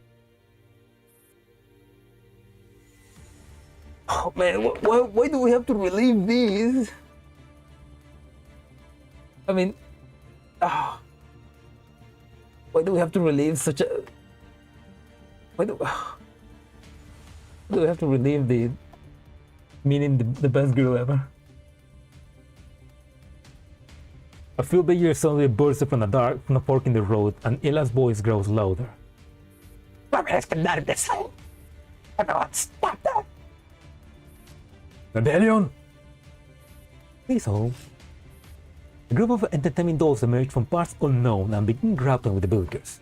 However, most of the villagers are still in pursuit. Oh no, Elsa! No, shit! I so low with the effect of out of the depraved psychos. I mean that's right. Does that mean that this Elia is Alien Maxwell? Oh my god. Mecca, you did it again. Robin, what are you doing? That's our saint. How could you? Elsa. Elsa is part of the crowd. Her eyes fill with tears as she grapes at me in disbelief. There's no time for me to explain. All I can do is drag Maclean to the meeting. Robin is a traitor! A traitor and a heretic! Stop them!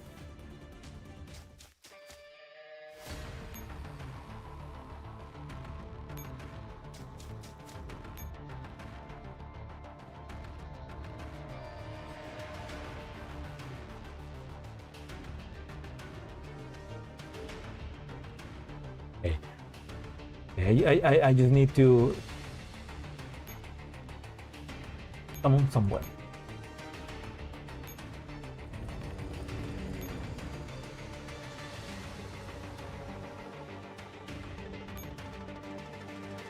Sufficient points. What's this? I just rescue them and trigger with the power of fairy. Oh really?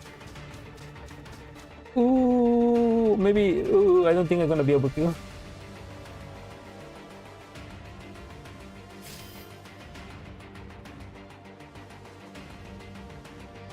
I wish I had it. I mean, I guess I can retrieve them. I can summon one with Parafair. Up anywhere with Parafair. Okay.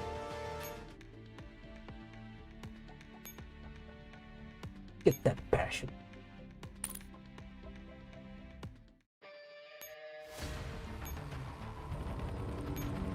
Hello? I don't think it was that easy when this event first happened.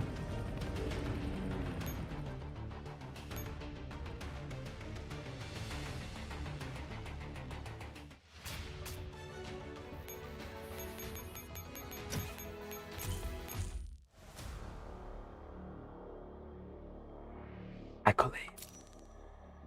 I'm succeeding! Okay, before we continue, I need to answer another message.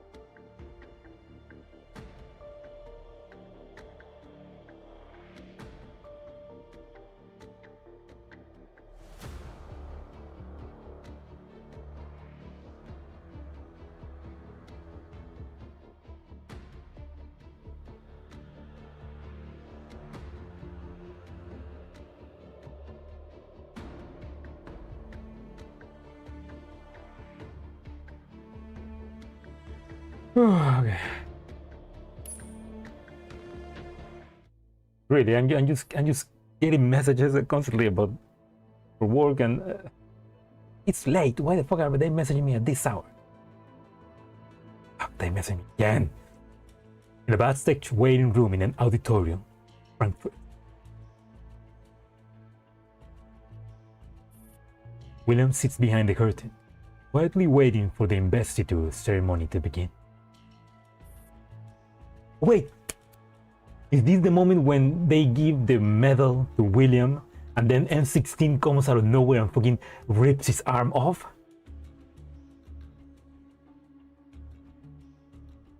Como que meow? You know that moment. You remember, right? It was just a small moment in the convolutional kernel, but it was just very iconic.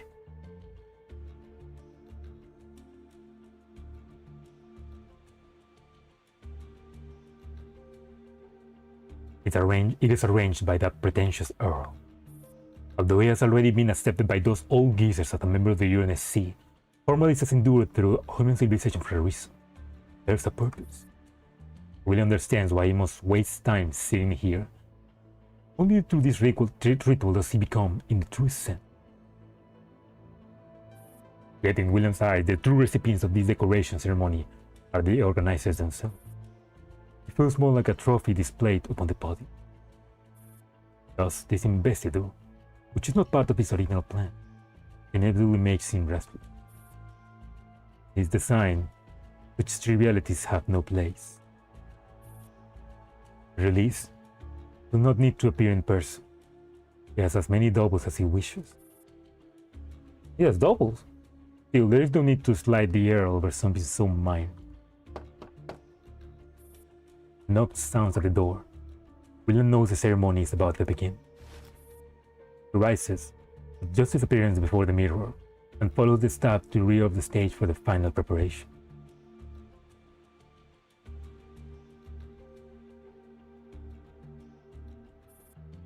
Now please, welcome our comrade from the universe.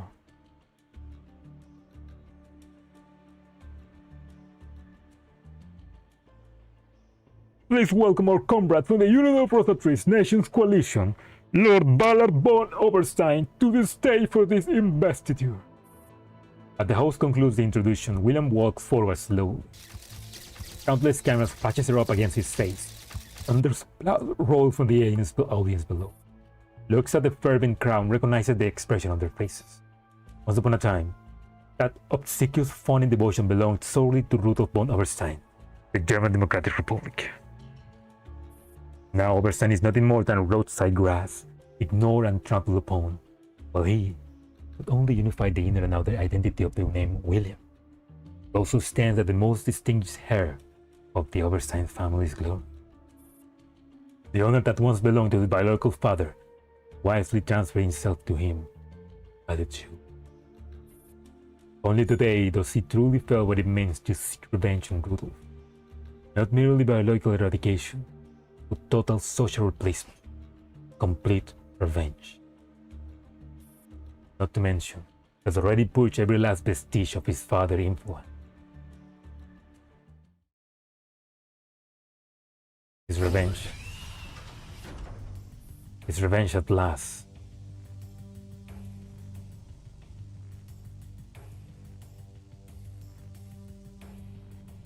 A flashback. Once more, he pushes open that pitch-black door, facing the rows of kneeling figures.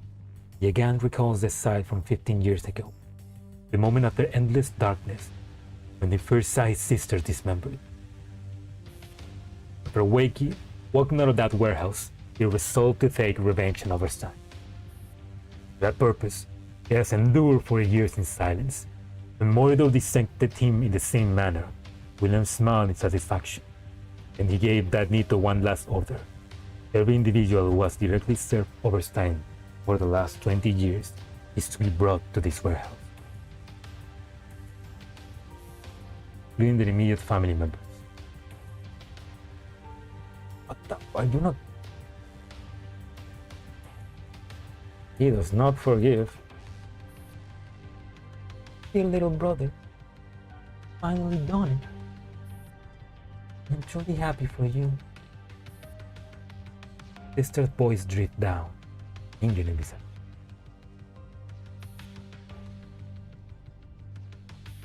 Go, do everything you wish to do.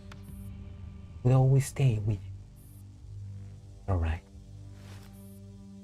Nessa's voice gradually fades.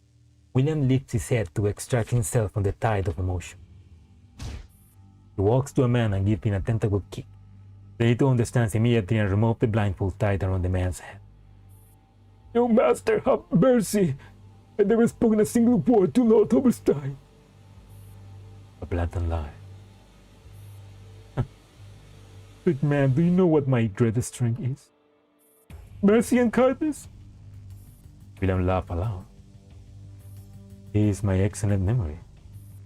Bodyguard's face turns ashen. He trembles on his knees. I recognize your face. I remember every word you ever said. You're the captain who held me down and threw me into that room 15 years ago. He raises his head and points towards a woman in a white lab, going several rows back. You're drawn beside you, to the right. Her name is Karen. He gave the order to dissect Lucy. Later, Oberstein placed me in confinement. Memorized the roster of every staff member of the Research Institute. Your faces, your duties. I don't know. Your master spare us! We were only following Lord Oberstein's orders. We had no choice. Looking for mercy, eh? Suppose you're not off. As you said, you're merely following orders. Never formed the will to oppose me. In other words, you are innocent. The researcher who spoke moments ago brightest at these words. And we're spared? You let us go? My wife and child. Sir, I have not finished speaking. William raises his hand, explains his fingernail. You know what a fingernail leaves behind when it scratches? He drags a nail across his right hand. There is no visible changes. The answer is nothing. On the macroscopic level. But on the microscopic level, whenever two objects make contact, no matter how slight, a minute scratch remains. Someone in the crowd senses danger and tries to speak, only to have their throat seized by the needle the next instant. But you never directly defied my will, just like that tiny scratch. Actually, truly took place. Not only do I possess an excellent memory, I serve. His words flood the warehouse with despair. The captives about. The captives shout, weep, and scream. I will let your families root in this warehouse for generations, until the particles composing your bodies endure endless half-life and meet the universe heat death. Irritably, you have not obtained a ticket to the new world. Instead, you will serve a life sentence in the old one. With that, William leaves the warehouse. Nito shuts the door behind.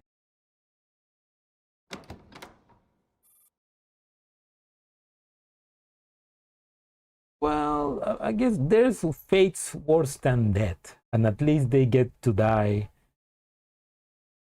just by famine, or at least they are not getting nitofied or something worse. So they got off easy. I mean, knowing what William can do, they got off easy. The office of the Research Institute, he opens a box. Inside sits a potted plant. Yet instead of green leaf, it grows raw, blood-soaked flesh. Oh!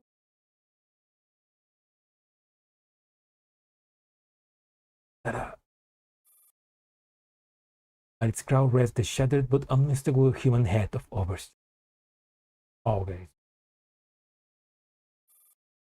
You, Oberstein. That will be merciful.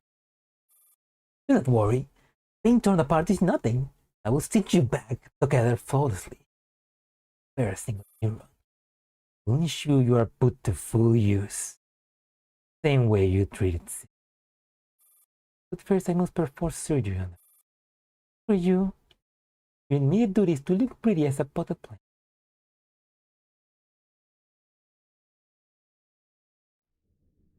He truly is a psychopath. Recalling Oberstein's face fills William with clarity and exhalation. He smiles and waves to the audience below, responding to their fervent gaze. He knows this is unnecessary to secure this place in the new world. This moment, he indeed possesses enough composure to smile at this rabble. Representatives from various sectors then come forward to shake his hand. William stands waiting.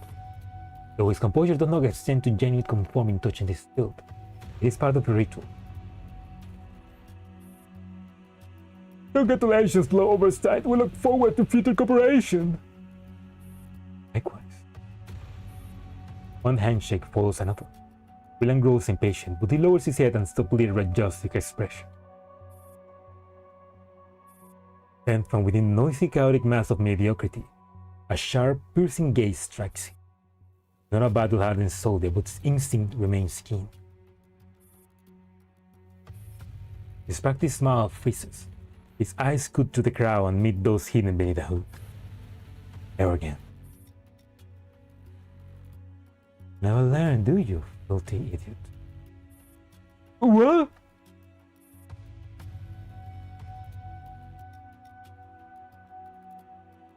Return from the borderlands to deliver your death. Until you reach your end, I will not close my eyes.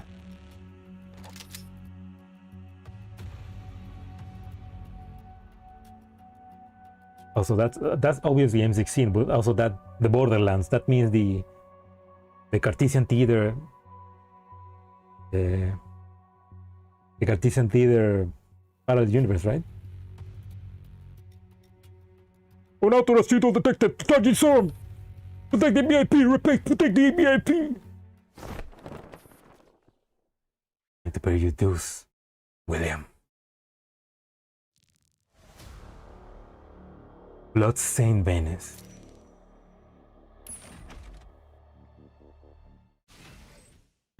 Big! Oh my god! 16. You William. Oh, that's. Now that's the best objective ever. Where's William though? The fuck are you all doing all there?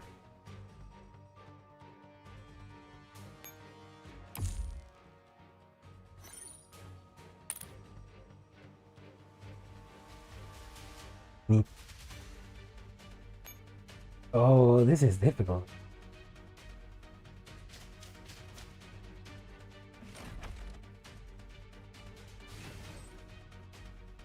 Okay.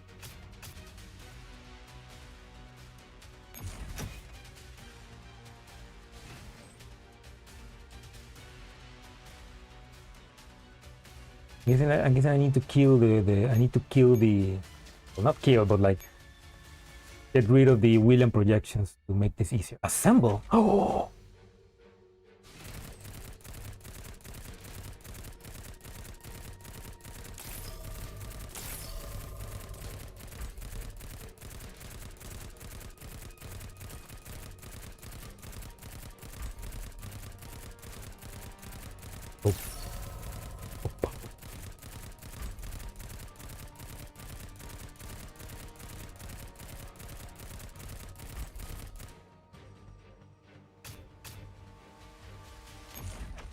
Now this is a boss turn. This is a boss unit turn friendly. Assemble. Combines with Big to form an incredibly powerful echelon. And I'll be the head. Ooh boy.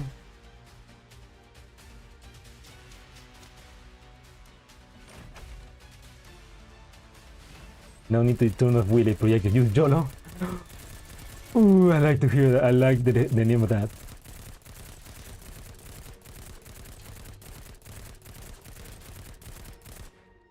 Fuck your security, Earl.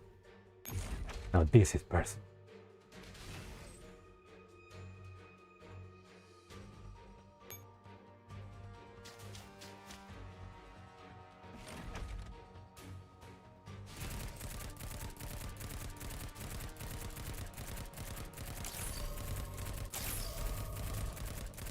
Now, why cannot we get this?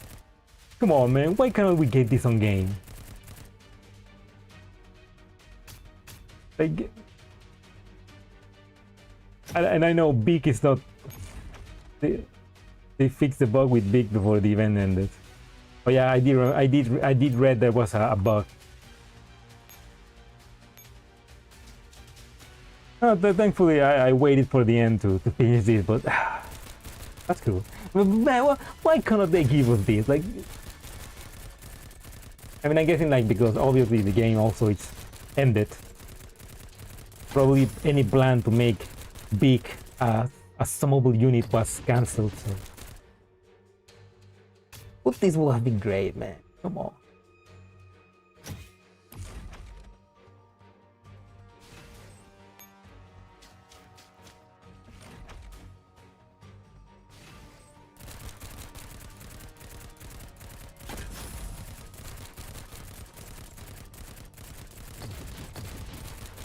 Hey, welcome, Panzer.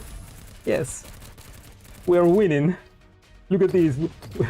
We got Beak back again, and M16 together. Now, if only we were able to summon Beak.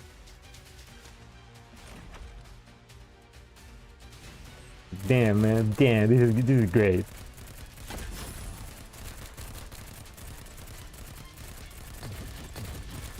But really, man, if that was actually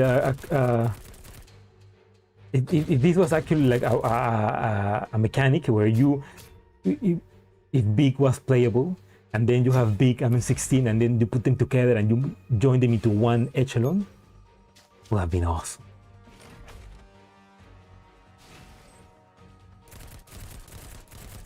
But well, I guess. Yes, we don't get everything that we want.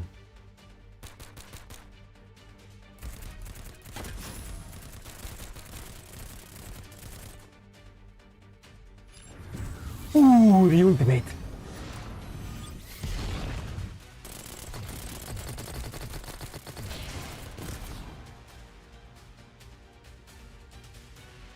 Hey, Willian. Keep running. Oh, yeah, run me over. Vehicle manslaughter.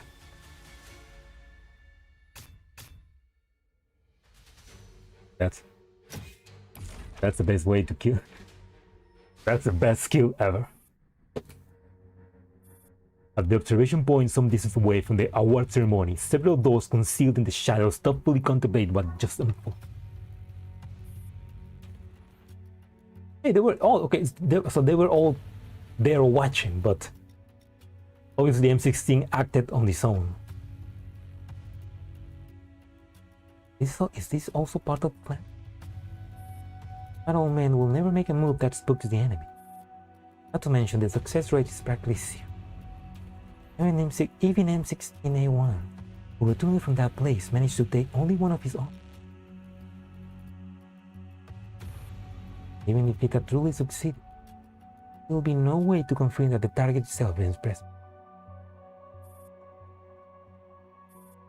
By joining as well, we may pull it off.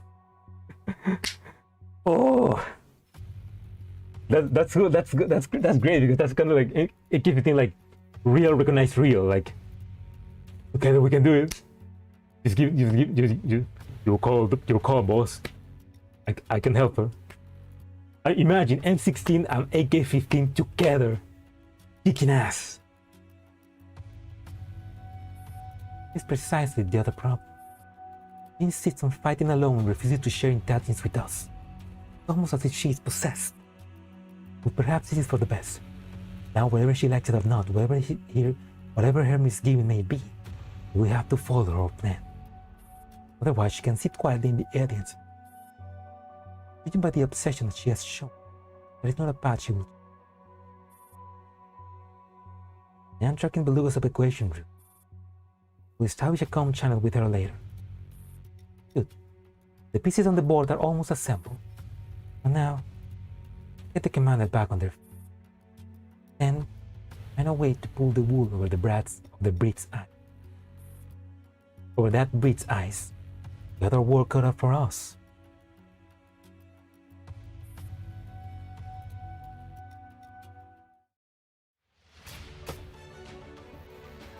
Oh man, that was great. Okay, but she only was able to take one of his arms, but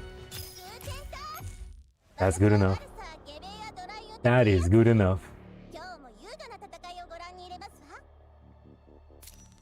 King versus King.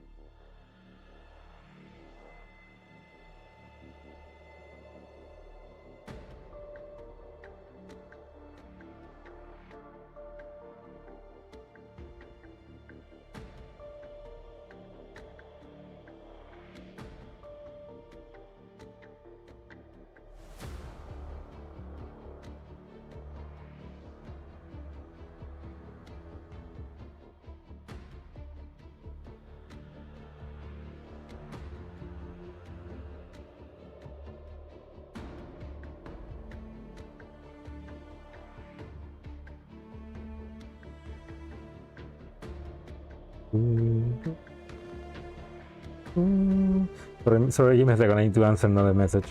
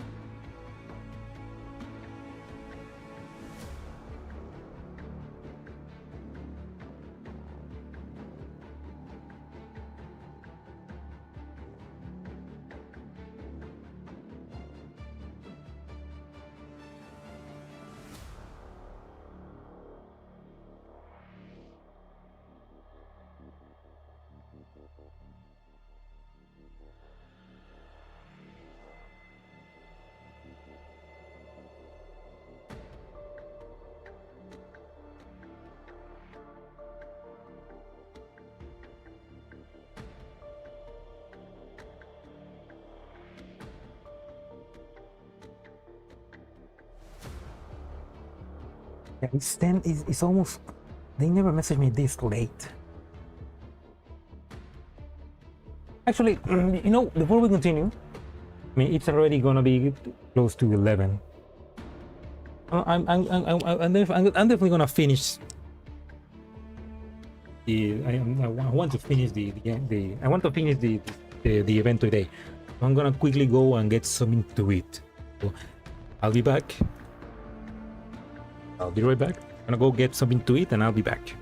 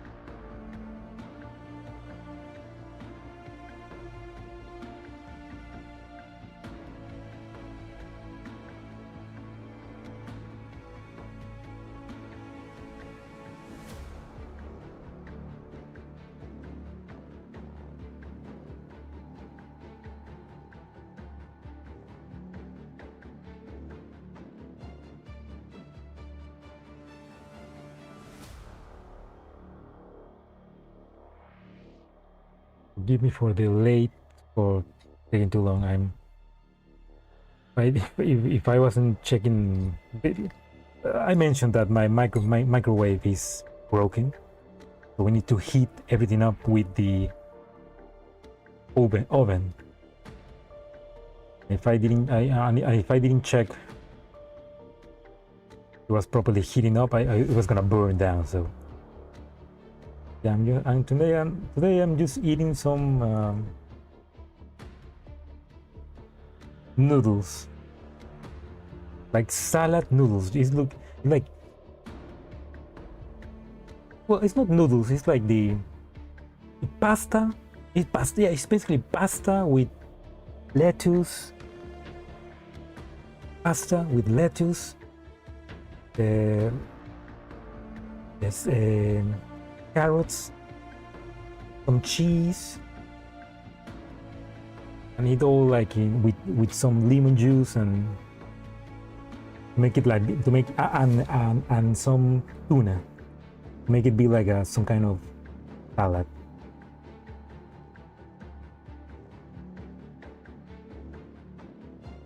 And on top, an extra, I put some pizza sauce, which doesn't combine at all. But no, it's I just want something to eat.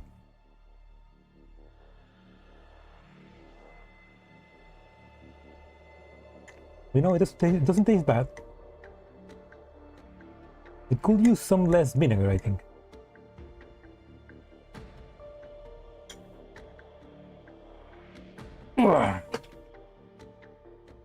Anyway, right now 18 stages. You just need to do 7 more. No, 7. No, 6. No, 7. Yeah, 7. Though, is there a ranking? No, there's no ranking for this one, right? So I need to do 7 more, and probably 4 are fighting, and 5, no, 4, what, 4, 5, no, 3 are fighting, and 4 are probably story. So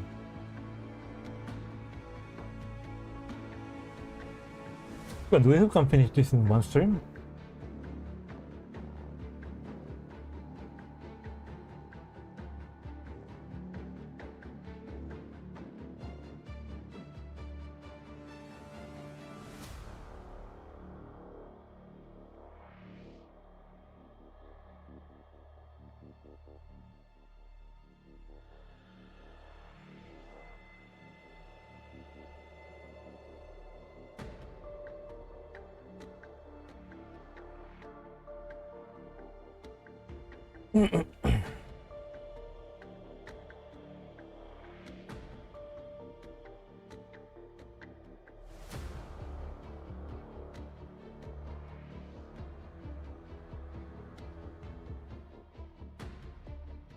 The bad thing about GFL1 is that because there's no voice acting, I cannot eat while the characters are speaking, because I need to read. Damn it, I need to eat faster.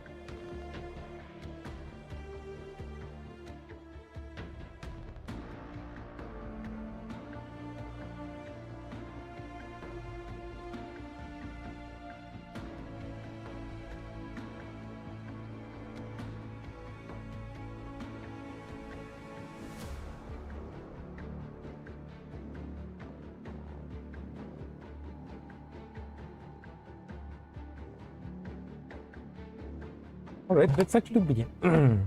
Let's continue. King versus King.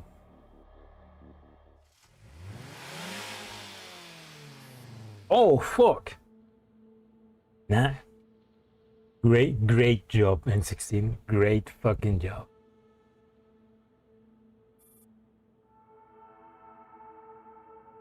Oh, fuck, so so she fucking ripped his arm off, and then they just grab the arm, and I guess they're taking him to the hospital.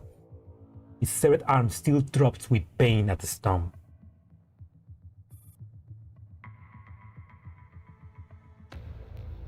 The funny thing is, the commander didn't order this, right? That was just M16 being M16. But still, the commander, William still immediately goes,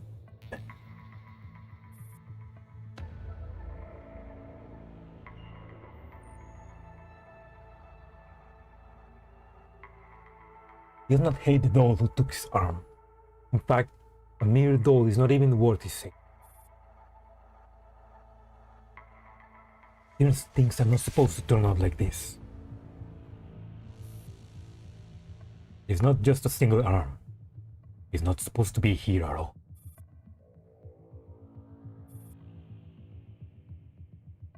He's not supposed to be here.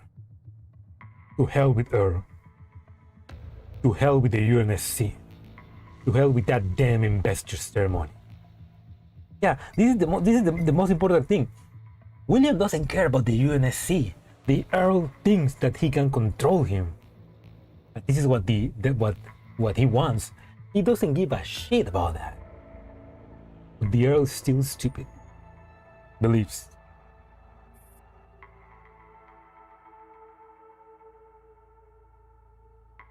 At the end, William is just gonna use the Earl to get all he wants to continue his experiments. None of his nuisance have any place in his life.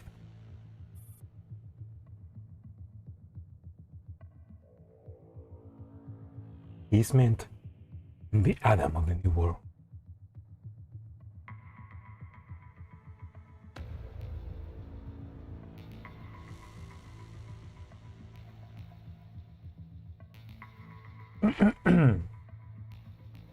So if you are the Adam, who is your Eve?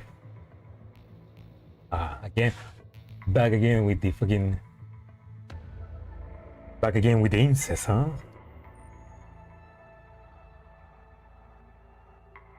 Although is it really incest if Lunacia has basically been cloned and is not really the Lunacia that was her sister, just a copy of the brain? It's not really incest, so genetically it's not incest, right?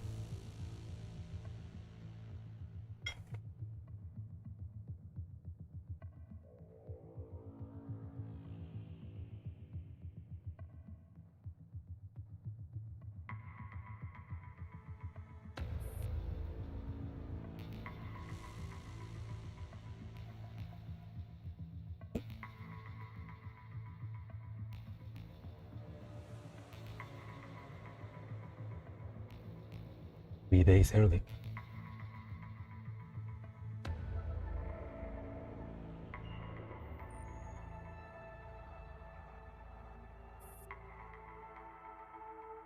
Mr. William, the Earl has left a message for you. He's only just collected himself after the emergency treatment of his severe limb when the Earl letters arrived.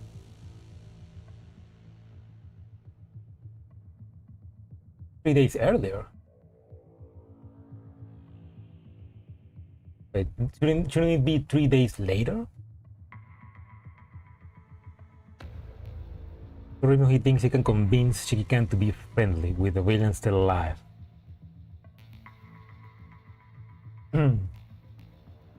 That's why the freaking... With what face? The Earl has no blood on his face to be trying to be moralizing to the commander, especially in GFL2 in Corposant when he appeared. What a hypocrite.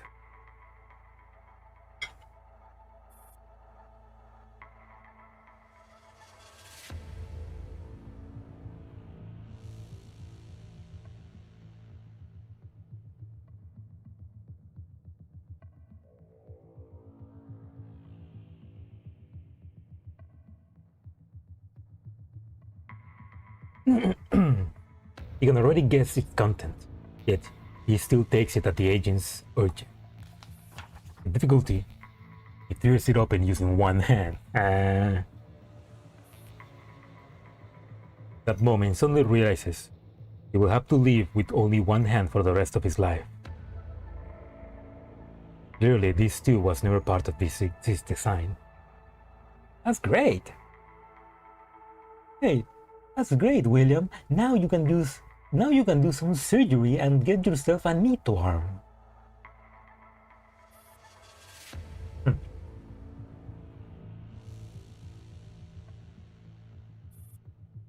He unfolds the letter. It is handwritten by the Earl himself, weighty despite its brevity. What a fucking poser. He was like, I'm gonna write him a letter.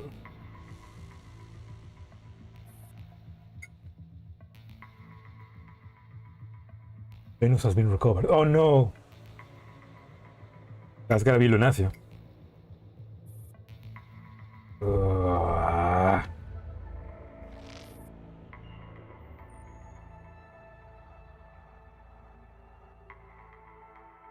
William's thumb creases the fine paper as he narrows his eyes at the short line written across the expensive surface.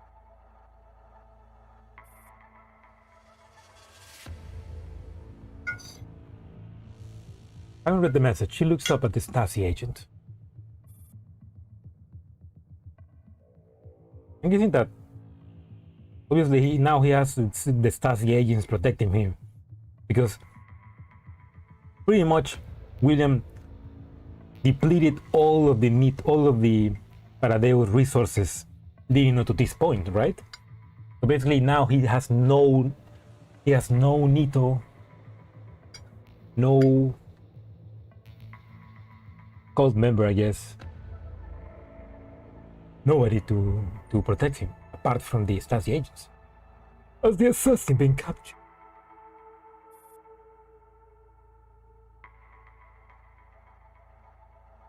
Latest intelligence indicate that M16, under coordinated pursuit, climbed to the rooftop of the auditorium and leapt from the height of over 300 meters while surrounded.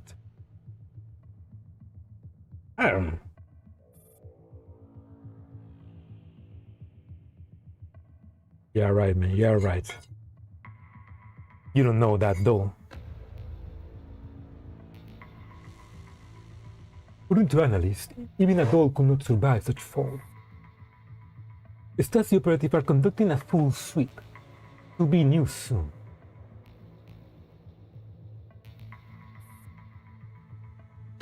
So escape. Impossible, our calculations. Did the Earl send you here to argue with me? I have dealt with these vermins for years. Do I need a lecture on the combat capability of Griffin dolls from you? Hey, so at least he admits that Griffin dolls are top notch. William raises a brow and fixes the agent with a direct. Too bad you cannot kill them with just one of those, huh, William? The man swallowed under that gaze. The Earl has also tasked me to return with your verbal response. William closes his eyes and thinks. The Earl's intentions are not difficult to grasp. If anything, it would be more unusual if he had not done this.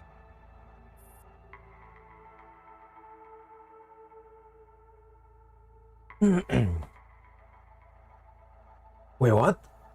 But after such a long and bitter conflict, suddenly speaking of reconciling him with the commander, William cannot help but feel repulsed by the idea. What the fuck? Your Earl wants the commander and William to make peace? The Earl really is crazy.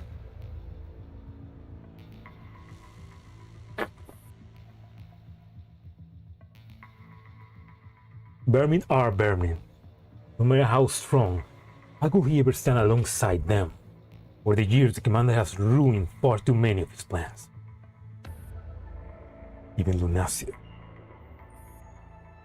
The thought, Lunacia's voice echoes faintly in his ear.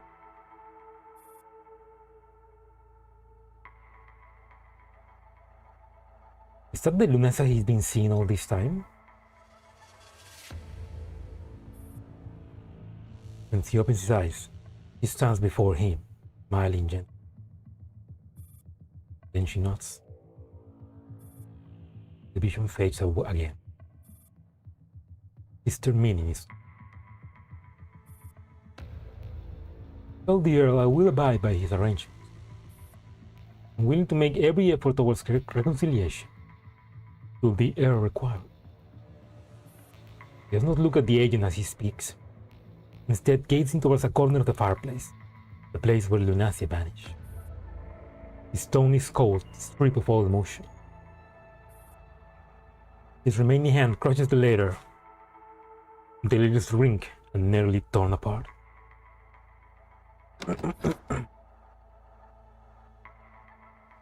The agent does not notice any of that.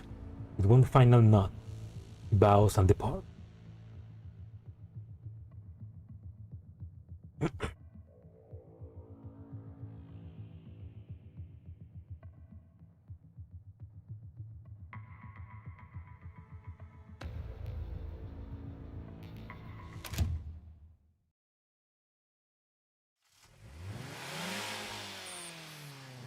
Beep beep.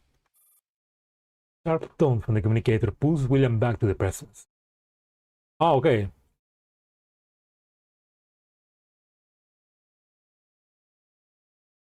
I got confused. So he's now on his way to meet the commander? A sharp tone from the communicator pulls William back to the present. He tilts his head towards it. The gloom on his face is swiftly replaced by a smile. The call connects. Obviously,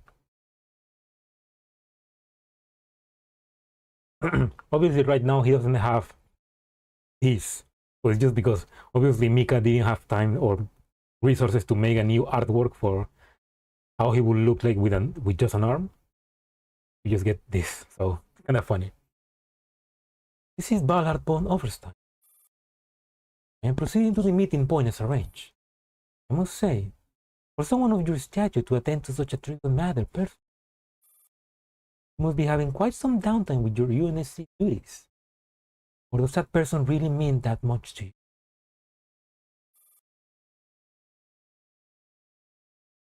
Meeting with the commander is indeed important.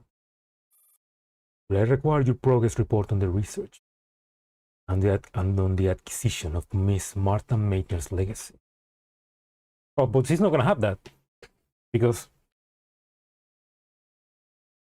Nele is the one who got that legacy, not Ballard.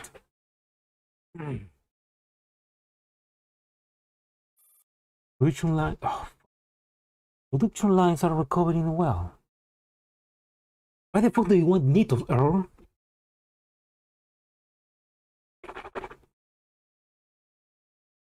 Also, where the fuck are those needles? We haven't seen them in GFL2. The losses of the lake and the towers will not be repaired in a year or two. The project you requested can be brought back on track within a few months. Okay, what projects? Okay, I'm guessing it's not that it's not that the Earl wants Nitos. He just wants some technology that William can do.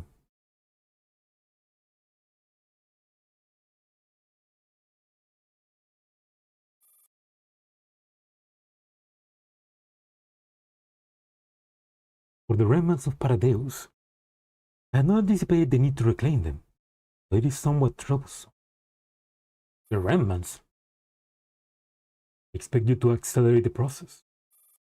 Continue to honor your promise, Mr. Ballard. Our arrangement may proceed smoothly, or be terminated at any time.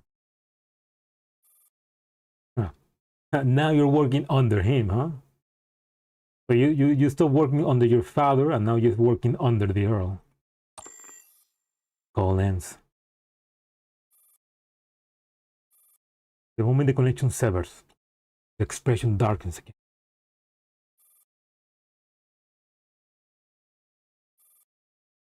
It should not be like this.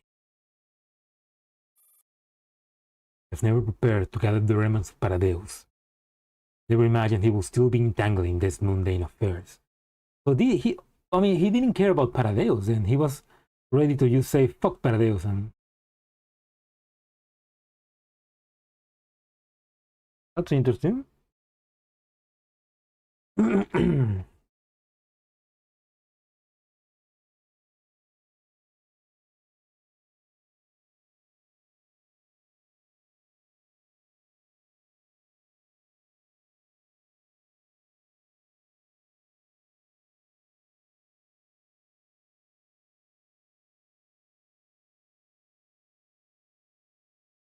Oops. Oh damn it! Fuck my VTuber, my model said it froze. Okay, there we go.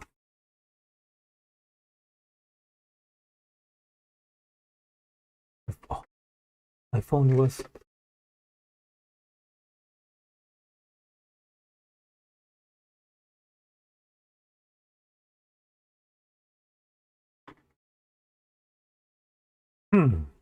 Interesting. Like the VTube Studio app that I use on my iPhone, it froze and then it closed. So I need to. I guess because the battery is low and it's getting warm. Okay.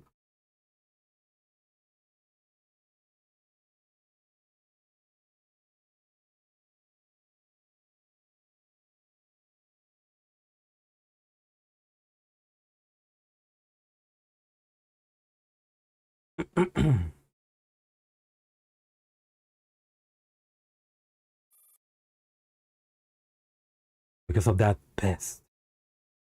That damn. Oh. It's all your fault, Commander. Oh, so now you care about the Commander, huh?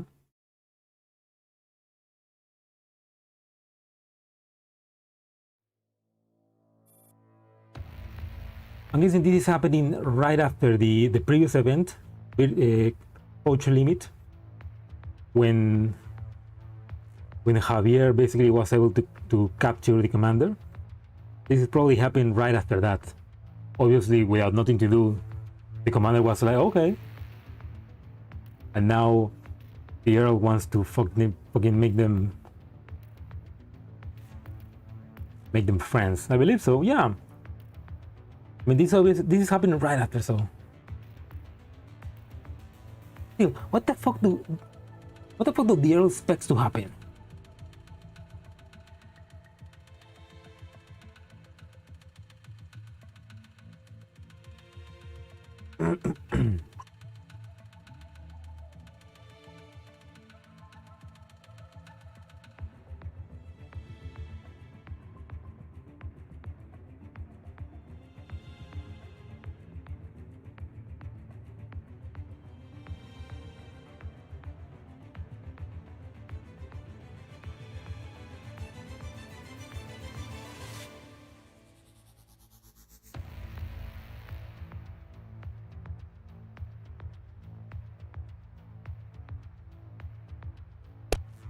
But give me a second. I'm getting a call.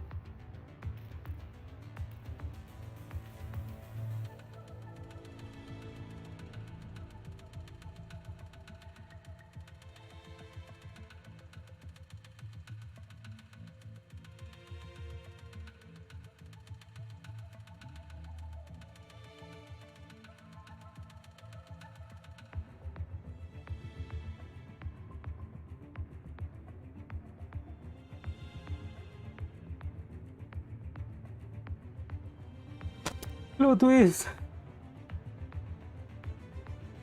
You missed so much. Nah, it's okay. You got just in time to catch up where we last see the commander in the previous event. Now, somehow, the Earl wants to have the commander and William make peace. For me, that makes no sense because commander would never accept that.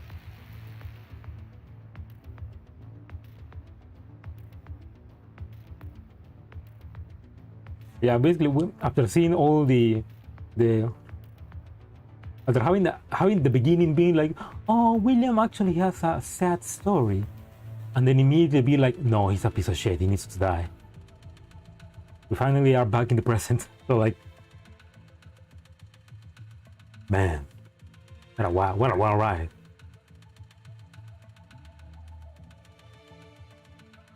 In a luxury hotel suite, White Zone, Frankfurt. When William enters, he sees the commander standing before the window, back to the door, gazing out at Frankfurt skyline. The lavish interior comes into view next. The window and doors are sealed shut, a feature that seems utterly at odds with the elegance of the decor. Rather than a luxury hotel in the White Zone beyond ordinary dreams, it resembles an exquisite cage, one that imprisons the commander like a captive bear. Now that William thinks about it, this is their first face-to-face meeting. I mean, you know what? I understand why not, but this is one of the few times where we see the commander from the point of view of somebody else. In this case, William. This will be perfect. Have an NPC image of the commander. We're probably not, but we're probably not gonna get that. But it will be like a perfect moment to see that.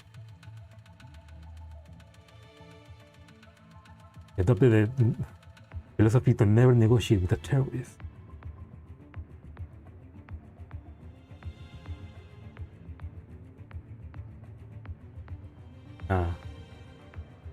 Never negotiate with a paradeus.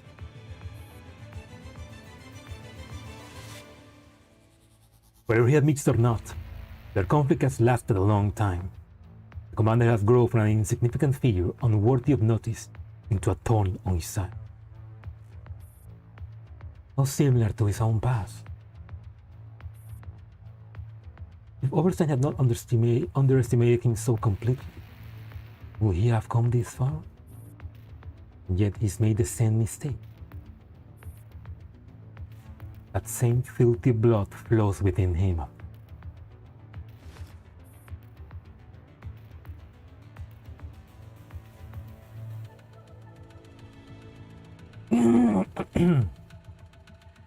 Good evening, Commander. Pleasure to meet you at last. Allow me to introduce myself. I am Ballard von Overstein. You may also call me William.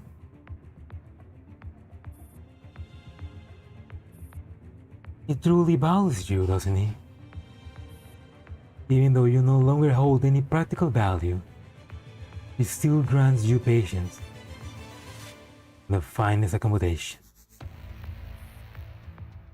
Not only Frankfurt, all the world awaits his salvation. Yet he ensures you reside in the best hotel. William takes a bottle from the rack. 1928 Glenlivet, a century-old vintage, far beyond what this hotel could ever supply. It is from the Earl's personal collection. We place it here for you, but you have not even glanced at it. Pours 2 glasses. The rich aroma fills the room instantly. With a faint, ambiguous smile, he swirls his glass and nudges the other towards the commander. Fine liquor stirs the heart. It also makes one inclined to speak the truth.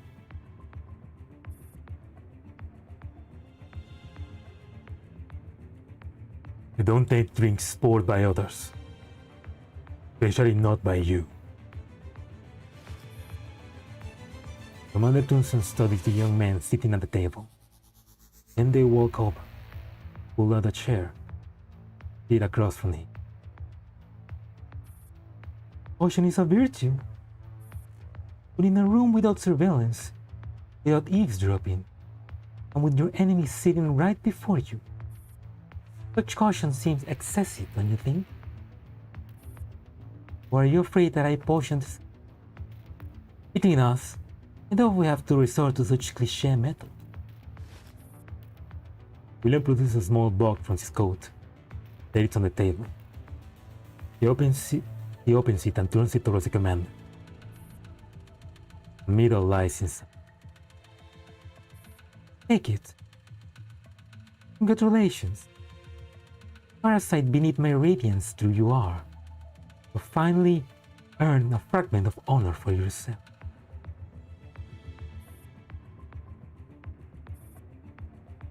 The commander peers at the gleaming metal, then lowers their head, and lets off a soft, relieved chuckle.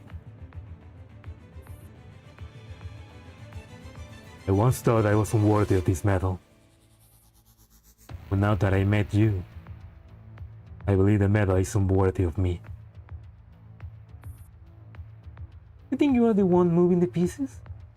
In truth, you are not the king, nor the rook, but merely a pawn pushed to the front on the Earl's board. Don't you stop while you are ahead, Commander. Know what you might take, know what never touch. You son of you thought you believe you are any different. Faint mockery in the commander's mouth raised William already fragile nerve. I am a piece on the Earl's board, and so are you. He wishes for us to make peace, so that we may remain obedient with the squares he has drawn. Commander lifted the glass William has. Bright liquor sways within, reflecting in their eyes. Neither of us wishes to be an obedient piece. So we discard him and set up a new board.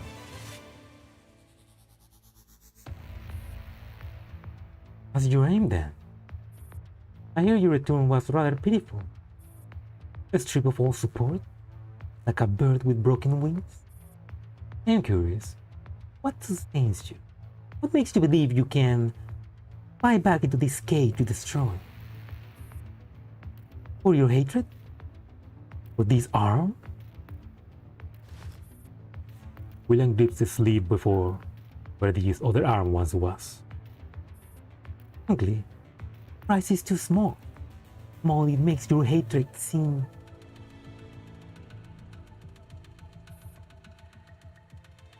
An arm is indeed cheap, but we both know you have lost far more. You're only sitting here talking to me because what you truly care about, what you truly want to know is something else now. I know what you mean, Commander. Such insinuations are neither wise nor polite. I have seen her. Commander's soft and nonchalant voice makes the very air in the room freeze over. William's expression does not change, but the knuckles around his glass widen. Hair? That's rare beige. You both know many hairs. The one who makes you willing to set aside the indignation, losing an arm and come to probe me. The one who drove you to commit all those unforgivable atrocities. The one for whom you will give everything, and more, yet could never keep. There is only one such her. William sets his glass down sharp. He stares at the commander, and suddenly smiles again, as if nothing has happened. You trying to provoke me? Using a runaway creation to test my limits? It's not like you. I expected more directness. But this is vulgar, pointless. If you think you will want to know what kind of scenery a meteor you ignited with your own hands saw before it fell. Oh yes, he asked me to deliver a message. William leans forward, his remaining hand clenched into a fist. Go on. He says he wants to go home. William's pupils constrict violently. Home? She was born from me. I created her. We're the only family she has. We agree I am her. He says she has seen countless bats.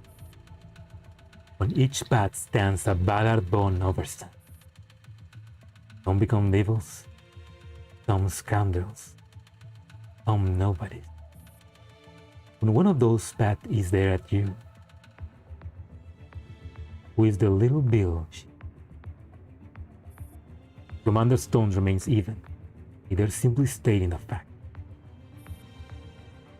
She is going somewhere without you. That is her home.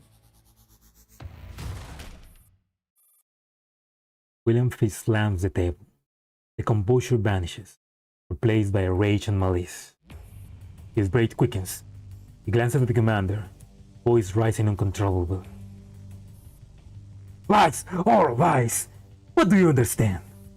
A worthless pawn, a coward hiding behind others. You know nothing of the greatness of my sister and my design. Commander remains seated as they calmly look at the agitated William. You're right. I don't understand it. The word spears like a blade. William circles around the table, closing the distance, his features twisted with rage. We are creating a new world, a perfect and absolute order. I gave her form, I gave her will. Together we will purge this rotten world. You, the Earl, all remnants of the old era. You belong in the garbage heap of history. Only I remain. I am the one who wins.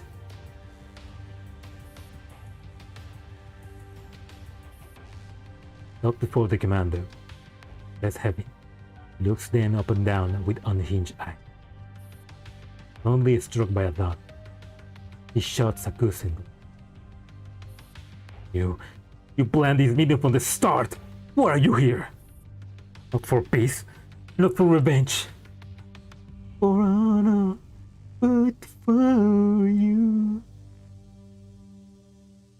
So what do you want? To mock me? To savor my failure? Or do you seek something from me? The one stands slowly and looks William in the eye.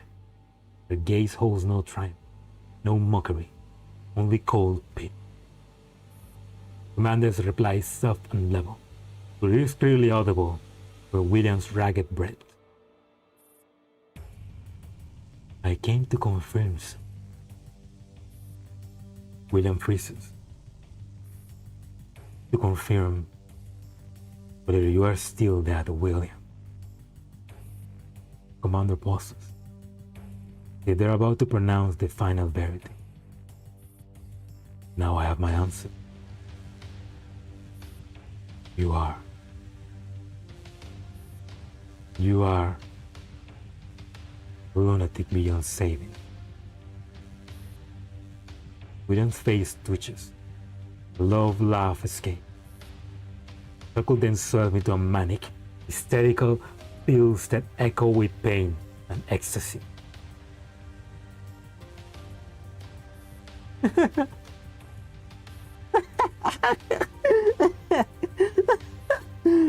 He doubles over laughing like he's just heard the funniest joke in the world.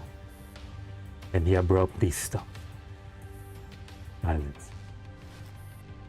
Stretching up meticulously, putting the fold of his collar. The frenzy vanishes, replaced by an icy calm that seems to see through everything.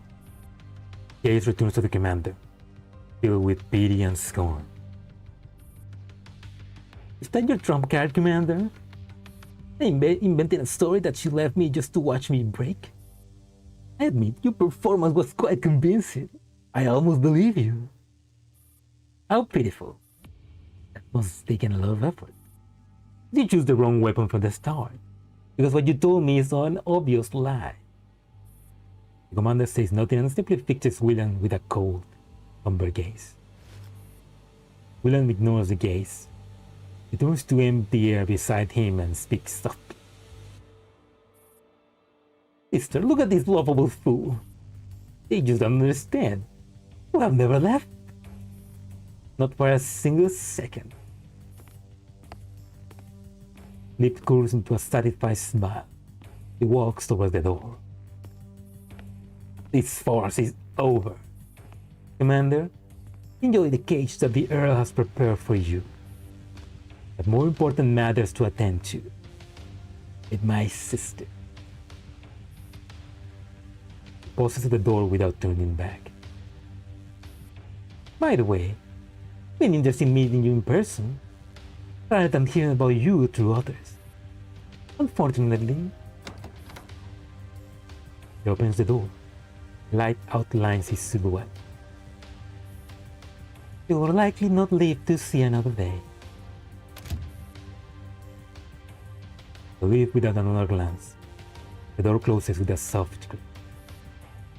The room is empty save for the commander and the untouched glass of Glenlivet, quietly glowing amber beneath lights.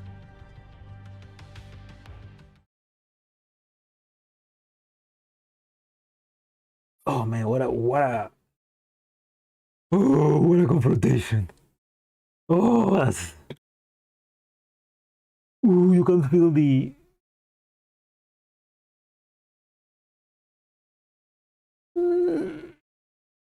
like... What, 7 years? 6 years of the... of this fight between the two of them rising up? Oh...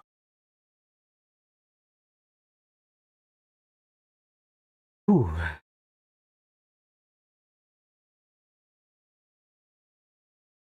That was a great, like, face to face. Like the best way to like defeat him in a way is just to with words.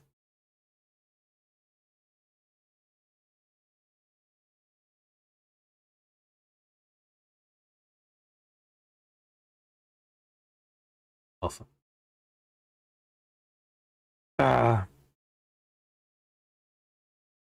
no, Regic. Welcome to the stream. Thank you for the message. We just saw like the best an incredible confrontation with just words between the commander and William. It was like it was everything that I wished for. Oh my god, welcome.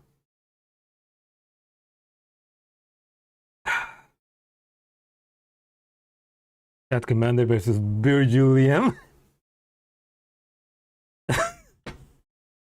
Oh, that's good. Damn it, that's good meme. Damn it.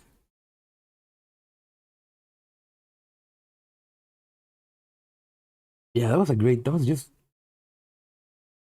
It's like the two face to face together, and they know that they cannot kill the other, even though they wish they could, but they cannot. Like, although how difficult would have been for the commander to just jump and begin talking him? That would have probably been easy. Though probably Sierra was probably hanging something over him.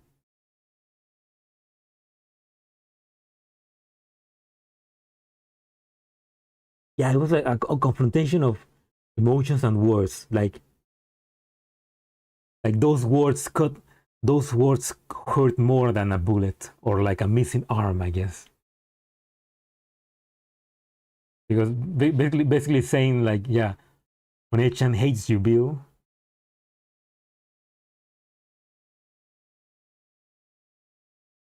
He can't come back from that.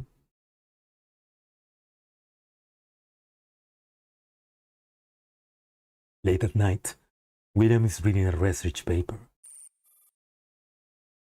The communicator rings.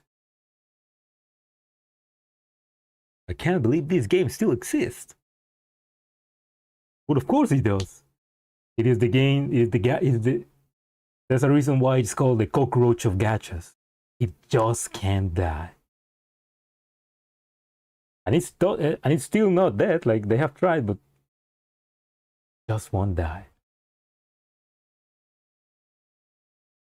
And we still have one more event before the main story ends. So, hey, what the fuck? Oh no, this is a flashback, right? Because he has his two arms. He signs, then answers the call. You're about to repeat that nightmare about you going up the war with a pile of scrap metal again. I am hanging up immediately. What?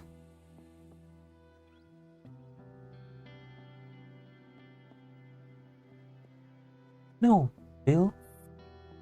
I'm contacting you because I want to talk about something from our childhood. Wait, what? Robot hand. But why is it? Why does it have the flashback filter? And why is Lunacia in a white needle?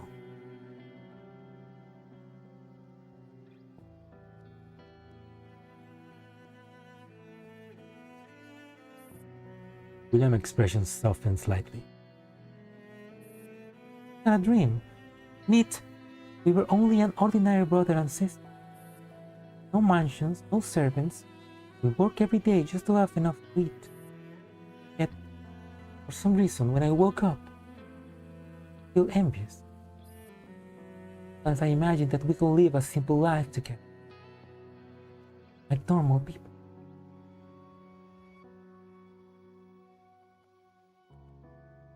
Yeah. Oh, you're right. This happened in convolutional kernel. Yeah. Oh yeah, you're right. Because after the Lunacia and Dandelion and M4 fusion, while Lunacia was with the commander, he was basically hacking a white Nito to use that to communicate with William. Yeah. No, yeah. Flashback before. This is Isolation Force, I think.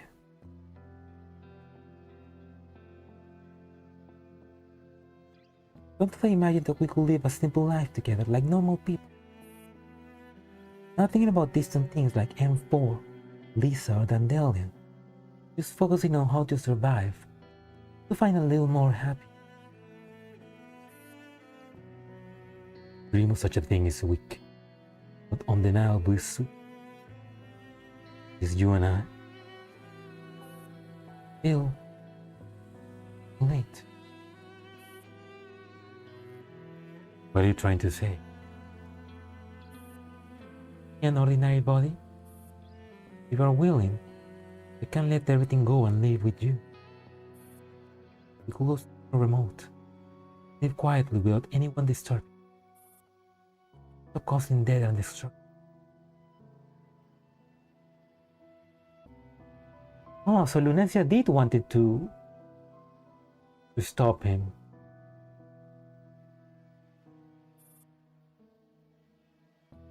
We will, Lucy.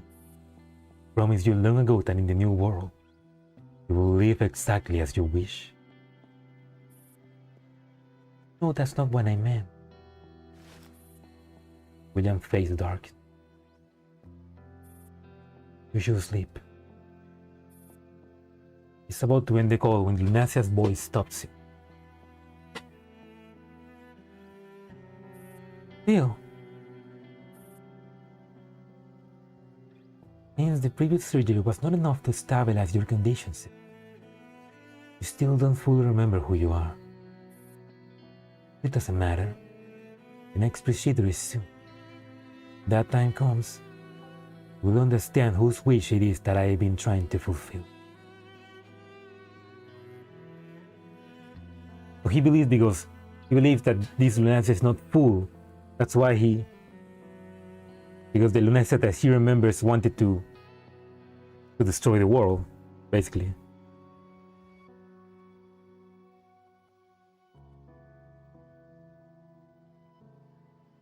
But that's why at the end, whether that Lunacia happens or not, dependent on the bargain that M4 and Lunacia made about the commander, about what the commander will do. Kill her or spare her. And in the end, M4 won. What's a platoon ID? Is there a new system in GFL? Oh no, that. Oh, sorry. That platoon ID is for GFL2. I forgot to take it out. I'll just leave it there. No, but in GFL2 there's a platoon system where you can join a platoon with different other peoples, and basically every 2 weeks we do like a boss fight where we get rewards and a bunch of stuff. But it's for GFL2.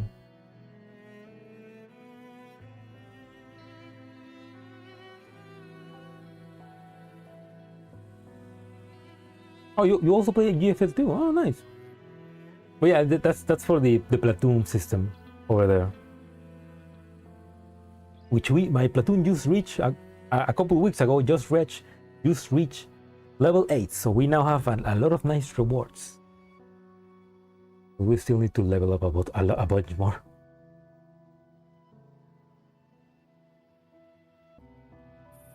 Bill, whether you're trying to fulfill my wish or keep our promise, I know you must have suffered greatly when I was gone.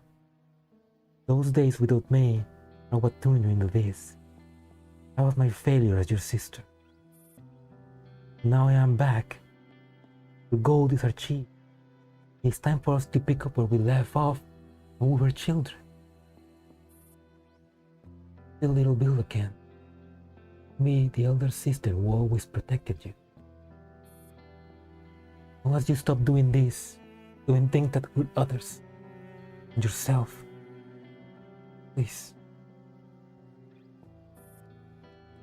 Sister, since childhood you have always been gentle and kind, but also so very naive. The beauty of those days existed only because of ignorance, an illusion built upon the privilege of being children. Even the cruelty and bitterness, the foolishness and madness we witnessed were preserved like fruit soaked in honey. Oh, did you start playing GFL2? Oh, and pulled AK-15. Congrats, man! You just pulled easy mode. Like with AK-15 now, everything becomes easier, but you need to like race her to be more effective. But yeah, well, great. The AK-15 is like one of the best, so. People grow up and become maniacs.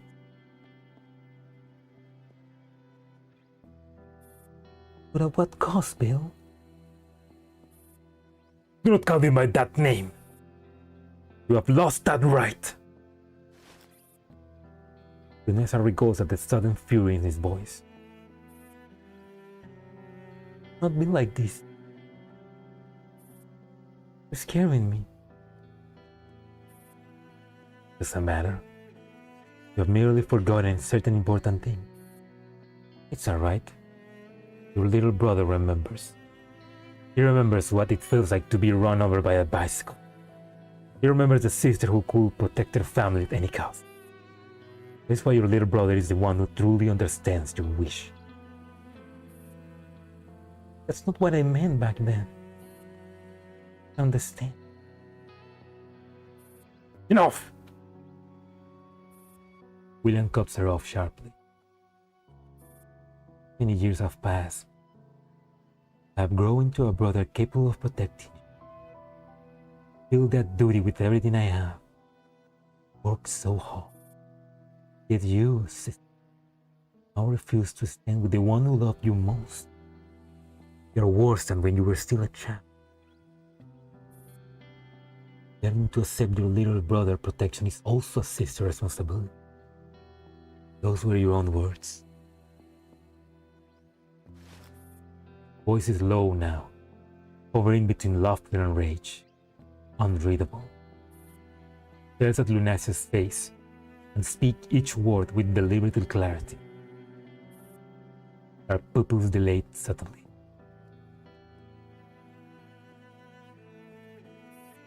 We'll protect you. We'll protect our ideal, well as our promise. Damn it.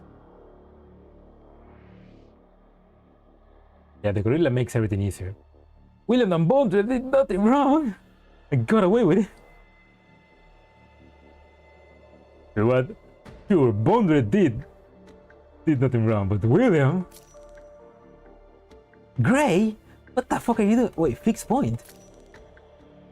What? Wait a sec. Mirror stage? Polar's light? Continued turbulence? Evolutionary kernel? Oh, so I didn't realize that. Okay, so each one of these 5 stages, they are. I mean, yeah, because I've been thinking this. I already fought these stages before. It's because they are quite literally the same stages from these events. Evolutionary kernel, continued turbulence, Runa slide, yeah, that we fought Elisa. Mirror stage when we rescued Dandelion. That was new. So now fixed point. What the hell? It's a nice touch, yeah. Who's on the current capturing banner? We can check. China and Hunter Nightfall.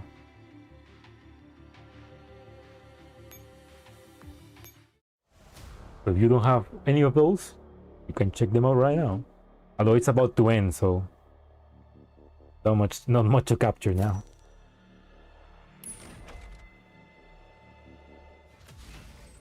And now we have to fight Gray.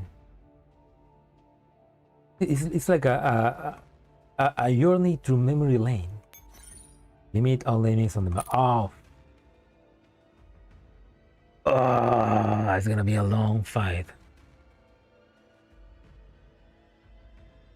That's annoying. Okay.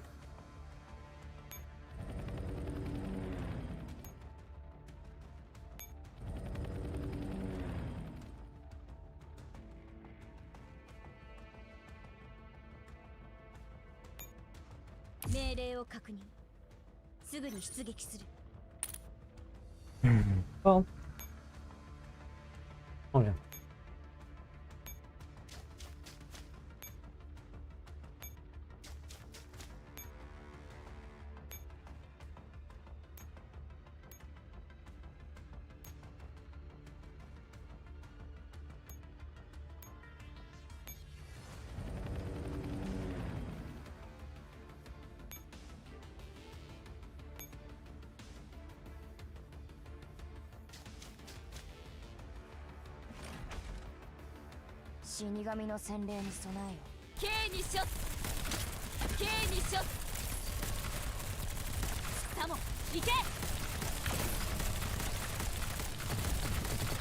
Fuck.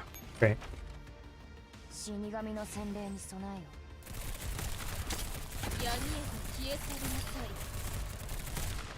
なさい。私が引きつける。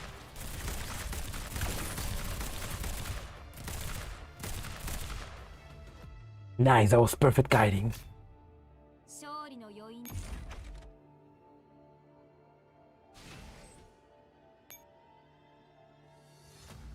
Hey, but I don't get the first blood one.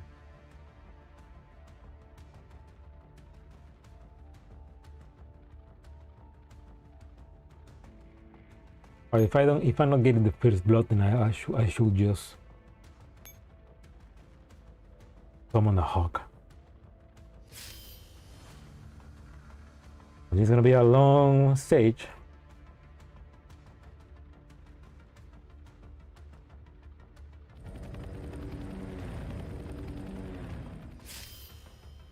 Bramet retreated. What a chicken. Oh. Oh. That makes things easier, definitely. Yeah, if I do that, I can deactivate a couple more.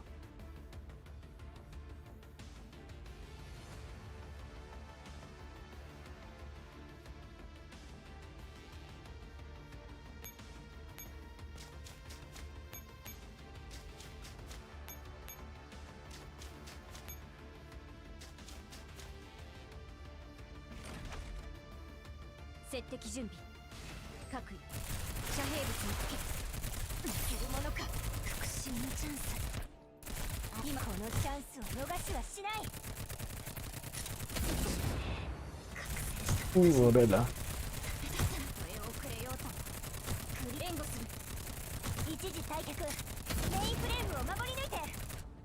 Yeah, that was not the best session for that.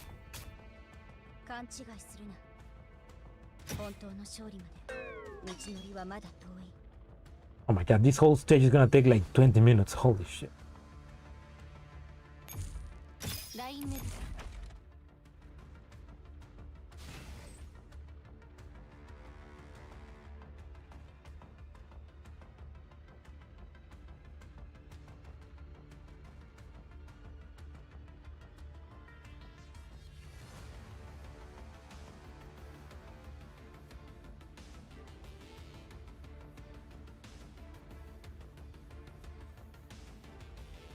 Sorry, forgive me. I want to quickly. Oh yeah, okay. I want to quickly see what.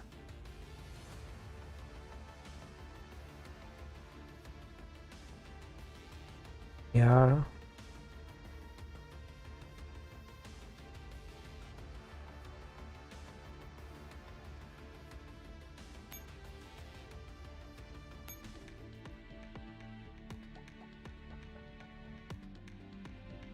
Thank you, Twist.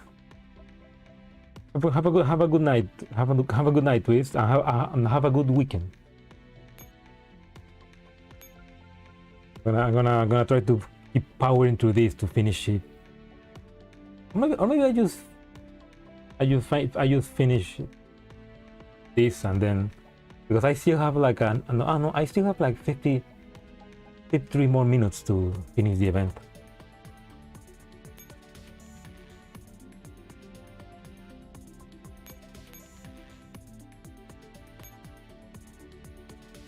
You realize your resources, holy. Really?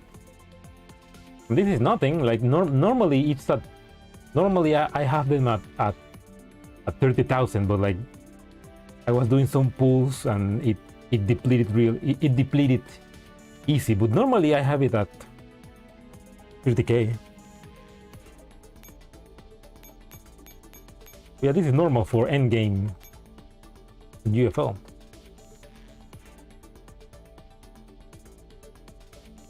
Huh.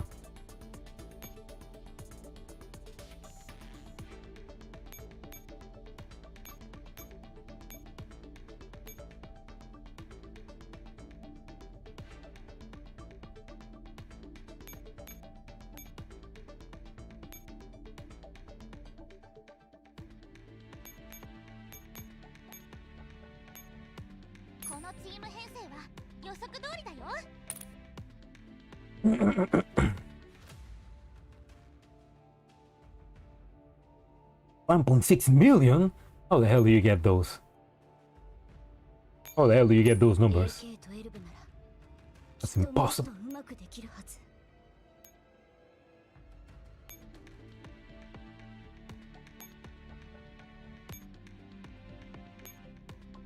Use my other PX4.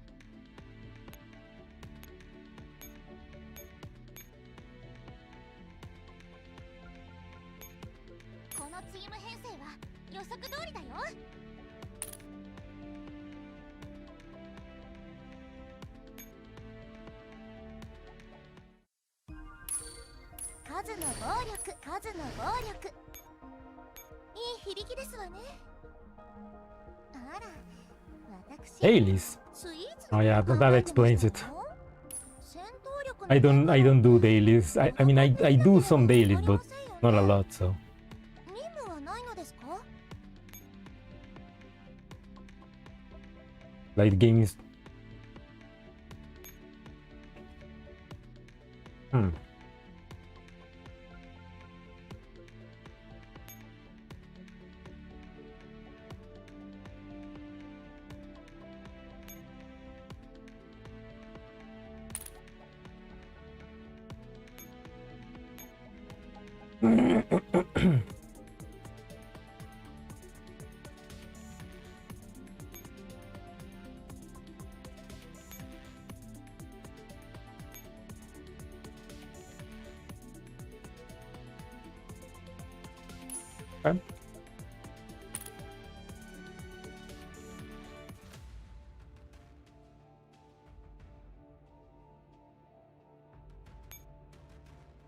You connect to Nirvana, you can have millions of resources.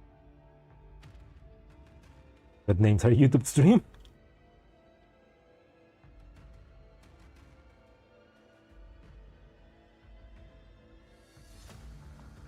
Chat overlay removed my nickname and uses my account name. Really? You use the scars? I mean, I was using them, but it was not enough.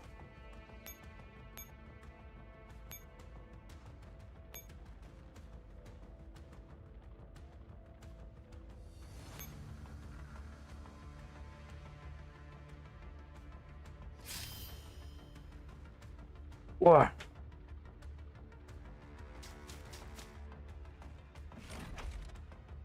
死神の洗礼に備えよ。闇へと消え去りなさい。 Oh yeah, oh yeah. So I didn't saw the. Picture. Yeah, I'm multi-streaming on YouTube and Twitch, and I have both chats combined. K にショット。太陽の輝きが如く。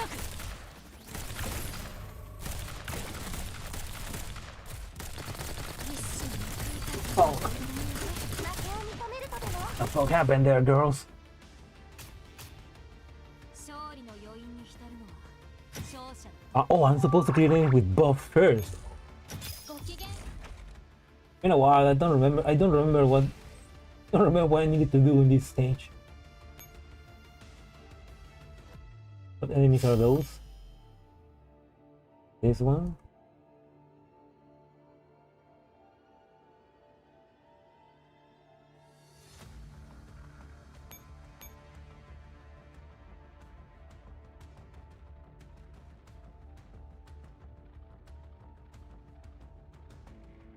Oh, there's the fire.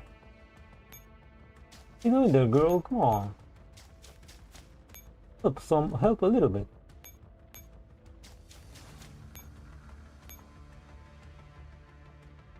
There we go. That makes it much easier. Well, not that much easier, but at least a bit more useful.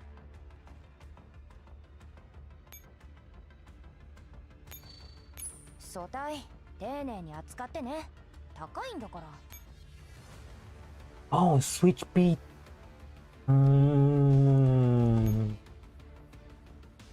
That explains it. I knew I had to put like a skill on menu.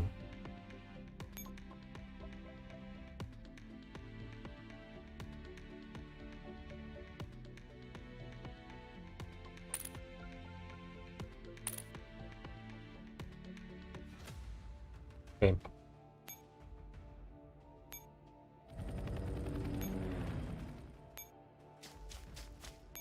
Let's first clear the floor with the fire. 接敵準備。 Oh, fuck. 遮蔽物見つけ。 Wait, what the fuck? What the fuck was that? 接敵準備。各位遮蔽物見つけ。 What the fuck? I almost.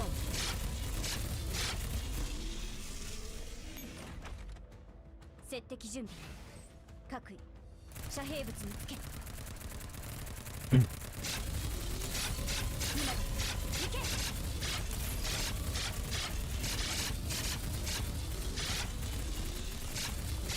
Are you sure that the fight can take on the enemies from the top?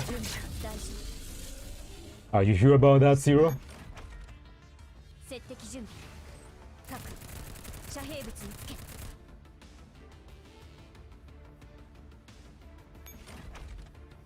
接敵準備各遮蔽物につけ今だ準備完了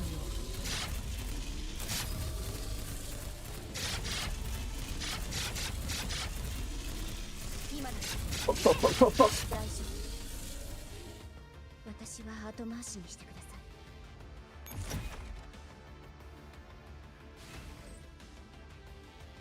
Didn't look like it.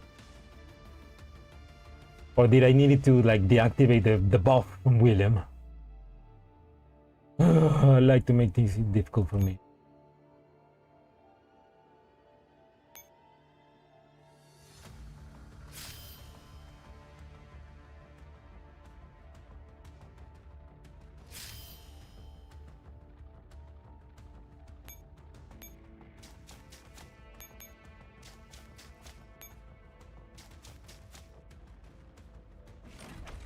Did I go? Did I go to one guy? You did that, Zero? You one guy me? 私が引きつける死神の洗礼に備えよ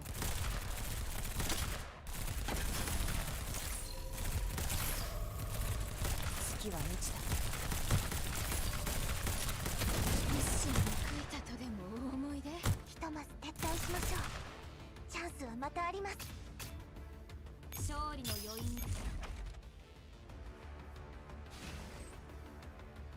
I need a hawk. But I cannot summon a hawk. Well, not there, so. One guide with no explanation. Damn you, Zero, damn you. Damn it.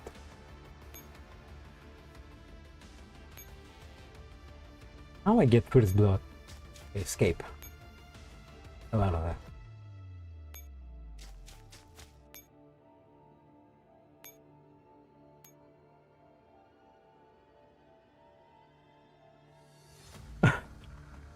Oh, that's fine. That's fine, Zero. That's fine, Twist. Thank you for staying a little bit. But yeah, have a nice weekend, man, and enjoy. Have a nice night. Have a good night.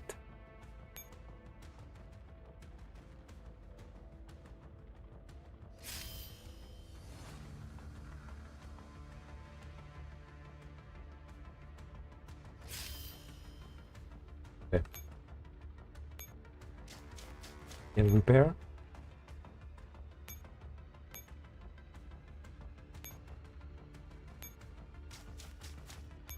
And now she has fierce blood, so I guess in defeating those two is gonna also give me double kill and triple kill, and that's gonna give me more buffs. But just in case.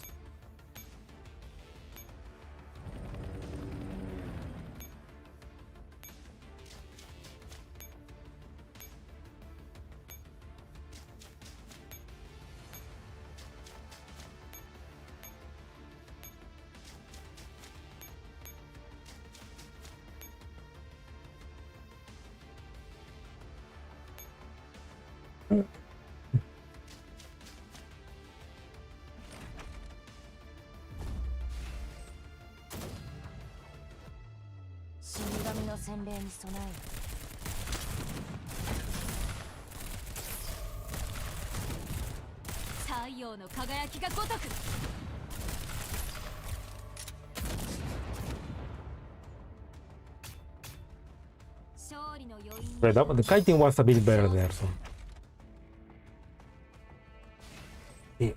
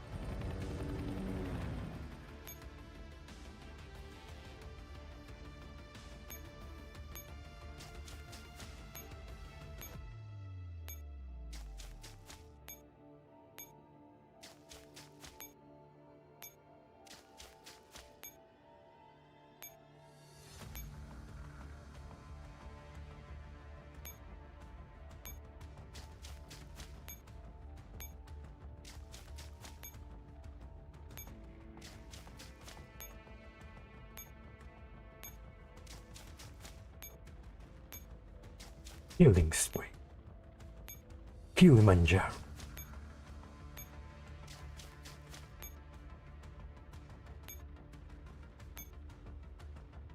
Was playing GFL2 now to those two motherfuckers. I'm missing that actually. And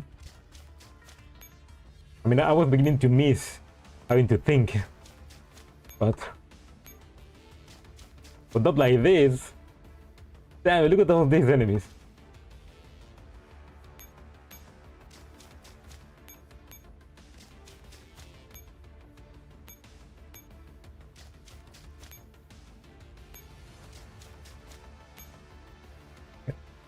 One, two, 5.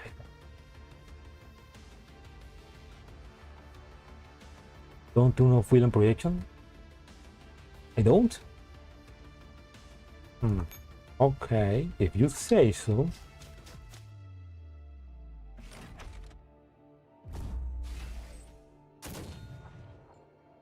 死神の洗礼に備えよ。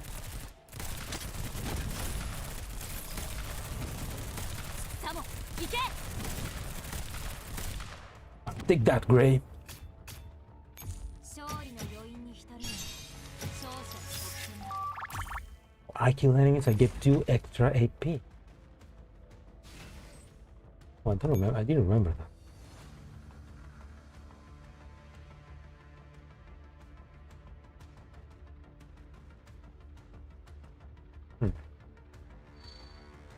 Maybe not.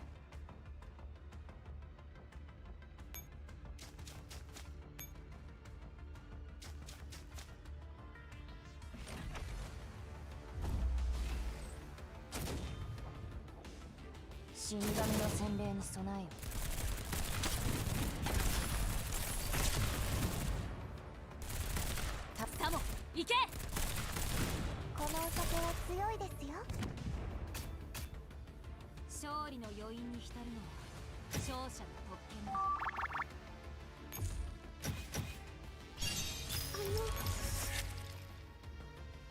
Okay, before I kill those guys, I need to get more kills with this section.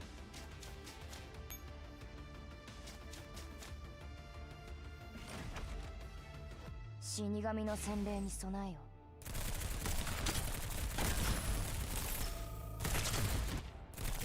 太陽の輝きが如く。 Okay, that's easy. That's easy. 勝利の余韻。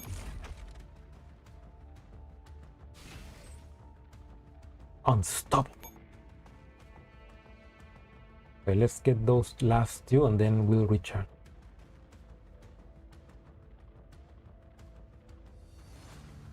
No. Fuck. Oh, fuck.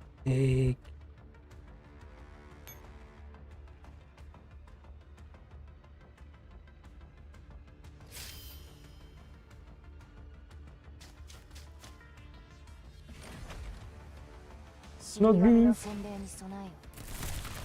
Ooh, that's not good. サモ、行け。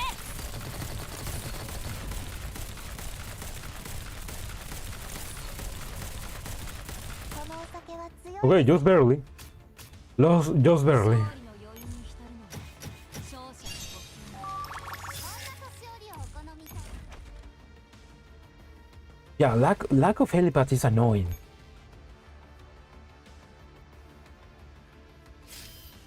Like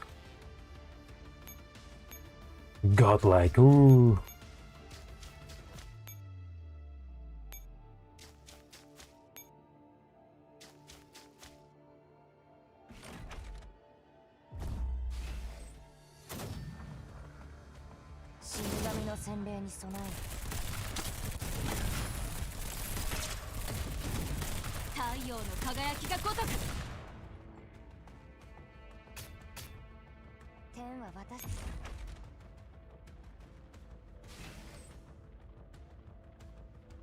Legendary.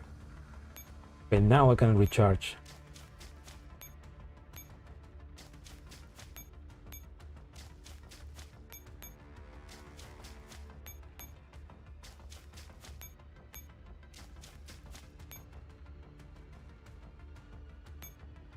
that I cannot repair.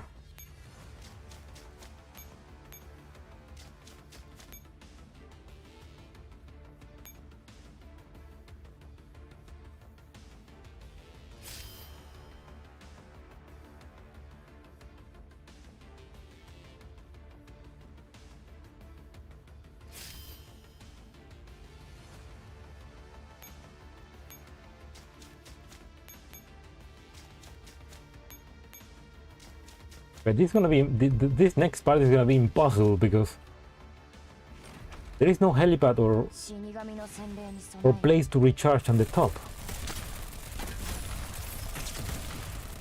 We're gonna have to like quickly. We're gonna have to like get back, then get up again. 勝利の余韻に浸るのは勝者の特権だ He thinks skill will work in all those. Oh, okay.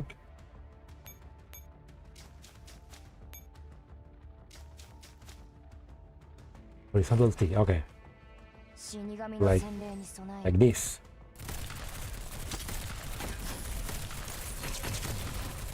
私が引きつける勝利の余韻に浸るのは勝者の特権だ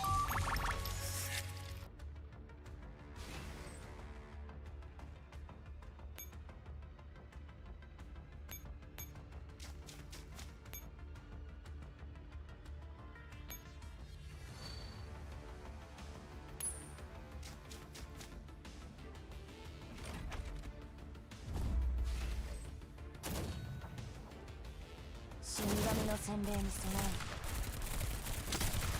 闇へと消え去りなさいさも行けこ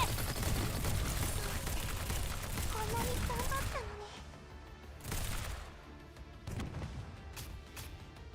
勝利の余韻に浸る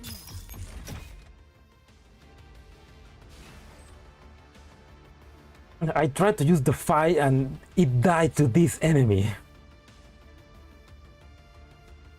So like, it didn't work.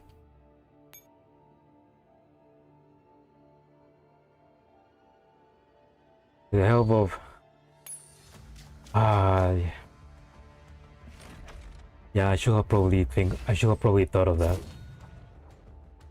死神の洗礼に備えよ刑にしよ判決を言い渡します太陽の輝きがごとく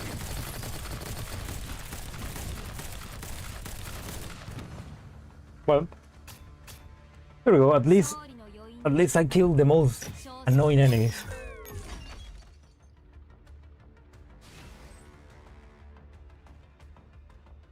Great. 2, 3, 4, 5, 6. Okay.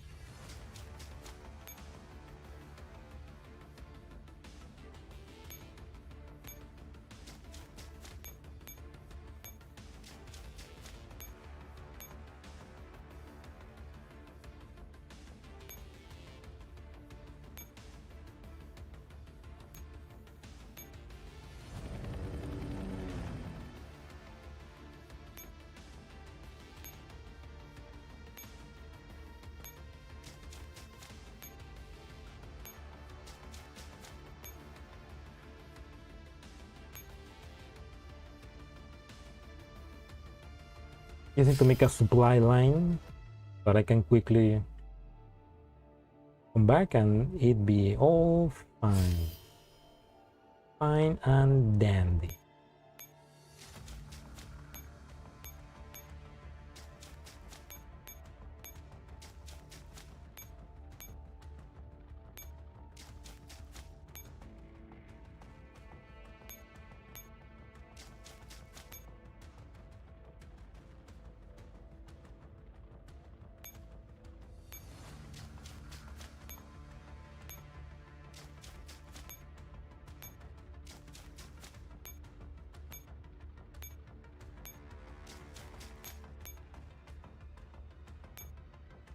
Repair, resupply.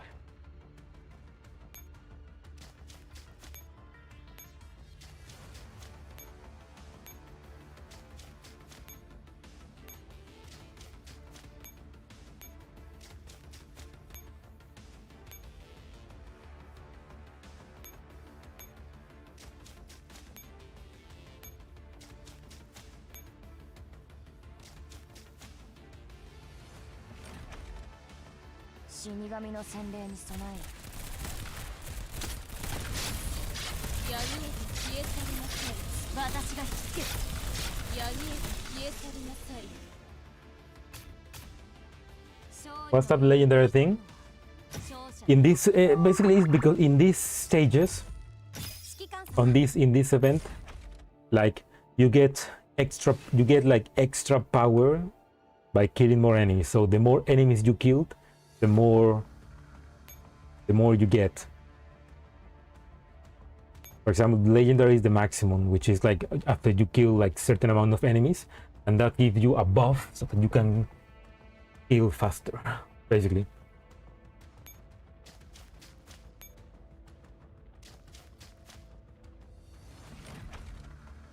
死神の洗礼に備えよ。闇へと消え去りなさい。さも行け。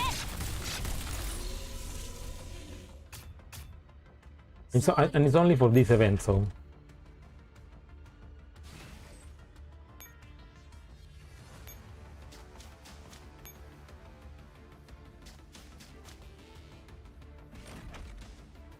死神の洗礼に備えよ。判決を言い渡します。太陽の輝きが如く。勝利の余韻に浸るの。 Yeah, I think we also had like this in the previous event, right? Approach limit. I think.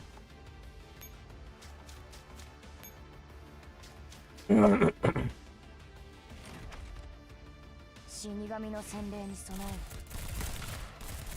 刑にしろ。判決を言い渡します。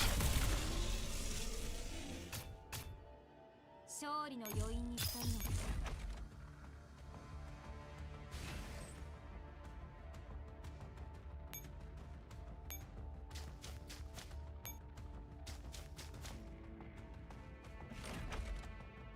す。 死神の洗礼に備えよ。 闇へと消え去りなさい。太陽の輝きが如く。勝利のよ。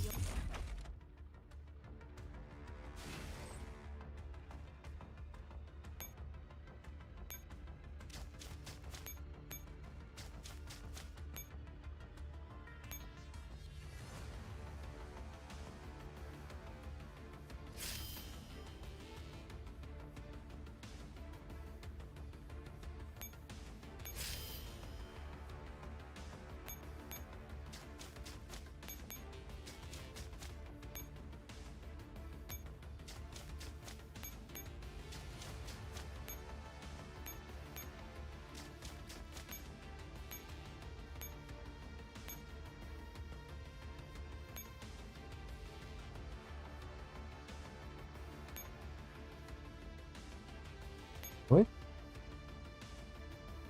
Yes, she did. 正々堂々と戦おうじゃないか。ひれ伏すがいい。お前ごときやったー。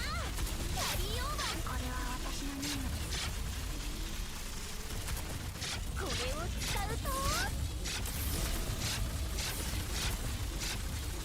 Okay, now this is more of an uphill battle. We are evenly matched.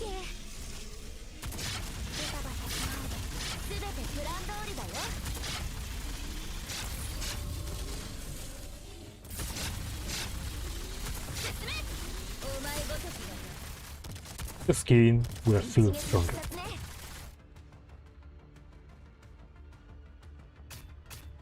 There we go, mission success. 勝ちました。次も共に戦いましょう。 According to the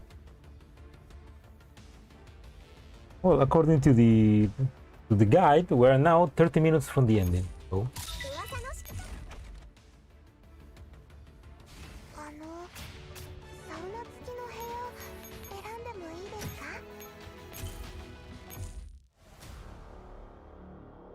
let's see if I can reach fast. Rainbatch Symphony. Hey, that's Greek.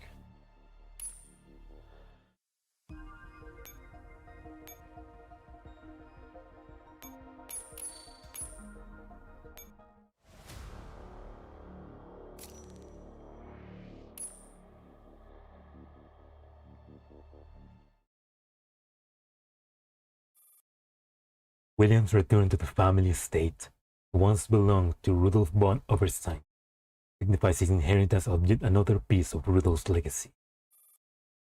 Fortune left behind by the German minister, industry and construction of the German Democratic Republic is an astronomical sum. Endless resources are about to fall into his hands, and yet he feels no joy. Practically, he has succeeded. Strategically, he has failed. Mr. William, the estate has been fully secured. No threat detected. You may reside here without concern. After M16 assault 3 days ago, the UNSC government has assigned him close protection. William finds it unnecessary, but he knows it is the Earl's decision, so he does not object. Understood. He has no time to dwell on it. Accompanied by security detail, steps into the Oberstein estate. He walks over the main entrance. He glances back at the guards and notices those affiliated with the Stasi among them.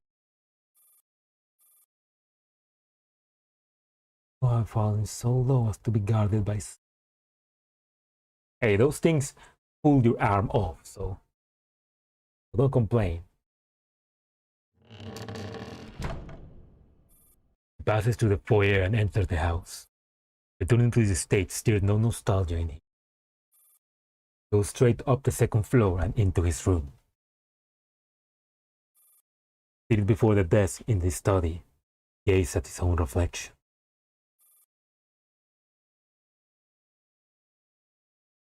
After all these years, what I've been truly I've been fighting for. So tell me how this ends. I had to see what he like. No, no, no, no, no, no, no, no, no, no, no, no. Somebody, even he is wondering what I've been fighting for. What I've been fighting for. The Nitos were nearly annihilated. The long years of carefully planning have crumbled into dust. So he has gained everything Rodolph possessed and become Oberstein. In any real sense, he now stands alone. Yeah, Greek. Greek is the only surviving Nito. Yeah. We killed everybody, but Greek escaped. Peter Potter. He hears the sound of 4 paws on the floor, drawing closer. So soon, something soft brushes against his. It's you. It pop. Really? The dog is still. I mean, he fucking need to fight the dog. So, but hey, I mean, for a human that's horrible, but for a dog, I guess that's a good way to have your mascot live longer. You've been waiting long? Lift the Maltese into his arms. You can feel his strong, steady heartbeat, like the beat of a drum. The little creature has grown larger than before. After receiving his new heart, seems to have entered a second stage of growth. Old teeth fall out as new ones emerge. Worn form sheds and give way to a fresh new. It is, in every sense, a newly made being. So glad to see you so full of life. I was away. Are you lonely here all by yourself? Do you still wait for your other master before every meal? You're tired. Do you wish someone would speak? Spends more than half its life guarding an empty house, waiting for its master to. Voice grows softer. The Maltese continues to wag his tail, licking his face with a damp tongue. He sinks into quiet desolation. At last he stands and sets the dog gently on the floor, stroking his head. You are that kind of good dog as well, little Bill.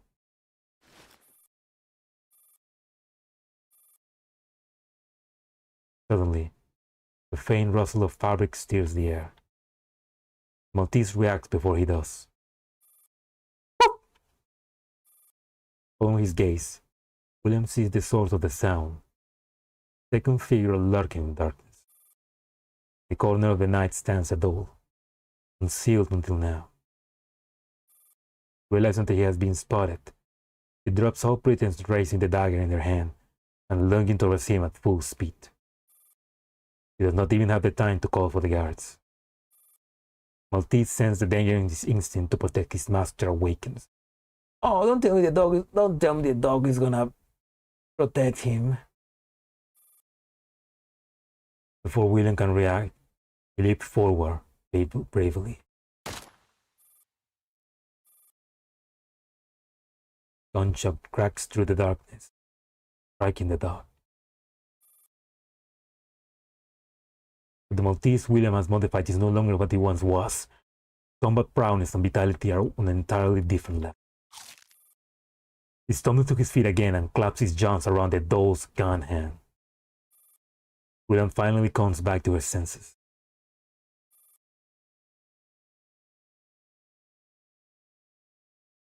I was thinking that, oh no, don't kill the dog. But they were like, oh yeah, that's a Nito dog. Strange smile spread across his lips. Muna!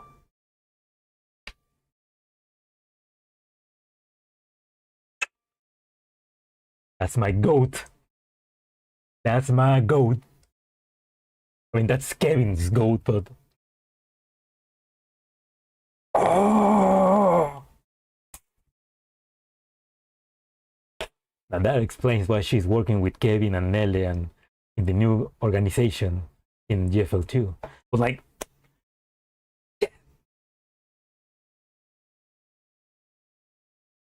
Muna, you deserve level 100 after this.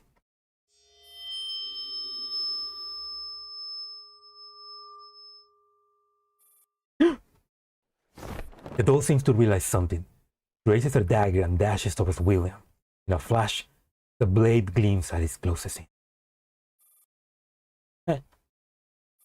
William feels the icy edge at his throat, but he does not even bother to evade it. The blade barely breaks the surface of the skin before it shatters into pieces.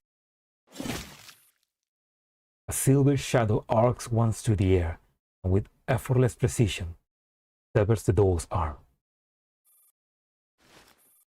William wipes his neck with his thumb. Warm blood stains his fingerprint with a vivid red.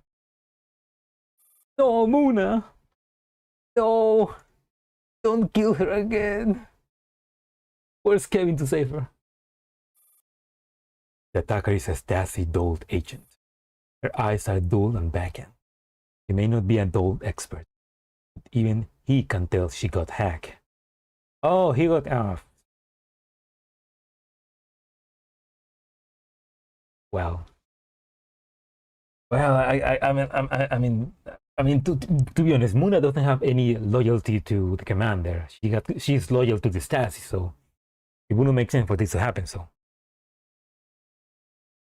but still, it was like, ooh. Hearing the commotion, the guards rush in and pin her to the ground. Gus wells up inside him. Towards this field, competent fools. Towards this insolent doll. The trash that dares place him in danger. Soon, Stasi operative approaches to offer an apology. William presses a hand on his neck. Someone has draped a blanket over his shoulder to calm his nerves. Gaze remained fixed on the blood pool on the floor. Maltese that had been nuzzling his leg moments ago now lies. No, so he actually died. But the dog was only protecting his master. And ironically, this changed my perspective. Something's going on. Really? Like, something's going on, like, in what? Like somebody's trying to kill him? Oh. Well, at least the dog die protecting his owner, even though his owner was a piece of shit.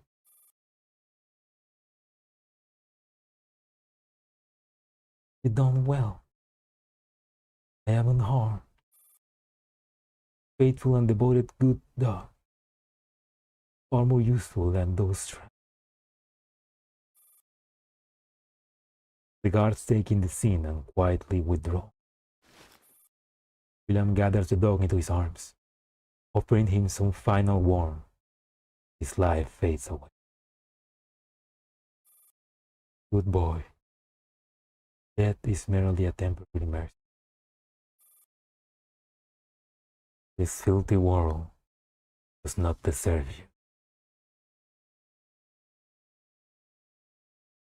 You also didn't deserve that. Such a good dog, William. But well, you got one. The new world. I'll be with you and your sister. We'll be together again. As a family.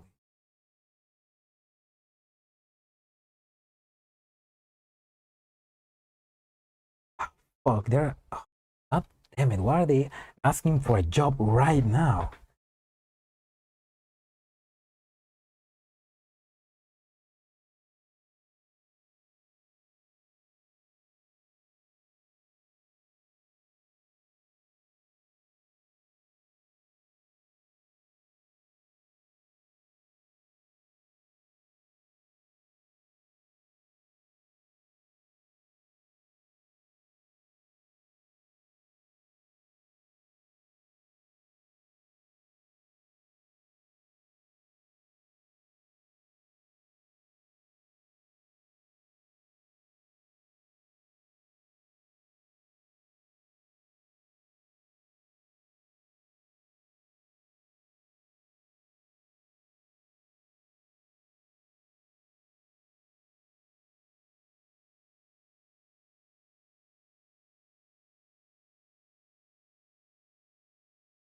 Okay. The new world will be my new I'll be with a new you and a new sister. We'll be together again. Sleep now. A little longer. It will be alright. Now you can probably make a new body or revive him again, right? After a while, the silver figure who shielded him during the crisis stepped forward. Eyes are hollow, devoid of emotion, like a machine with no consciousness. William rises slowly and hands her the Maltese body. Take good care of it. Understood. Benito before him moved mechanically, eyes empty, but William is certain his repairs were flawless. Given a choice, he would have never selected her. Even among garbage, he ranks among the most incompetent. He turns towards empty space. His sister's figure has appeared there some time ago. Rebel? It's alright.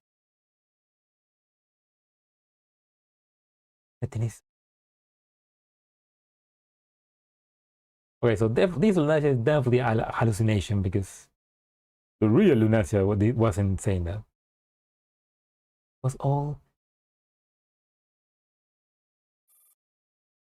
flames ignite in William's eye. And a nightmare can go on for too long. Message alert sounds. It is from a Stasi operative. We apologize. SP9 shows signs of being hacked. All remaining Dole squad have been recalled from Nether Cloud inspection. Better human agents will assume responsibility for your protection. We will work to identify the perpetrator and provide you with an explanation. Who else could the perpetrator be? After closing the message, William walks up to his sister. Seems our commander is not satisfied with petty tricks. He refuses to concede. They desire the same thing I do, and it all too well. The mirage of his sisters gazes at him with sympathy, and their eyes sharpen like flames. Well, whatever Bill wants to do, we'll do. He knows matters but your wish. William smiles. He lowers his hand through his neck, palm is stained crimson with blood. Commander, you're full of lies. I think I almost believe them.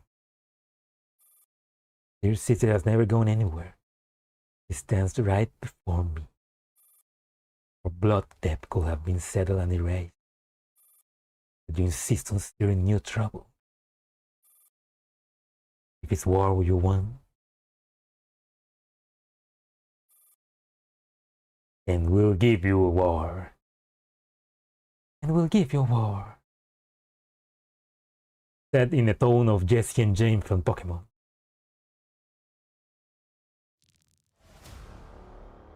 And pre-mortem investigation. Macklin again?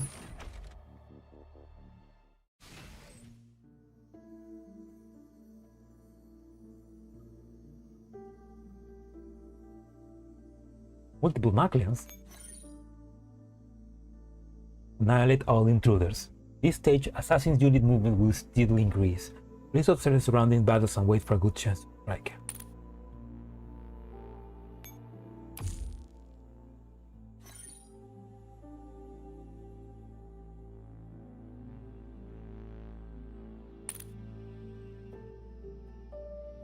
Wait, we have to fight Macklin?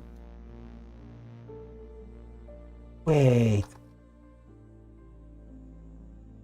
No. No. No, that's fucked up. Map layout? Oh, it's a room. Oh, it's a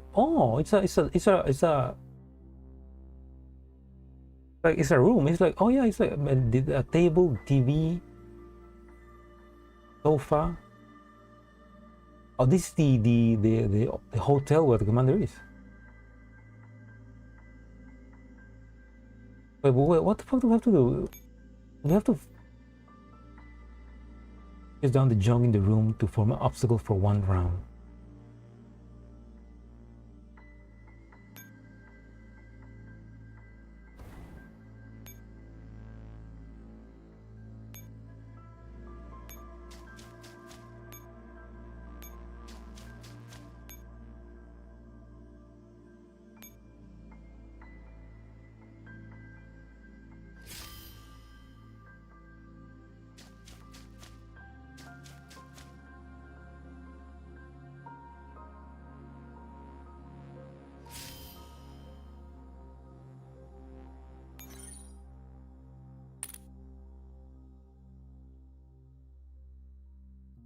There's something there. I need to go. I need to get over there.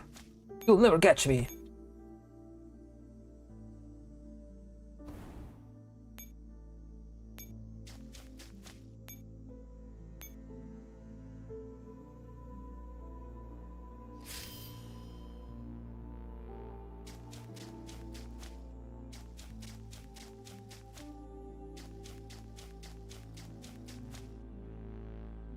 Ooh, they're getting closer.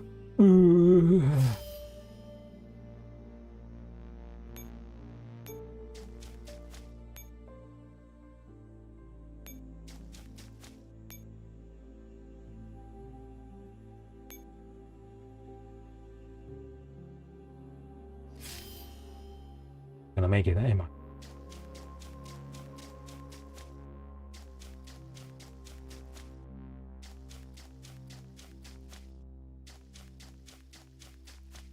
Oh.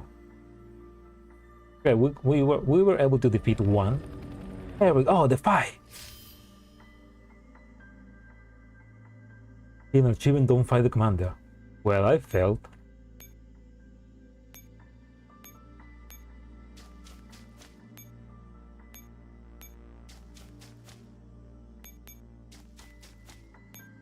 I failed, but at least we have the fight. Okay, but what the fuck?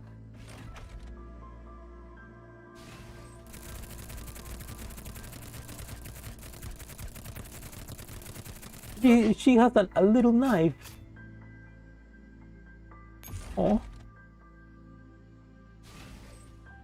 Did William make like some clones of Maclean and send them to kill me?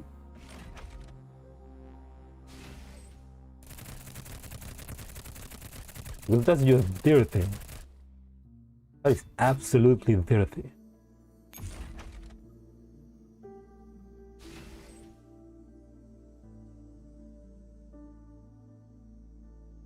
One over there, huh?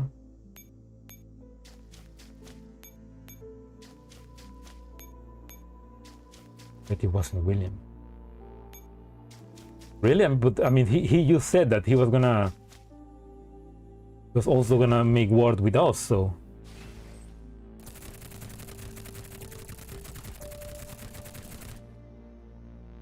Aw, so adorable.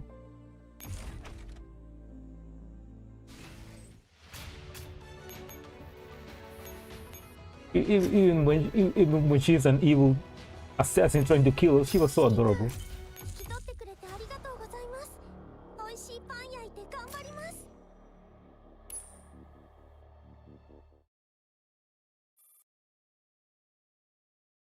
It almost happened before the dog was killed. Oh, wait, several. Oh.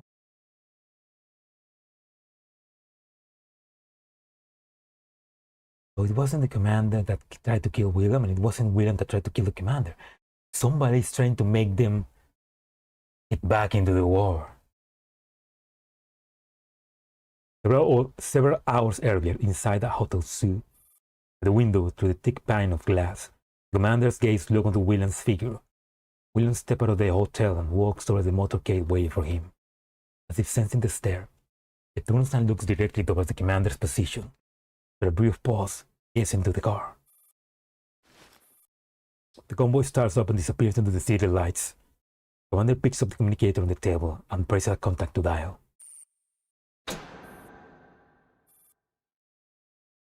All the lights in the room suddenly go out. The abrupt darkness swallows their vision. Commander then hears a faint sound stir behind them. A flash of cold steel cuts through the dark. The commander rolls aside at once, narrowly avoiding the blade. The shadow gripping the weapon presses the attack without hesitation. The knife plunges into the commander's left shoulder. Instantly, the cold metal pulls free. Searing pain surges through their body like wildfire. The commander stands their muscle and slams their weight to the attacker before the blade can strike again, forcing them back.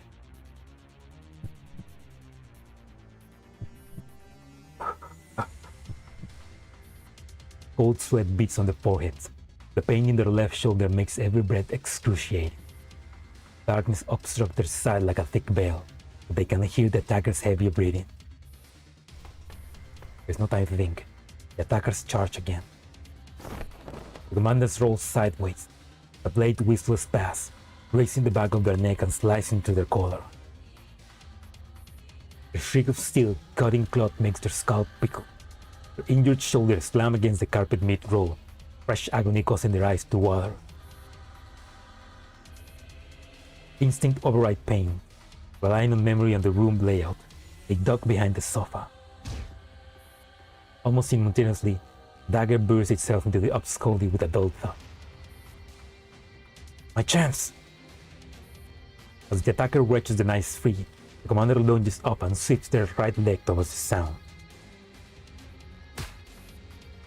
Solid impact. Their kick connects with the attacker's neck.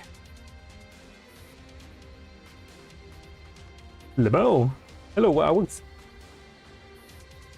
A muffled cry reveals something unexpected. This attacker is a woman. Bastard. It's skill issue for real. Yeah. That's the commander is just that good. Even so, her strength is formidable. Her assault grows more frenzied. Blade carves widely to the dark, narrowing, skimming the ribs and waist. Commander can only take advantage of nearby furniture to block and counter. Each section pierces the wound their shoulder, causing blood to gush steadily. They're reaching their limits, their movement slow. Their attacks only grow sharper. Blow by blow, they're driven into the corner of the room. Commander is not oblivious to the predicament. Their back slams against the wall. They know that they run out of room to retreat. Sweat has soaked their clothes. Blood loss is making the sword spin. Even standing upright becomes difficult. He senses the opening. The knife's point whistles forwards through the darkness.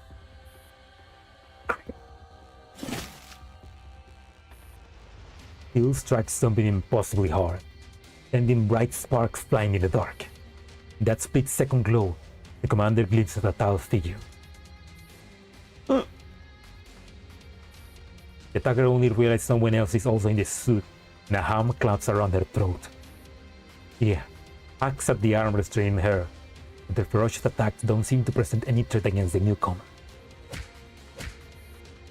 Each strike hits her though against solid iron, throwing out sparks again, illuminating a familiar face. Ooh. She's grabbing her like when she grabbed Igla in the end of Corposant.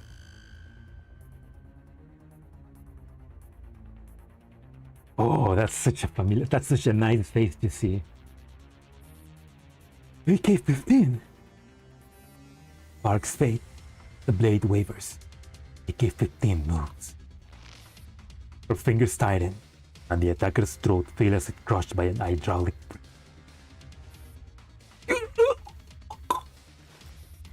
Overwhelmed by absolute strength, the woman drops her knife on the claws of AK-15 grip, futilely trying to pry free. AK-15 raises her arm, lifting the attacker like a toy, legs kicking useless in mid-air.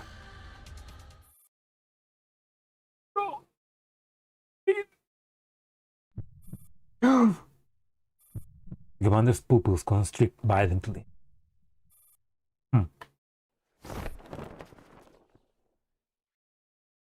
AK-15 gives the attacker no chance for further struggle. He pivots and hurls her across the room. Her body slams into the wall. Before she falls to the floor, AK-15 closes in and drives a kick like a cannon shot straight to her throat.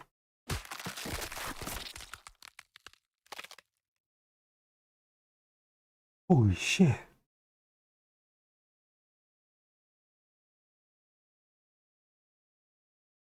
Sounded horrible.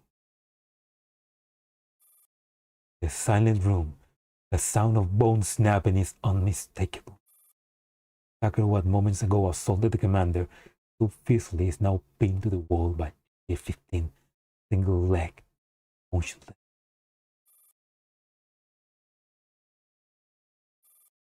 The danger pass.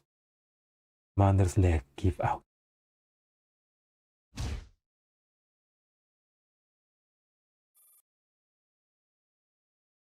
Just massive things, I suppose. I mean, that was not Maclean. Maclean is dead, but will there have been a chance of maybe fixing that Maclean? You know, we can fix her, right? But not if she has a broken windpipe. So, damn. As they collapse, another pair of arms catches them gently. Commander can tell that they're being administered swift first aid treatment. Long, soft hair brushes across their face, carrying a faint fragrance. They raise a hand weakly, but grasp on the empty air until the person guides it softly to it. The curtains are drawn open again. Commander gets a good look at her. Commander! 94. Wasting no further words, EN-94 focuses on treating their wounds and helps them over to the sofa. Across the room, AK-15 lowers her foot. The corpse of the hotel attendant drops halfway, then halts mid-air.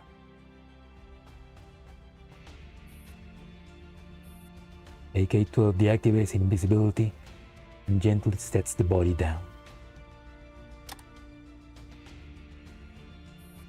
The lights come back on. The commander finally sees the attacker's true face.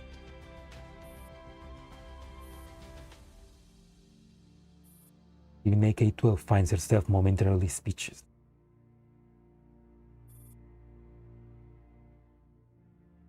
I never met her in person, but this doesn't look like the Morido I know.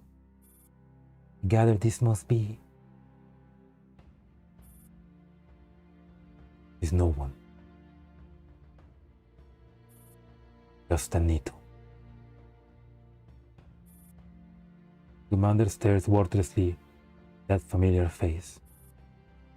Once life fades completely, the features lose coherence, solving until they become unrecognizable.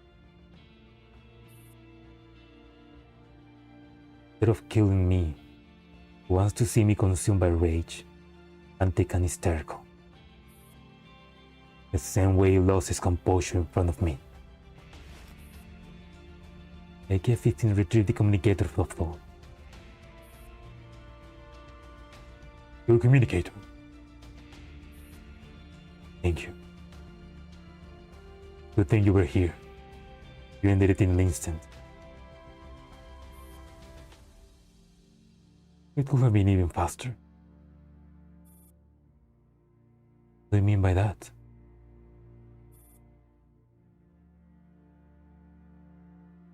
Oh. Hey. Nelly found an interesting blueprint among Dr. Shaw's legacy. Fully wearable combat exoskeleton. If 15 had that suit, the opening would be completely vaporized.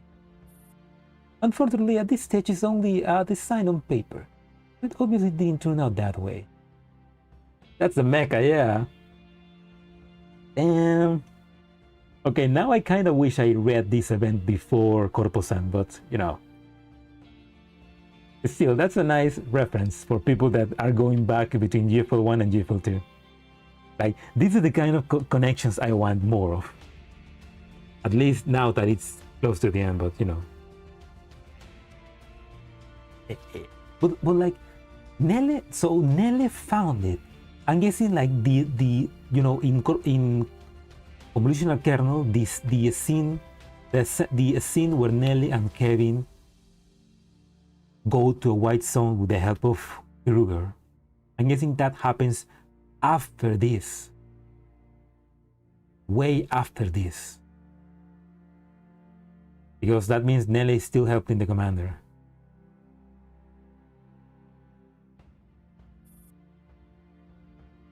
It would be useful. I mean, you're right, it would be useful, but I don't think you could have used that inside of this place. But you know what? You're right. She's like a kid, like, I want to use it. Even Nella thinks it will be extremely difficult to realize the design. Probably just one of the Doctor's usual flights of fancy. They have them quite often.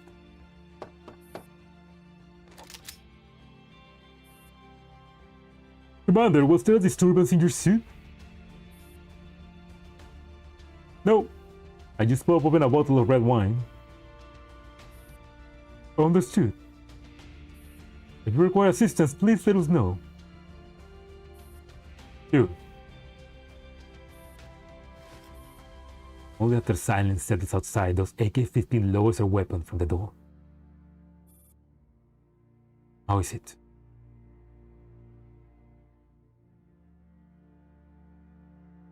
Oh, that was Leon's finishing move. I mean, oh yeah, that, now I imagine it like that, yeah. Holy shit. Just tell you, as somebody must have already mod AK-15 into Requiem, right? Tell me somebody has done that. Please, we need that. How is it? The body has all but dissolved. No clue what lab result will say about the residual tissue. But it likely won't serve as evidence against anyone. Yet, this was premeditated. You really are right? A94 sounds concerned, but the commander simply shrugs. But yeah, Uma Musume is already into Riken, into 6 and Rikim as well. Like the Mihono Bourbon as Grace. Was Leon, I don't remember. Maclean is dead. I buried her myself. But her spirit lives on in my memory.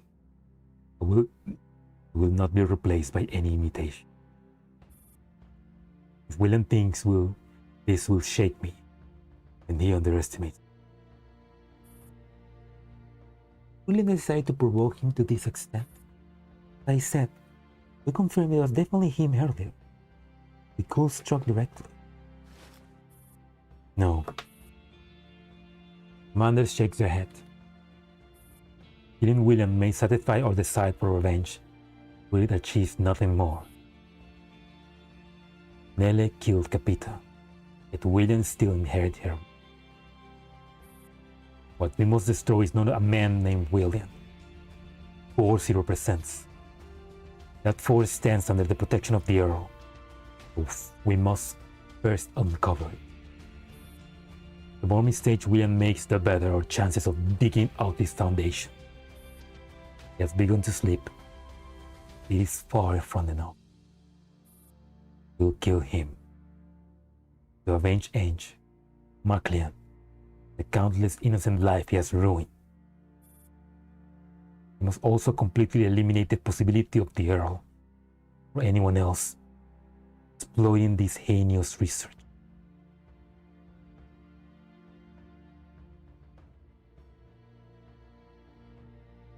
Another thing into my theory, William probably didn't even know that Commander cared about Maclean.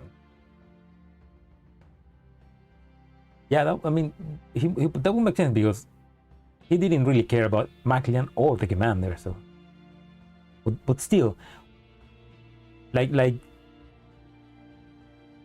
they mentioned before, was you mentioned before, was this really William? Because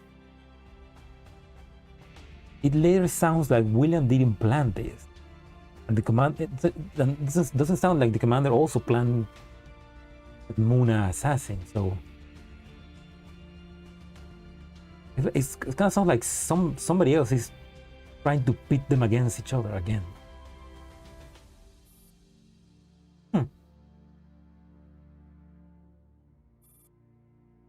You skip the word.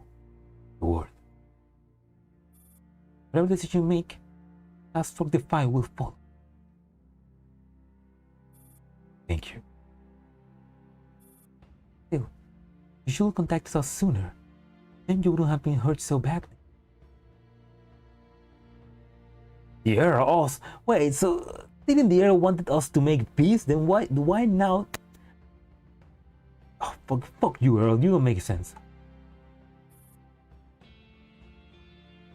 He was probing me, as I was probing him. I had to accept the risk that came with it. At least now I can be certain that we have come to a consensus at one point. We both want the other dead. To achieve that, neither of us wants the Earl to interfere. Here on, unless absolutely necessary, our actions cannot violate that principle. Otherwise, we lose all opportunities. That is why I came here. Why I need it. And was it.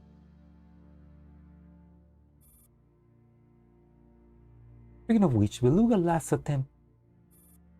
He has decided to try your method. What are your thoughts? Personally, I think she's a ticking time bomb. Also, the commander knew about Beluga's attempt. It's fine. That's what's accounted for. Just pass on my request. You had another card up your sleeve, man. Mother lowers their head and falls silent for a moment. Then they shake their head with a wan smile. They never expect Tokarev, 314, 612, and C-Zeta 805 to be dragged into things.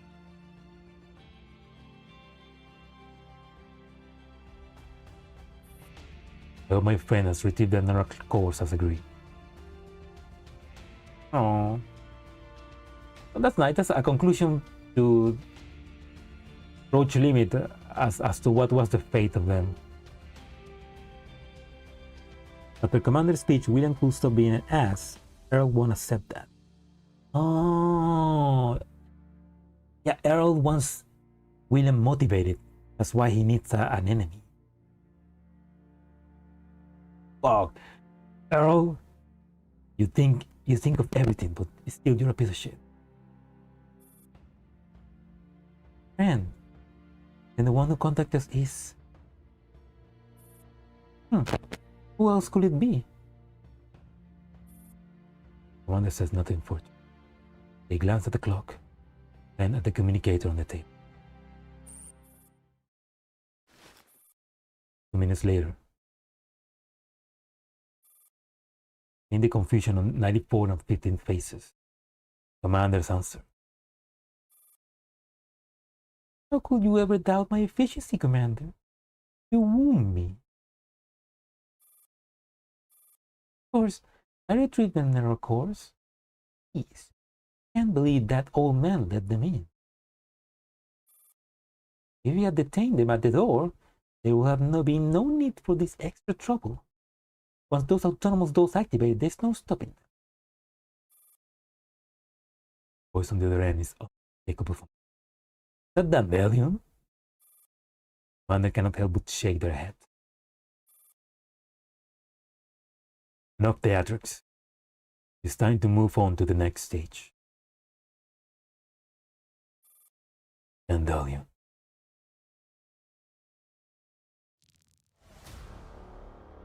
Wait, what? Okay. I mean, in the last event, the commander was supposed to kill Lunacia, right? I'm guessing that he did. And that somehow maybe he did in a way that didn't hurt the body, but that way Dandelion could come back. Kalina! Ooh, the core.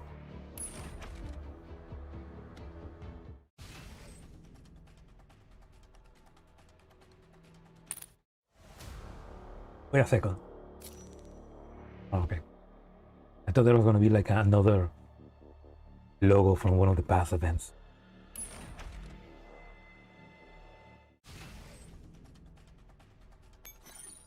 Lina reaches the evac point. Okay, this is this is the same stage from this is the same last stage from the previews from Roach Limit.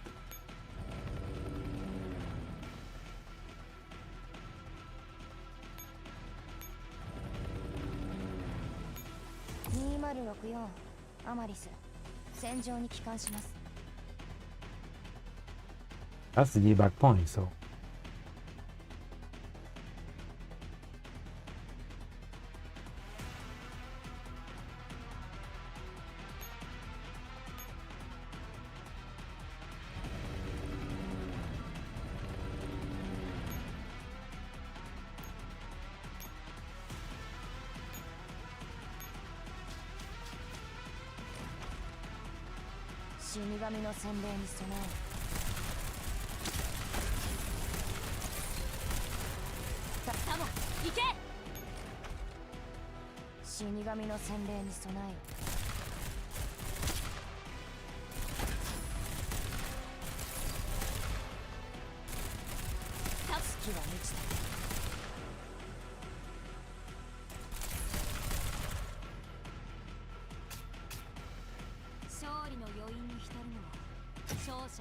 Evac is bottom radar way. Bottom.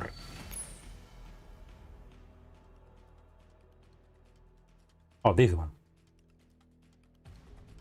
What is elevator for? Pitfall?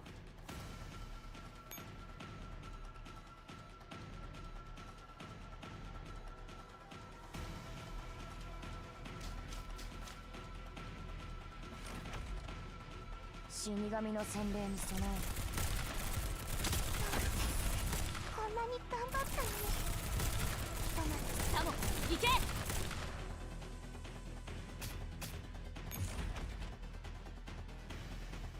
You know, I'm starting to remember.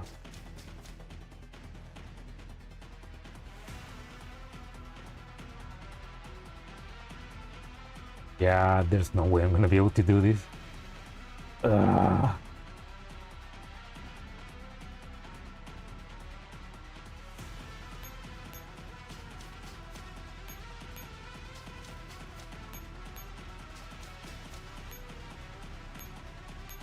I can at least get that extra note, so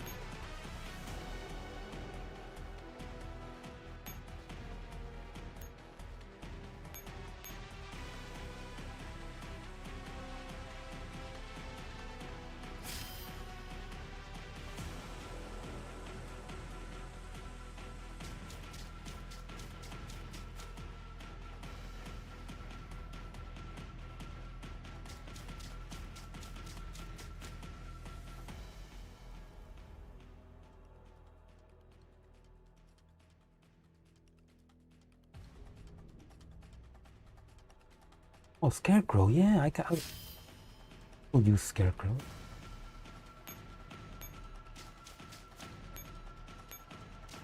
Try this first.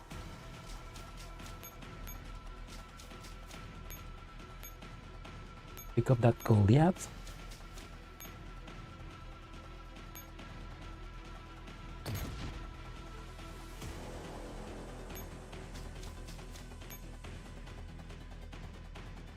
There. Saca tu mano, saca tu garra de ahí, concha tu madre, oye.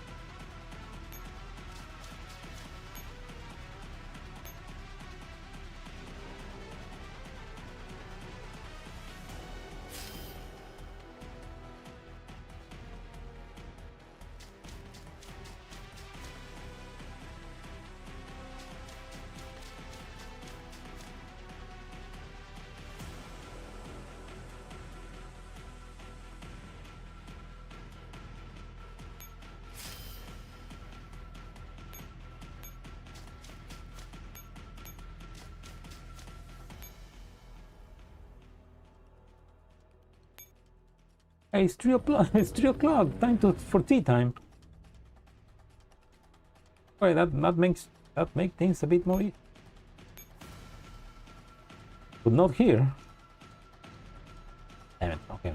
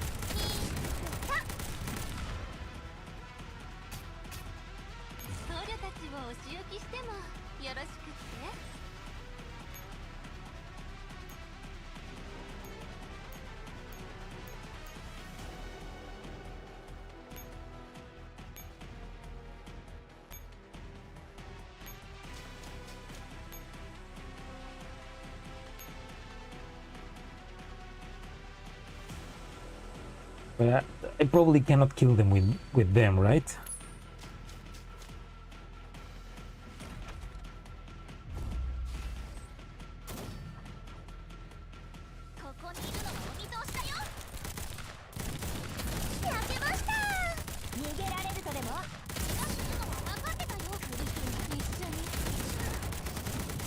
Yeah.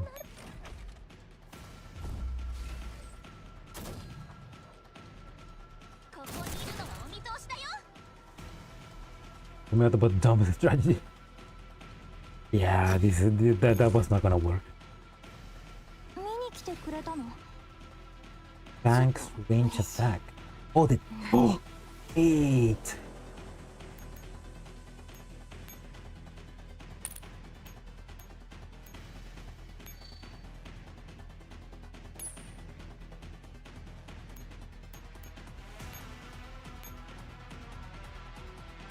Wait, what do you mean?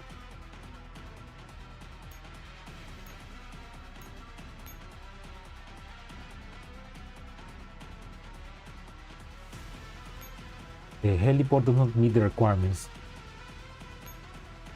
I need to like retreat this one. Just restart, okay.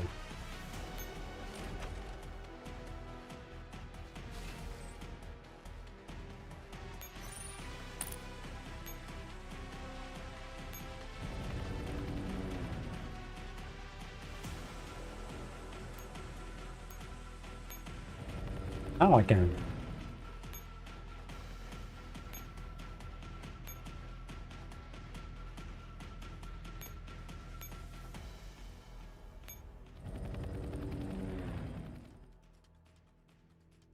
Okay.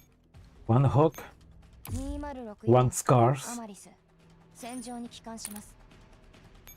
Get the tank with its range attack.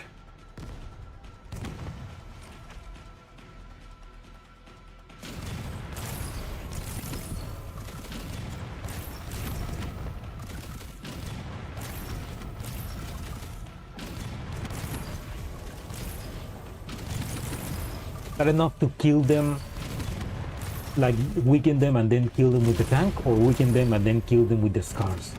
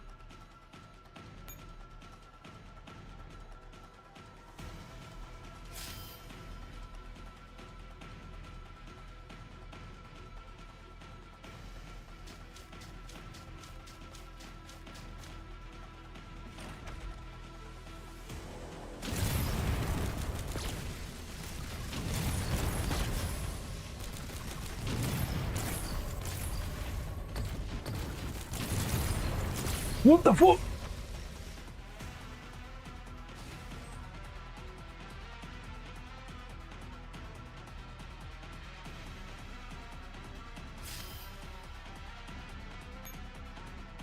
Alright, what the fuck was that? It destroyed the tank in nothing.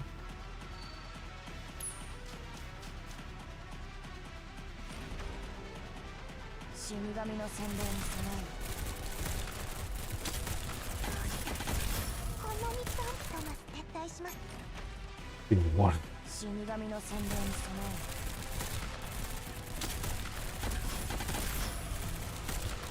サモン、行け。ダマス撤退しましょう。一心に食いたするものの甘いですわ。優しに任務に集中しろ。よそ見するな。死神の洗礼に備え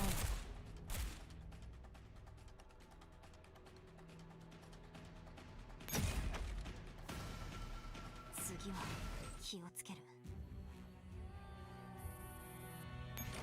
I need to do at least two attacks from far away with the tank.2064アマリス戦場に帰還します。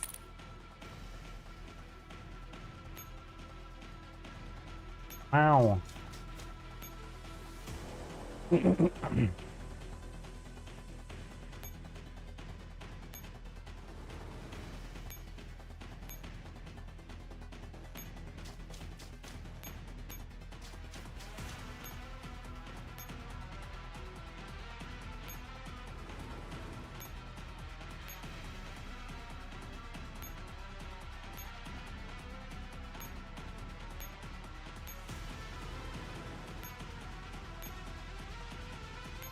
There.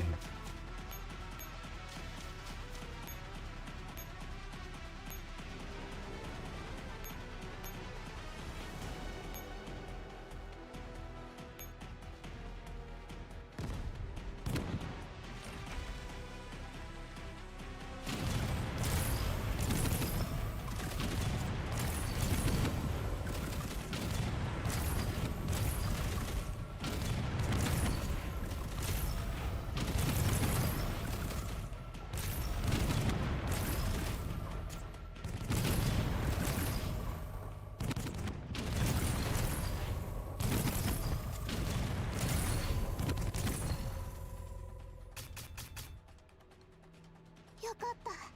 勝利して。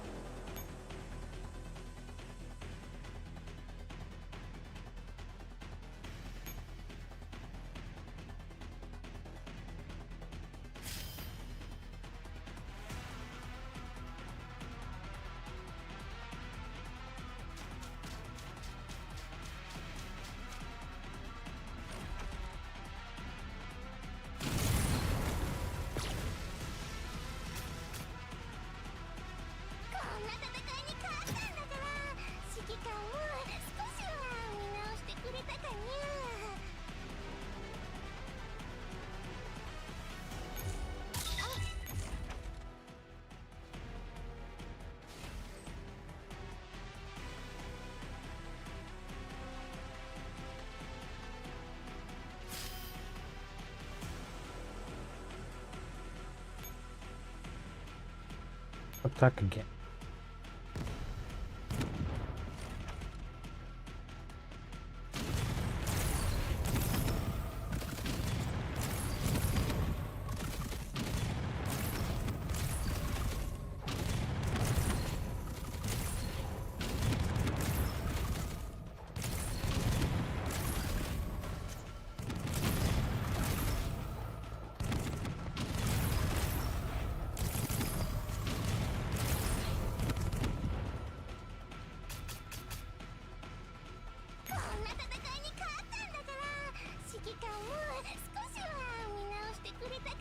Okay, I think that lowers them enough, like to where I can kill them. I hope.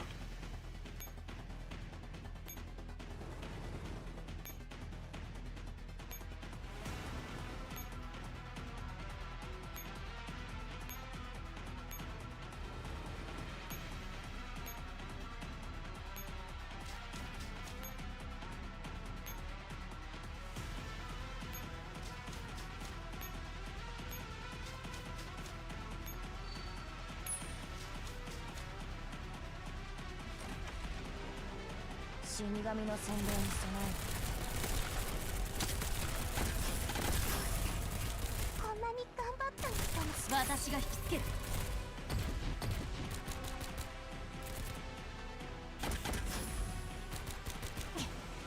やり直しか。戦力を温存しよう。太陽の輝きが如く。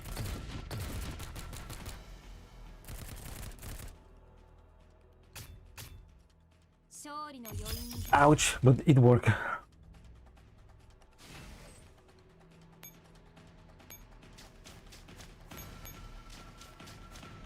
This is really like a resource sink.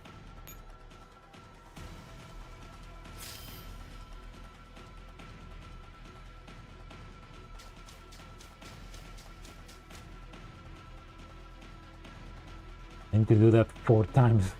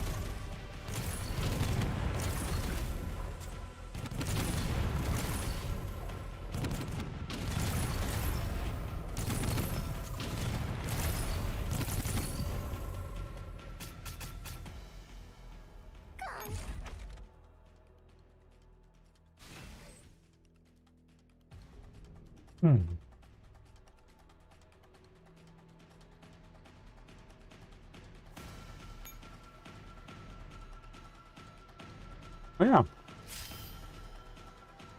Yeah, I did see the hogs. I did see the new hogs in GFL too. They look cute.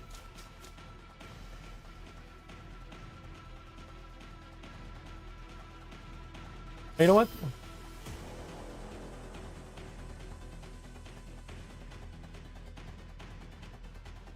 Sorry.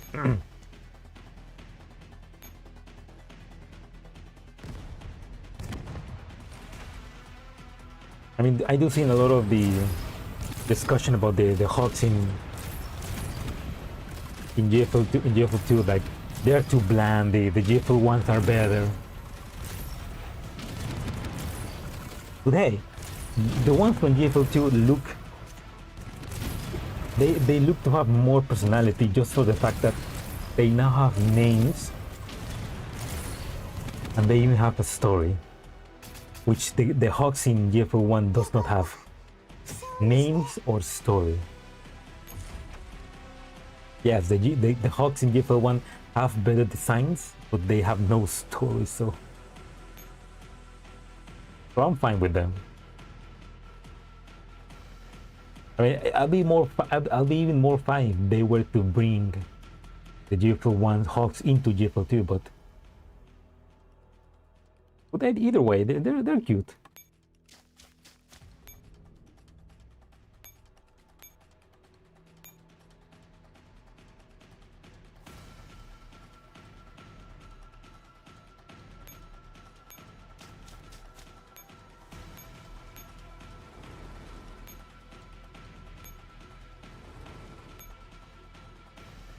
People won't have hype and aura, so they are better. Are hype and aura enough? That is the question. Gatito.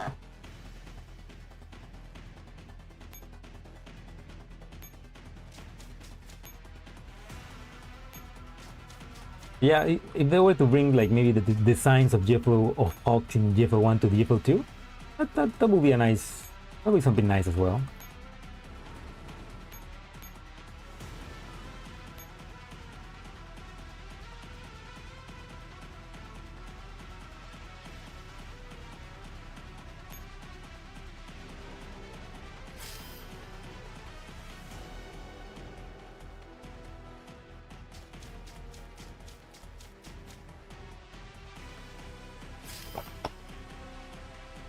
Probably doing this in the worst way possible, taking way more time. But you know what? That's the way I know. That's the way I'm gonna do this.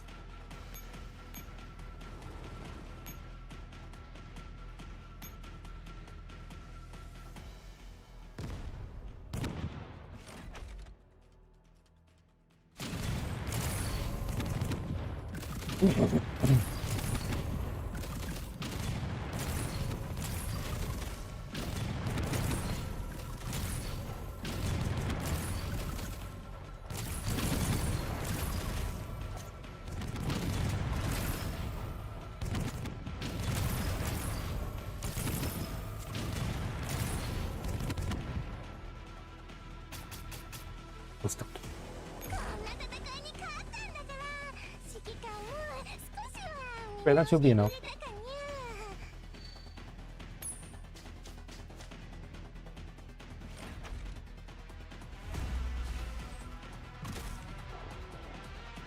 死神の洗礼に備え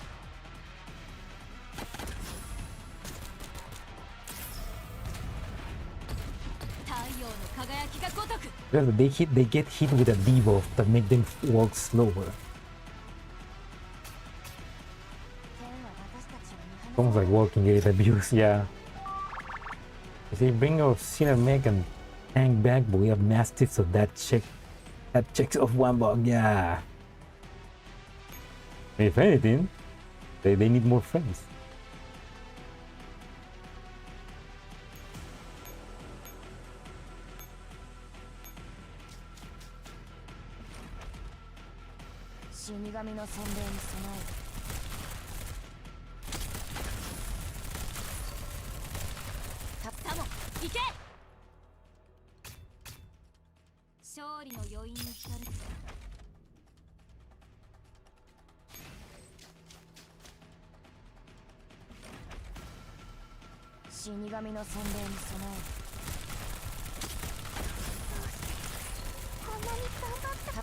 Oh, me no!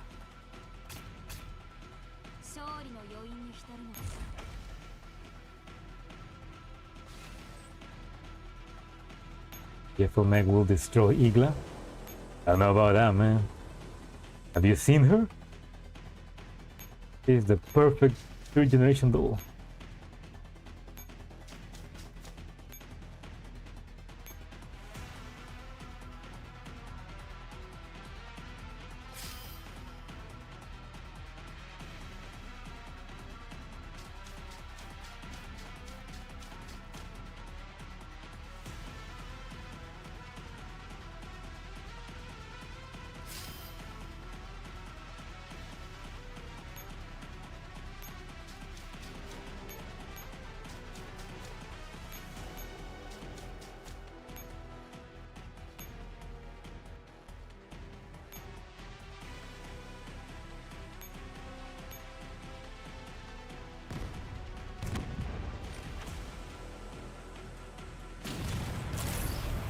And AK-15 using the JFL1 mech, that'd be a sight.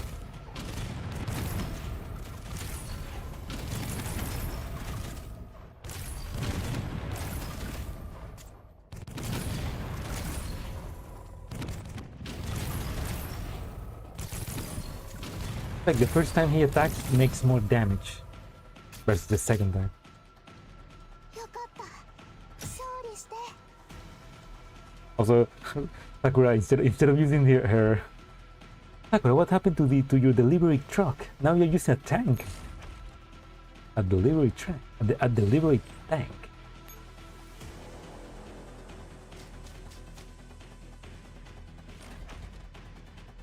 死神の洗礼に備え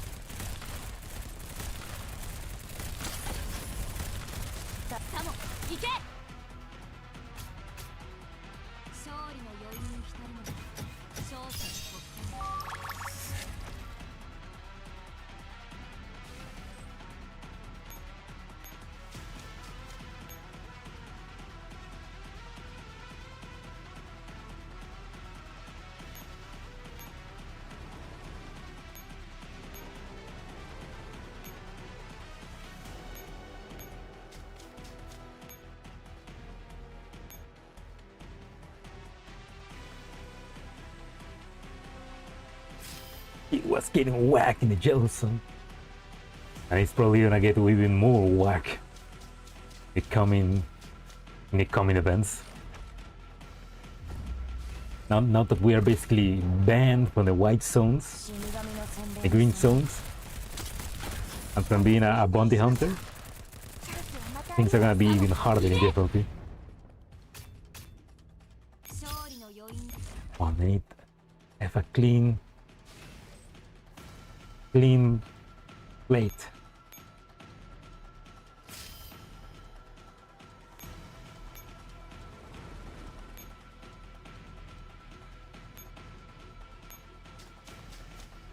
Five, 4, 3, 2, 1, 0.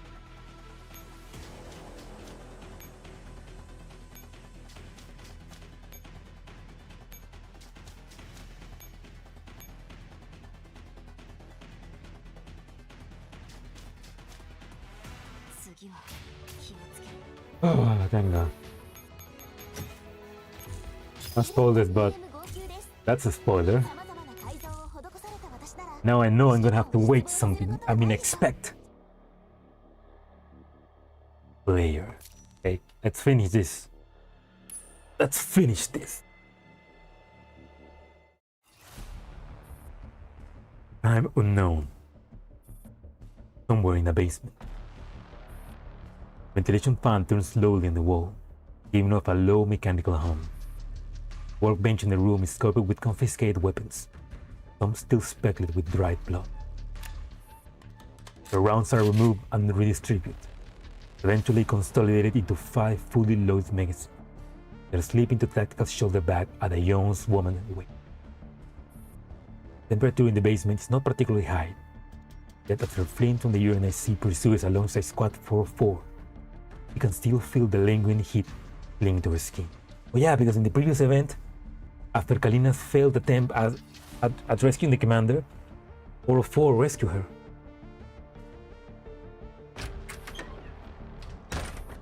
Basement door opens. UMP-9 walks in, her face a little smudged with grime, still wearing her usual bright smile. I'm back, 45. Confirmed. I was the last UNSC patrol team. It's safe here for the time being. That's good. Thanks, man. Not good at all. Lena turns around, brows tightly furrowed as she looks at the ever-smiling sister. Ellie? You haven't answered my question. Ask anything you like, Ellie. I'll tell you everything I know. Hearing UMP-45 assurance, Kalina closes her eyes and takes a deep breath.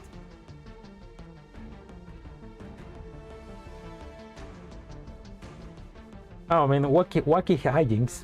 You can always expect those, but... I mean, I know that the next event after Corposan is a bit more slow, because... I mean, Corposan was like the big event. So the couple events after that are like, it's more, a bit more tame. At least until Cairo. What? What exactly happened? Why has the commander been acting alone this whole time? Why would the commander willingly let those pickles take them away? Why did you appear afterwards? Why have you brought me here instead of helping me rescue them? Whoa. Kalina, reverse collapse proved to me that tanks are bad. Unless they are on your side. After Kalina unleashes the barrage of questions, UMP-9 looks towards UMP-45.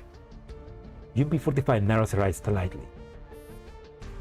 Come to think of it, I have forgotten to explain what's going on. Hey! Chill, just kidding. Despite what she just said, UMP-45 smiles faithfully. Sure, Kalina. You have been by the commander's side longer than anyone. You know better than most that the commander never accepts defeat. Even when the scales of victory tip towards the enemy and they find themselves cornered, they will seize any possible hope to turn the tide. We are one of those hopes. Yeah, we're finally getting for the event with that PV that really hurts to see. But I'm excited. Although I think I need to finish Deep Oblivion, which now I know it's been added to the campaign. But yeah, I probably need to finish Deep Oblivion before doing that. Those words carrying a straightened slap. Hope? You mean? We thought that it was you searching for the commander, but the commander willingly going with them. Everything was part of the plan. The reason we're here is to help them carry it out. Commander's plan? What does bringing me into this basement have to do with it? Mana returns to UMP 45 phase. Love and hope? That's why Kalina said hope. They finally let her out of jail. They let her out of neural jail. Well, he glances at UMP-9. UMP-9 snaps to attention in an announcement and hits toward the back of the room. Only now, distracted as she has been, does Kalina notice the tightly shut door. The heavy door slowly opens. Light from the basement spills through the widening gap.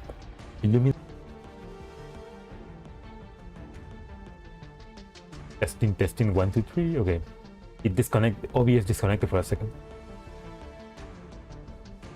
People will have gone crazy if they keep delaying for the event. People will have gone crazy.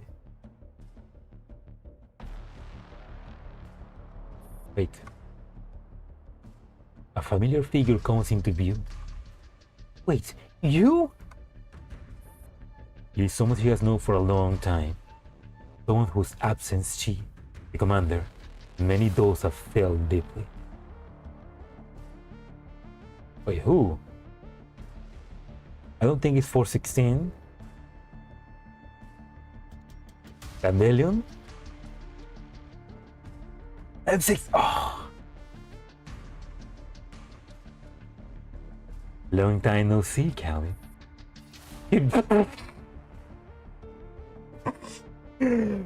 Oh, you son of a...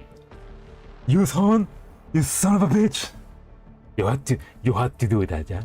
You had to do that, huh?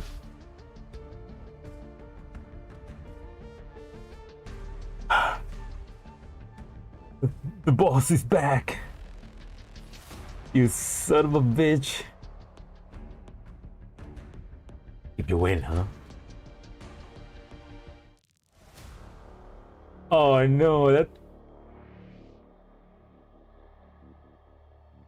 You cannot end the event there, you son of a bitch. You piece of shit. 出撃するの？指揮官。私はいつでも OK よ。 When no one hears a word they say, as the memory's gone, are you feeling lost? And I go, oh man.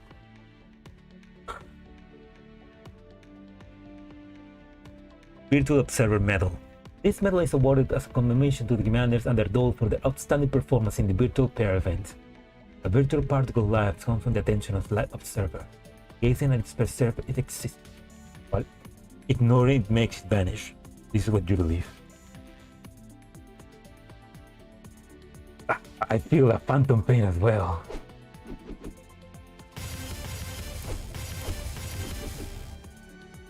The phantom pain, but for more.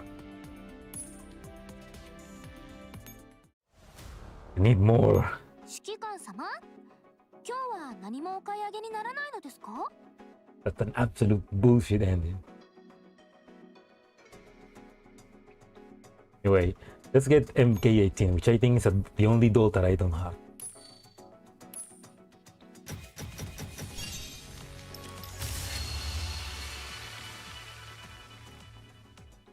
Ooh, huh? This is max out. This is who get this.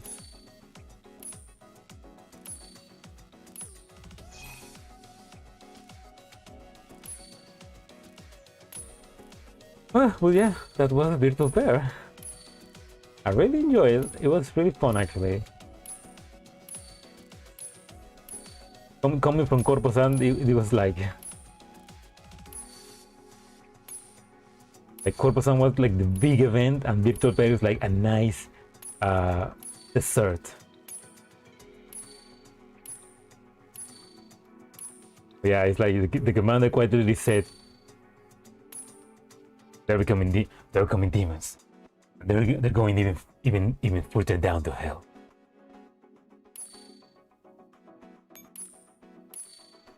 I cannot wait for the ending.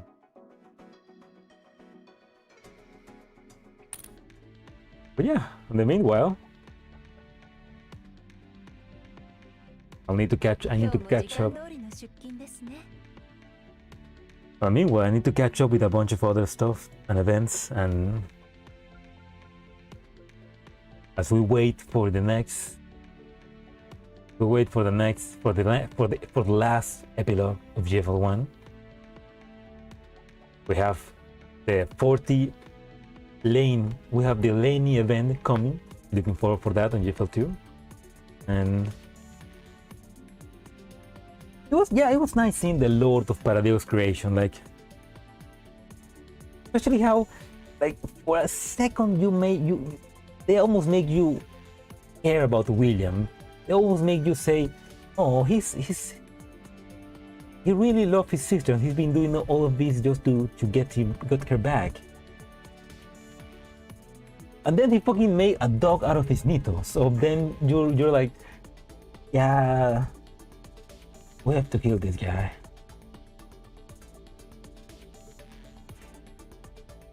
Slowly duping power of fairies, so I will do all the rankings. Oh man, enjoy that, man. But yeah,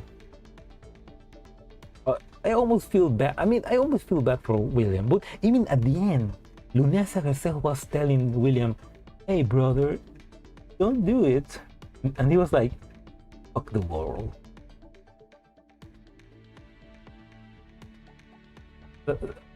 But at least that moment of basically Lunasa telling William that, "Hey, I'm gonna fuck off to another universe where you are good, so peace."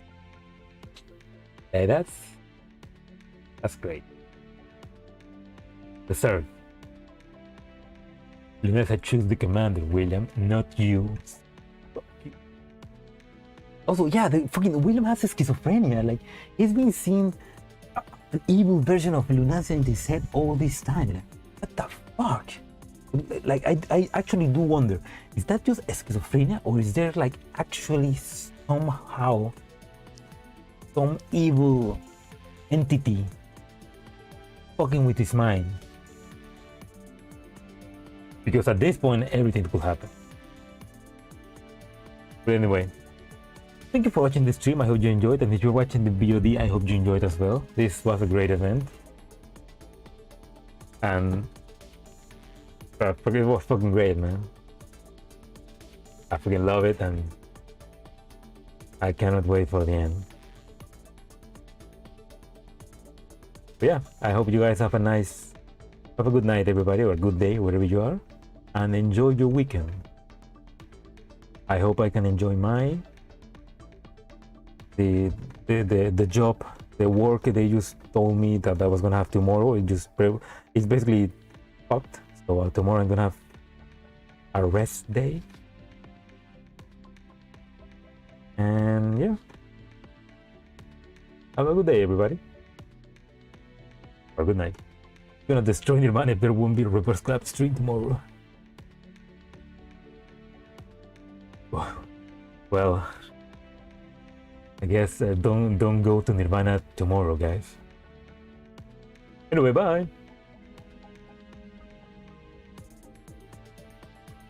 Oh man, thank you guys for watching.